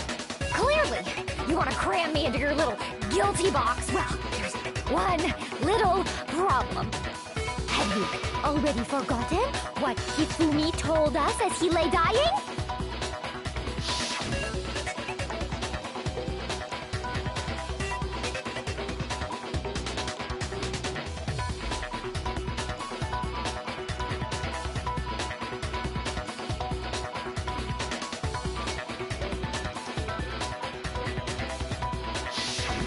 When we asked him who had attacked him, his answer was quite clear, was it not? He said, and I quote, Yasuhiro. In other words, Yasuhiro Hagakure! Wait, but my name isn't really Yasuhiro. It's actually Taro. Your confusing statements don't make any sense. You're only making things more complicated.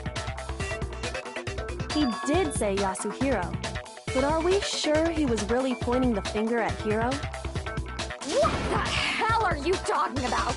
I'll burn you alive! Kyoko, what do you mean by that? Think back to how Hifumi used to talk to us. How did he refer to each of us? I got it! That's right! Our last names! He called us all by our last names! Exactly. I know I heard him say Mr. Naegi more than once, for example. So if Hifumi did mean to say Hiro's name, he would have said his last name, Hagakure. I'm sure it was just incidental. By chance, his first name. Indecent? don't talk. Random chance. Now isn't that a convenient explanation? No, there's no reason to think he would have said the name any different than normal. But he must have run out of energy before he could say any more. So Hifumi was trying to tell us the last name of whoever killed him? But the name he said doesn't apply to anyone here. Well, no. Hold on. There's one person it could apply to, and that's Celeste. She never actually told us what her real name is. What did you just say? To think you'd take your false accusation so far, I don't know whether to laugh or spit! Come on! Enough with your idiotic blather! Yasuhiro is a loser's name! Do I look like a loser to you? Well, do I? What? I think I've earned the right to be a little on edge. Okay, then fill us in. What's your real name? Fine. Make sure your ear holes are wide open and listen up! My real name is Celestia Ludenberg. Could you please stop making me repeat myself over and over again?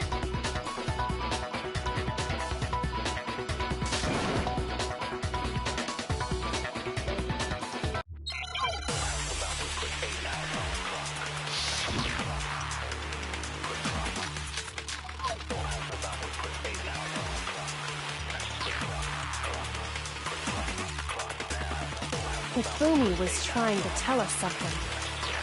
He wanted us to know the killer's last name, Yasuhiro.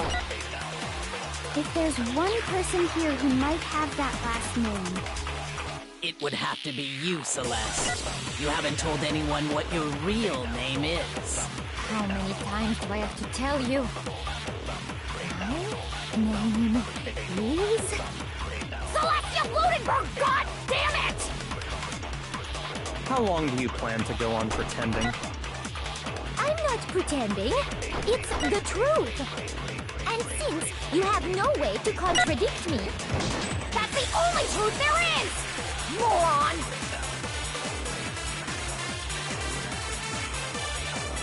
Hifumi was trying... He wanted us to know the killer. If there's one person... It would have to be you, Celeste. How many times, Ryan? Celestia Ludenberg! God! How long do you plan to... I'm not pretending, and since you have no way to contradict me, that's the only truth there is! Moron! Hifumi was... He wanted us to know the killer. If there's one person... It would have to be you, Celeste. How many times do I name Celestia Ludenberg? How long do you plan to... I'm not pretending. It's the truth. And since you have no way to contradict me... No, that's wrong!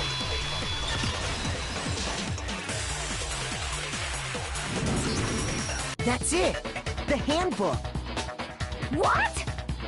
Anytime you turn your handbook on, it shows the owner's name when it boots up, right? Monokuma told us all about it before.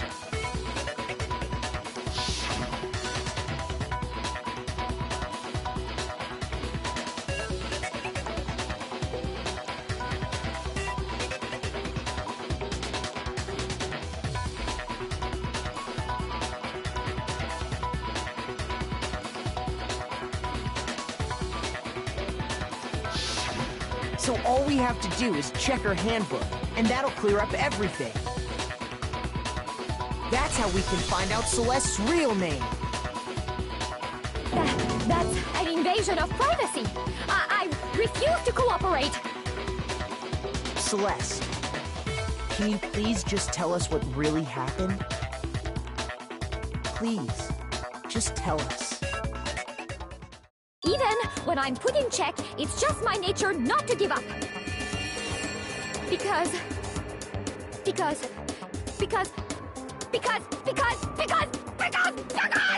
until the game's over, you never know what might happen. Fine then. Let me settle it. Let me go over the case again, from the beginning, and shed light on all your crimes. And that'll bring everything to an end.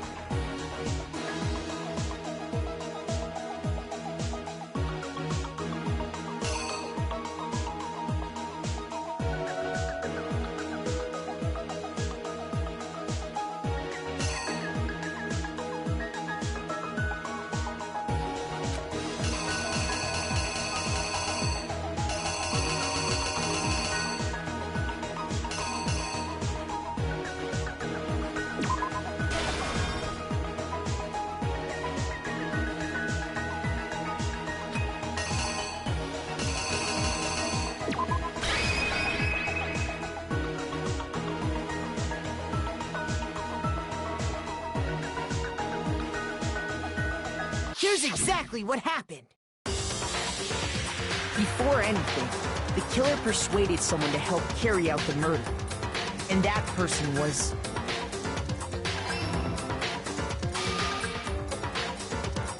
Hifumi. With an accomplice, the killer was able to execute a number of otherwise impossible schemes.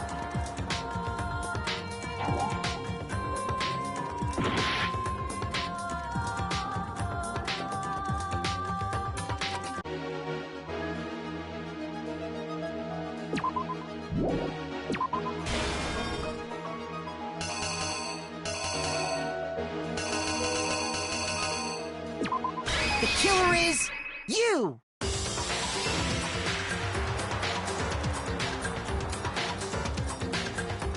First, they convinced someone to meet them in the rec room last night at 1 in the morning.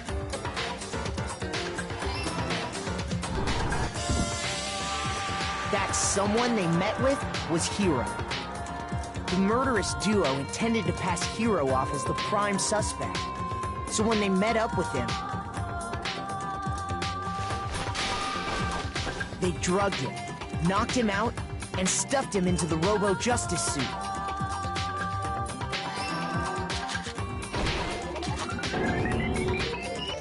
Next, Hifumi positioned himself to make it look like Robo-Justice was attacking him, while the killer used a digital camera to take pictures of the assault. They did all this just to create evidence that would put the suspicion on Hiro. When they were done with him, they shoved him, still unconscious, into the pool room locker.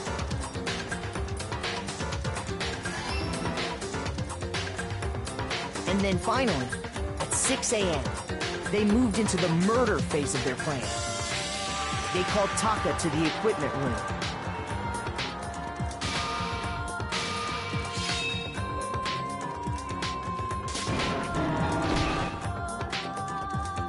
And that's where Hifumi killed him, making it the scene of the first murder.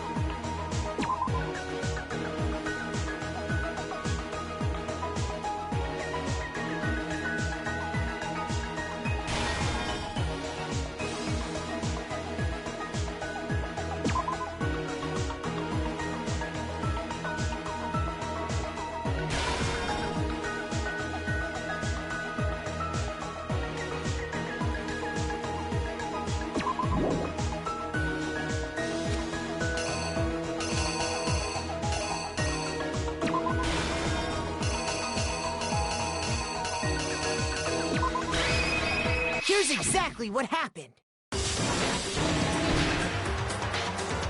And that's where Hifumi killed him, making it the scene of the first murder. The murder weapon was Justice Hammer 4, which was left there in the equipment room. The reason Hammer number 4 was used was to create confusion about the order of the crimes. So, next they falsified 2 more assault incidents.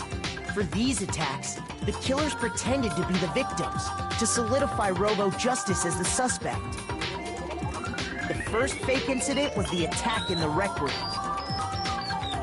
There, the killers wanted us to see Justice Hammer 1 and the Robo Justice pictures they'd taken. They wanted to make sure we bought the surprise attack story. The second fake incident was the attack in the library. This time, they planted Justice Hammer 2 and an injured Hifumi to sell us that story.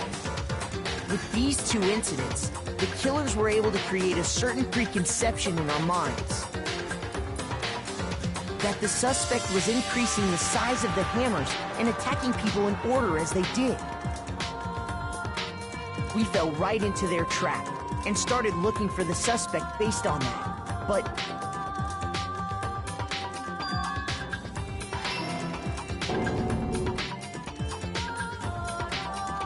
while we did that, we left Hifumi alone in the nurse's office.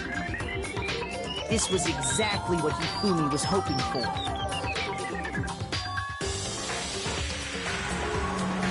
He took a blood packet from the refrigerator and Justice Hammer 3 and turned the room into a crime scene in which he himself had apparently been brutally murdered.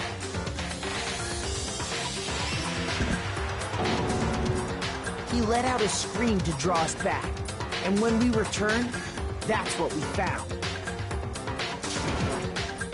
Meanwhile, the other group that had been out searching found Taka's body at the same time. So when we heard the body discovery announcement, we naturally assumed it was for Hifumi. We left the nurse's office, and Hifumi once again took advantage of the situation. He simply got up and made his escape. When we learned his body had disappeared, we all rushed back to the nurse's office. And once again, Hifumi had the chance he was waiting for. This time, he snuck into the equipment room.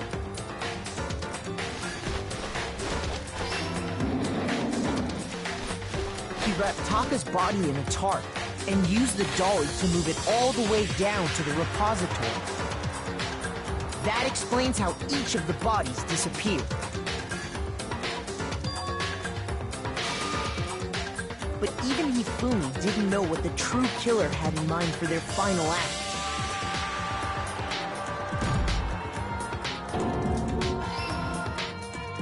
Their plan all along was to kill Hifumi and get rid of the one person who could betray them. And they did it using an ordinary, everyday hammer from the repository. That should cover everything that happened in this case. And the villain behind it all is...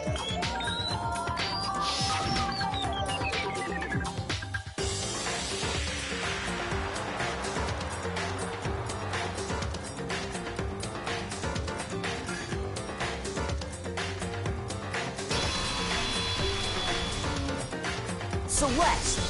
Sorry, you lose. I lost? When was the last time I was forced to utter such words? They hang heavy around my neck. Then you admit it? You're the killer? Listen to you, trying to take charge, as if you're my private instructor. I, Celestia Ludenberg. Actually, no, Taiko Yasuhiro is fine. Taiko? So, you finally accepted it. I'm the kind of person, once I've lost, I don't like things to drag on. Interesting.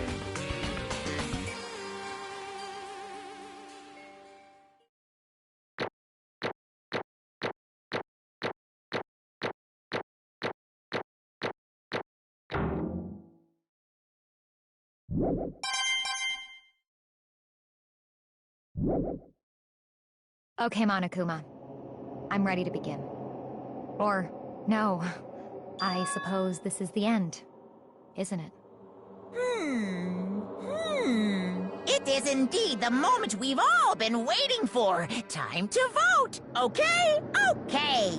If you would, please locate your lever and cast your vote. And when the votes are tallied, who will become the blackened? Will you make the right choice or the dreadfully wrong one? What's it gonna be? What's it gonna be?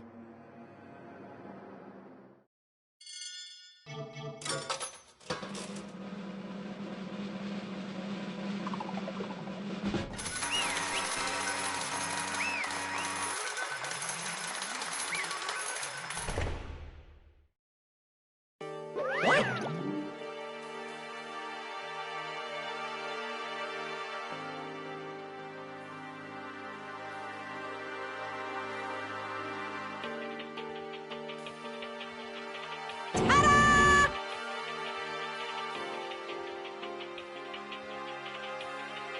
Honestly.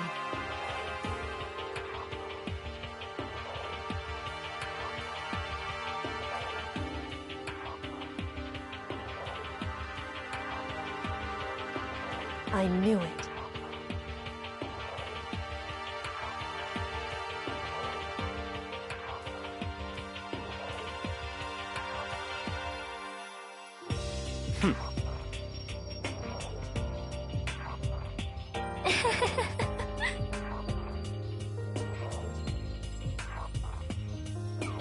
So then...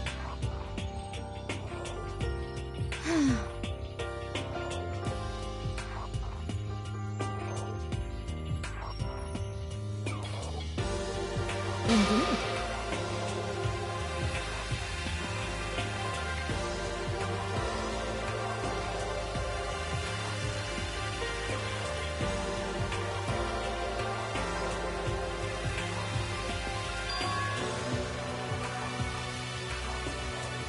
Say what? Just a second.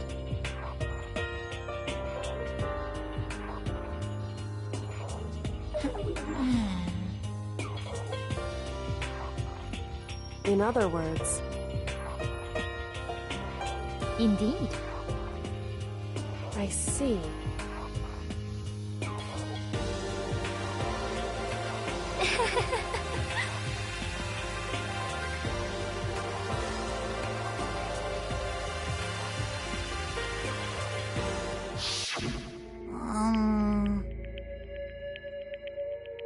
Actually...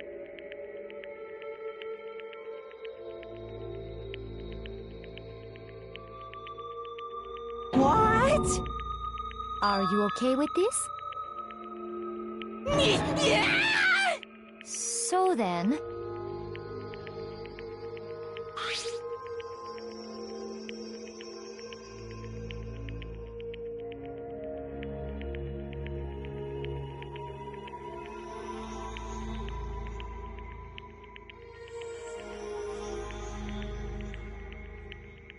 Damnation!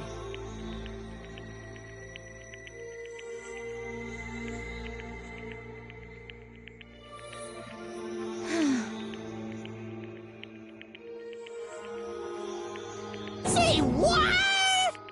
As for me... Oh, As for me...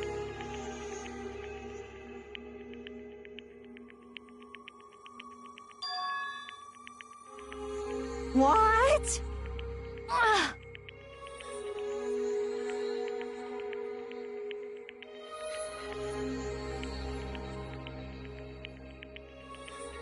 Damnation!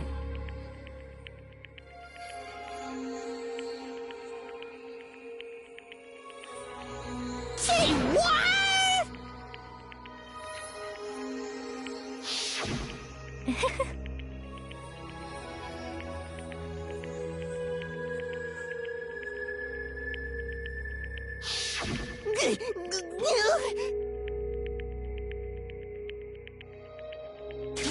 completely unforgivable! Most unfortunate.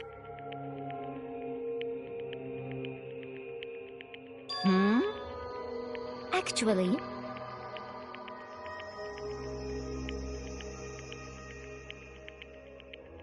What?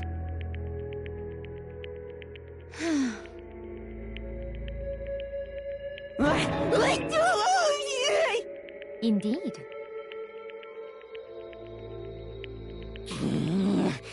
This is unforgivable! Completely unforgivable! Honestly.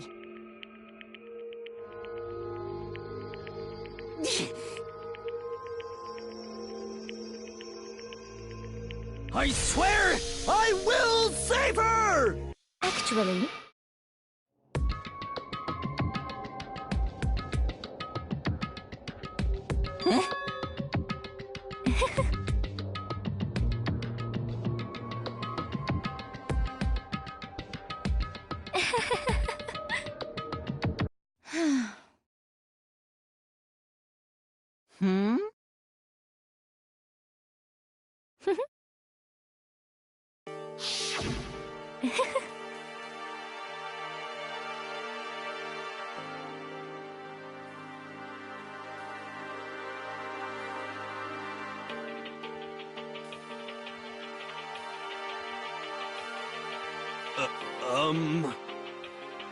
I see.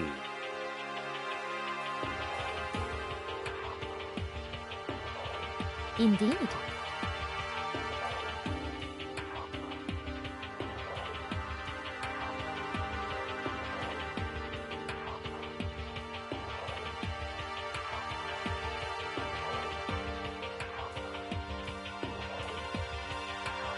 But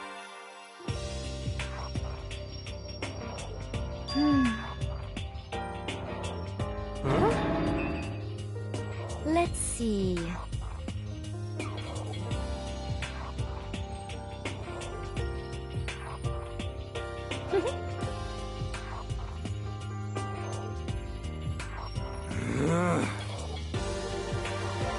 Well,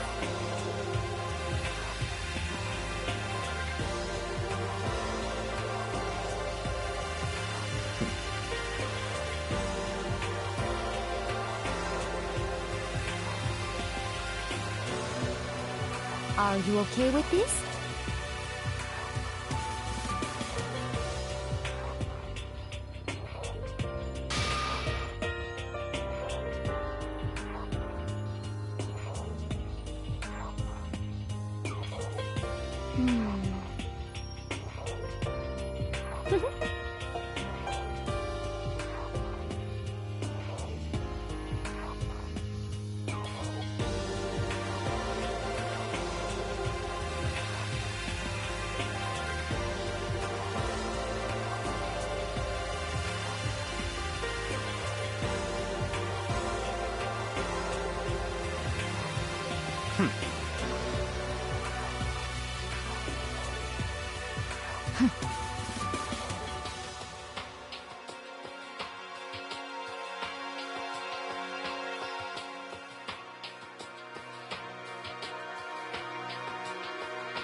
so in the end,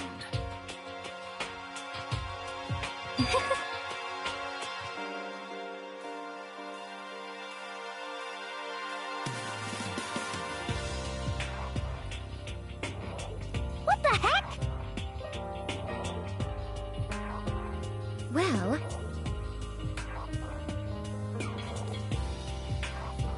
don't be mean! I wonder about that.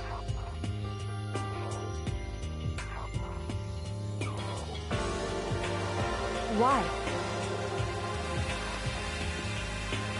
What the heck?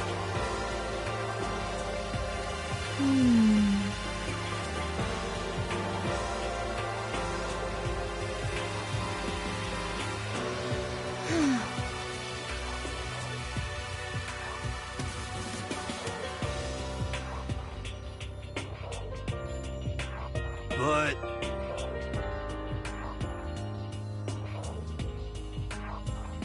You little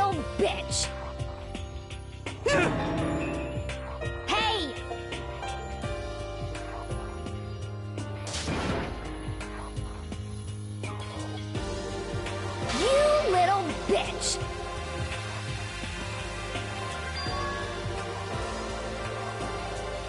This is fine.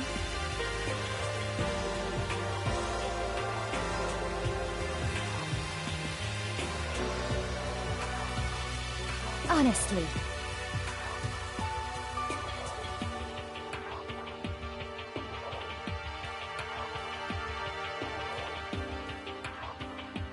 As for me,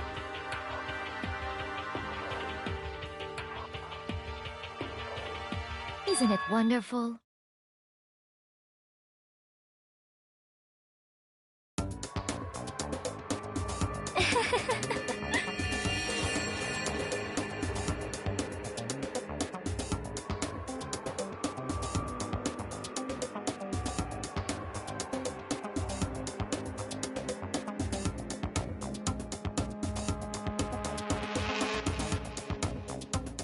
This is fine.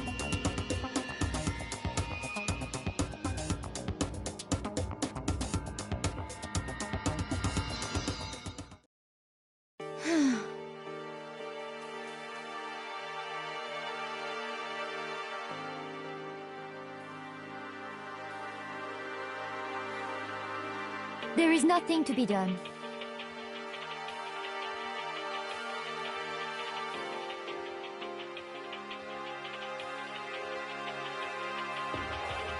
Just the worst.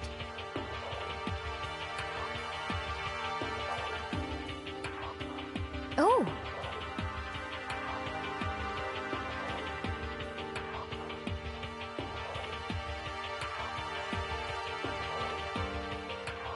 Do you understand?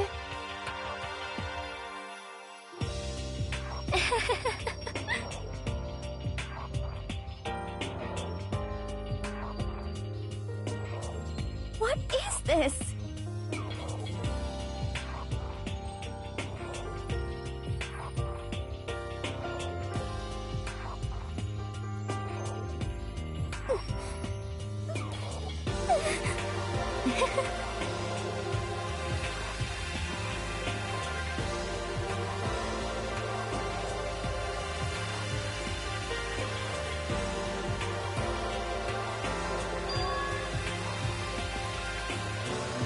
Yes, indeed.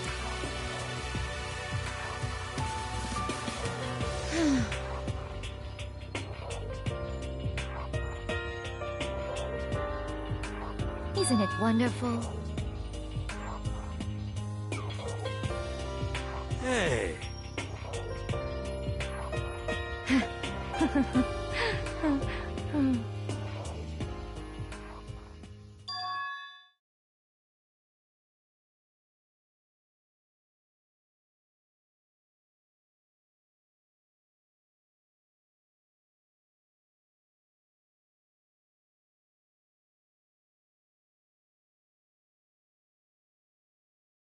Thrills, chills, kills!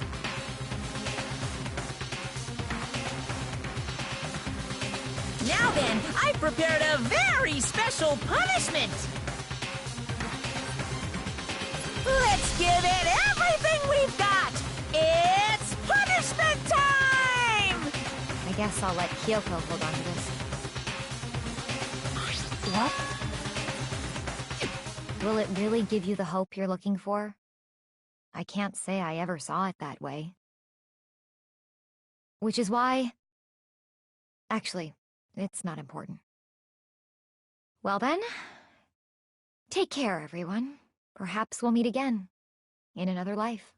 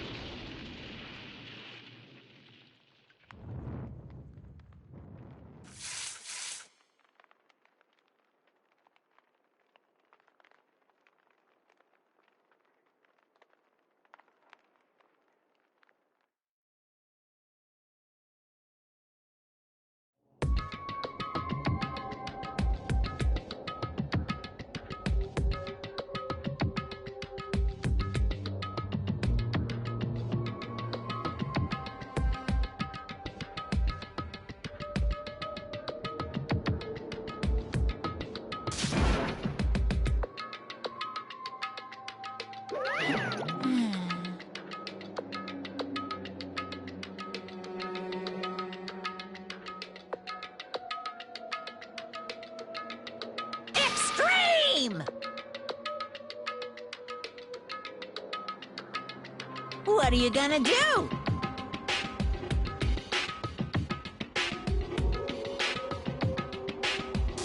Let me out of here!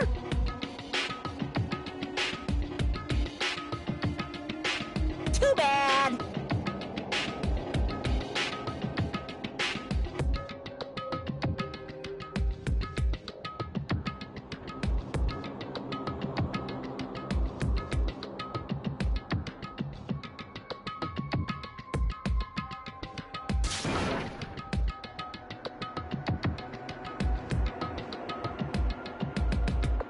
How strange.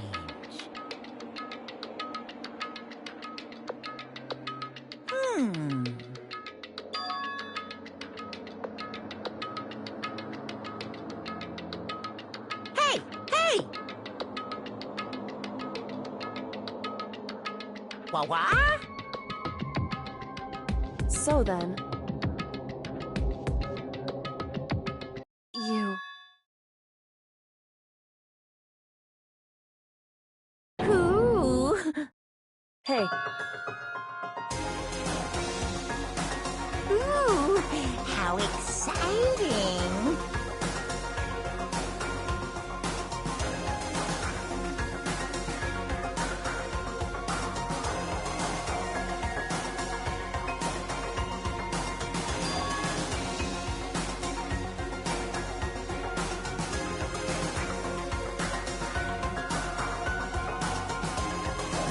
Hello.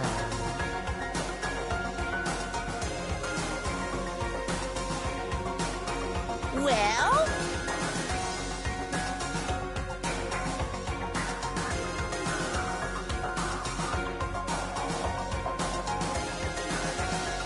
See ya later!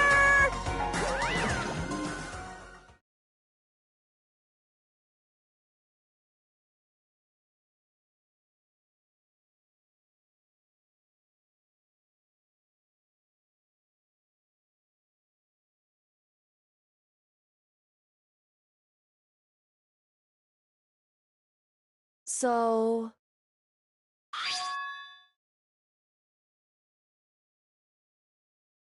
Huh?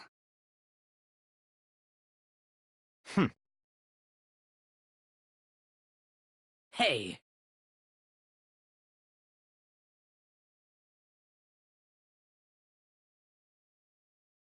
Indeed.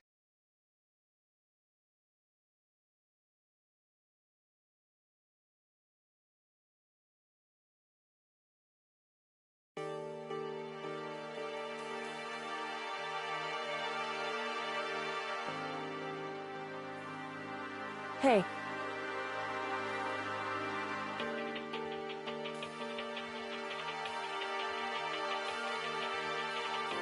What? so...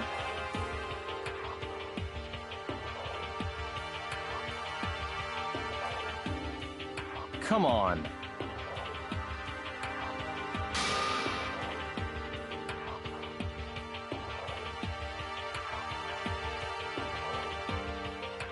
What?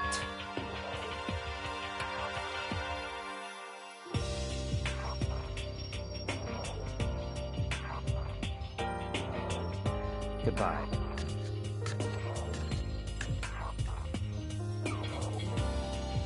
well then. Yo!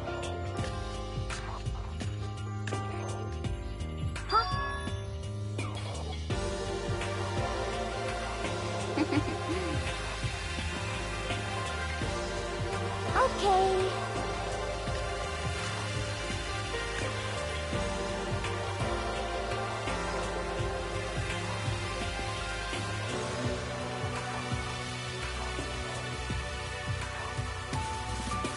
Shall we go?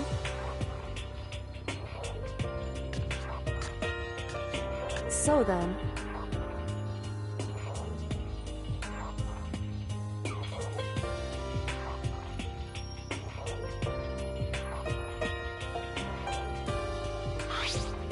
You really came.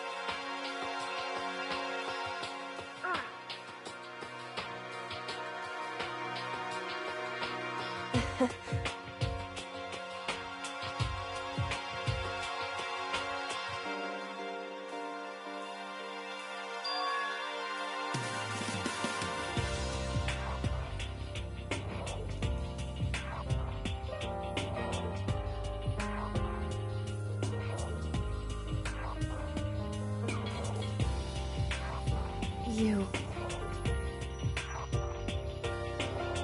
However,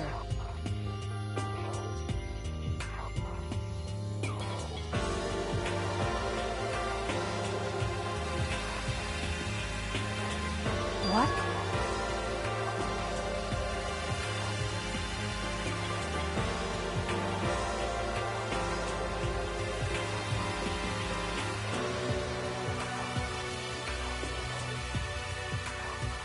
Indeed.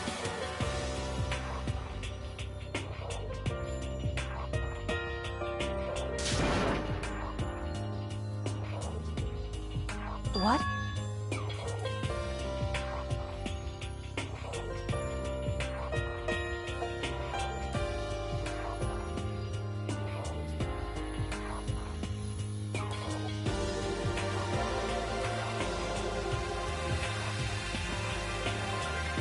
It's true.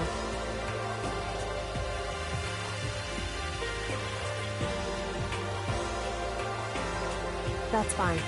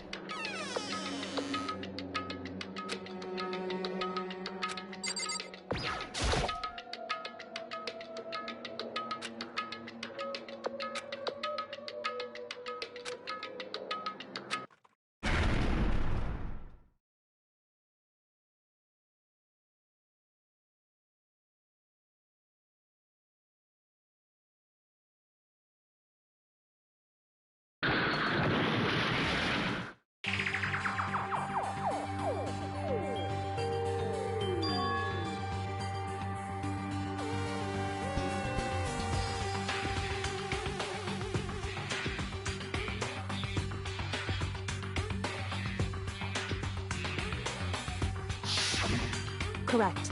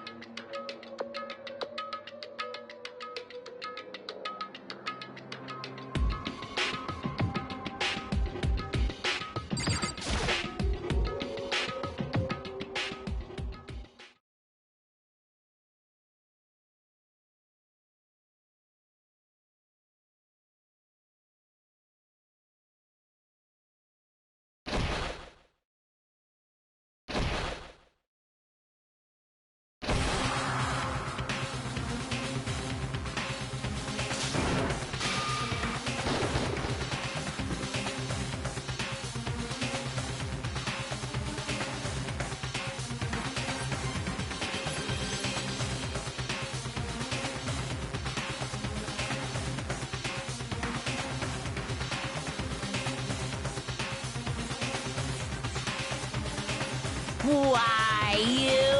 What do you think you're doing? I asked you a question. What's the meaning of this? How dare you defy me? This wasn't part of the deal! I've made a decision. I will no longer retreat, no longer compromise, no longer regret. I've made my decision. I'm going to resist you. Okay, but you do realize what will happen if you go through with this, right? You haven't forgotten, have you? What I'm holding hostage?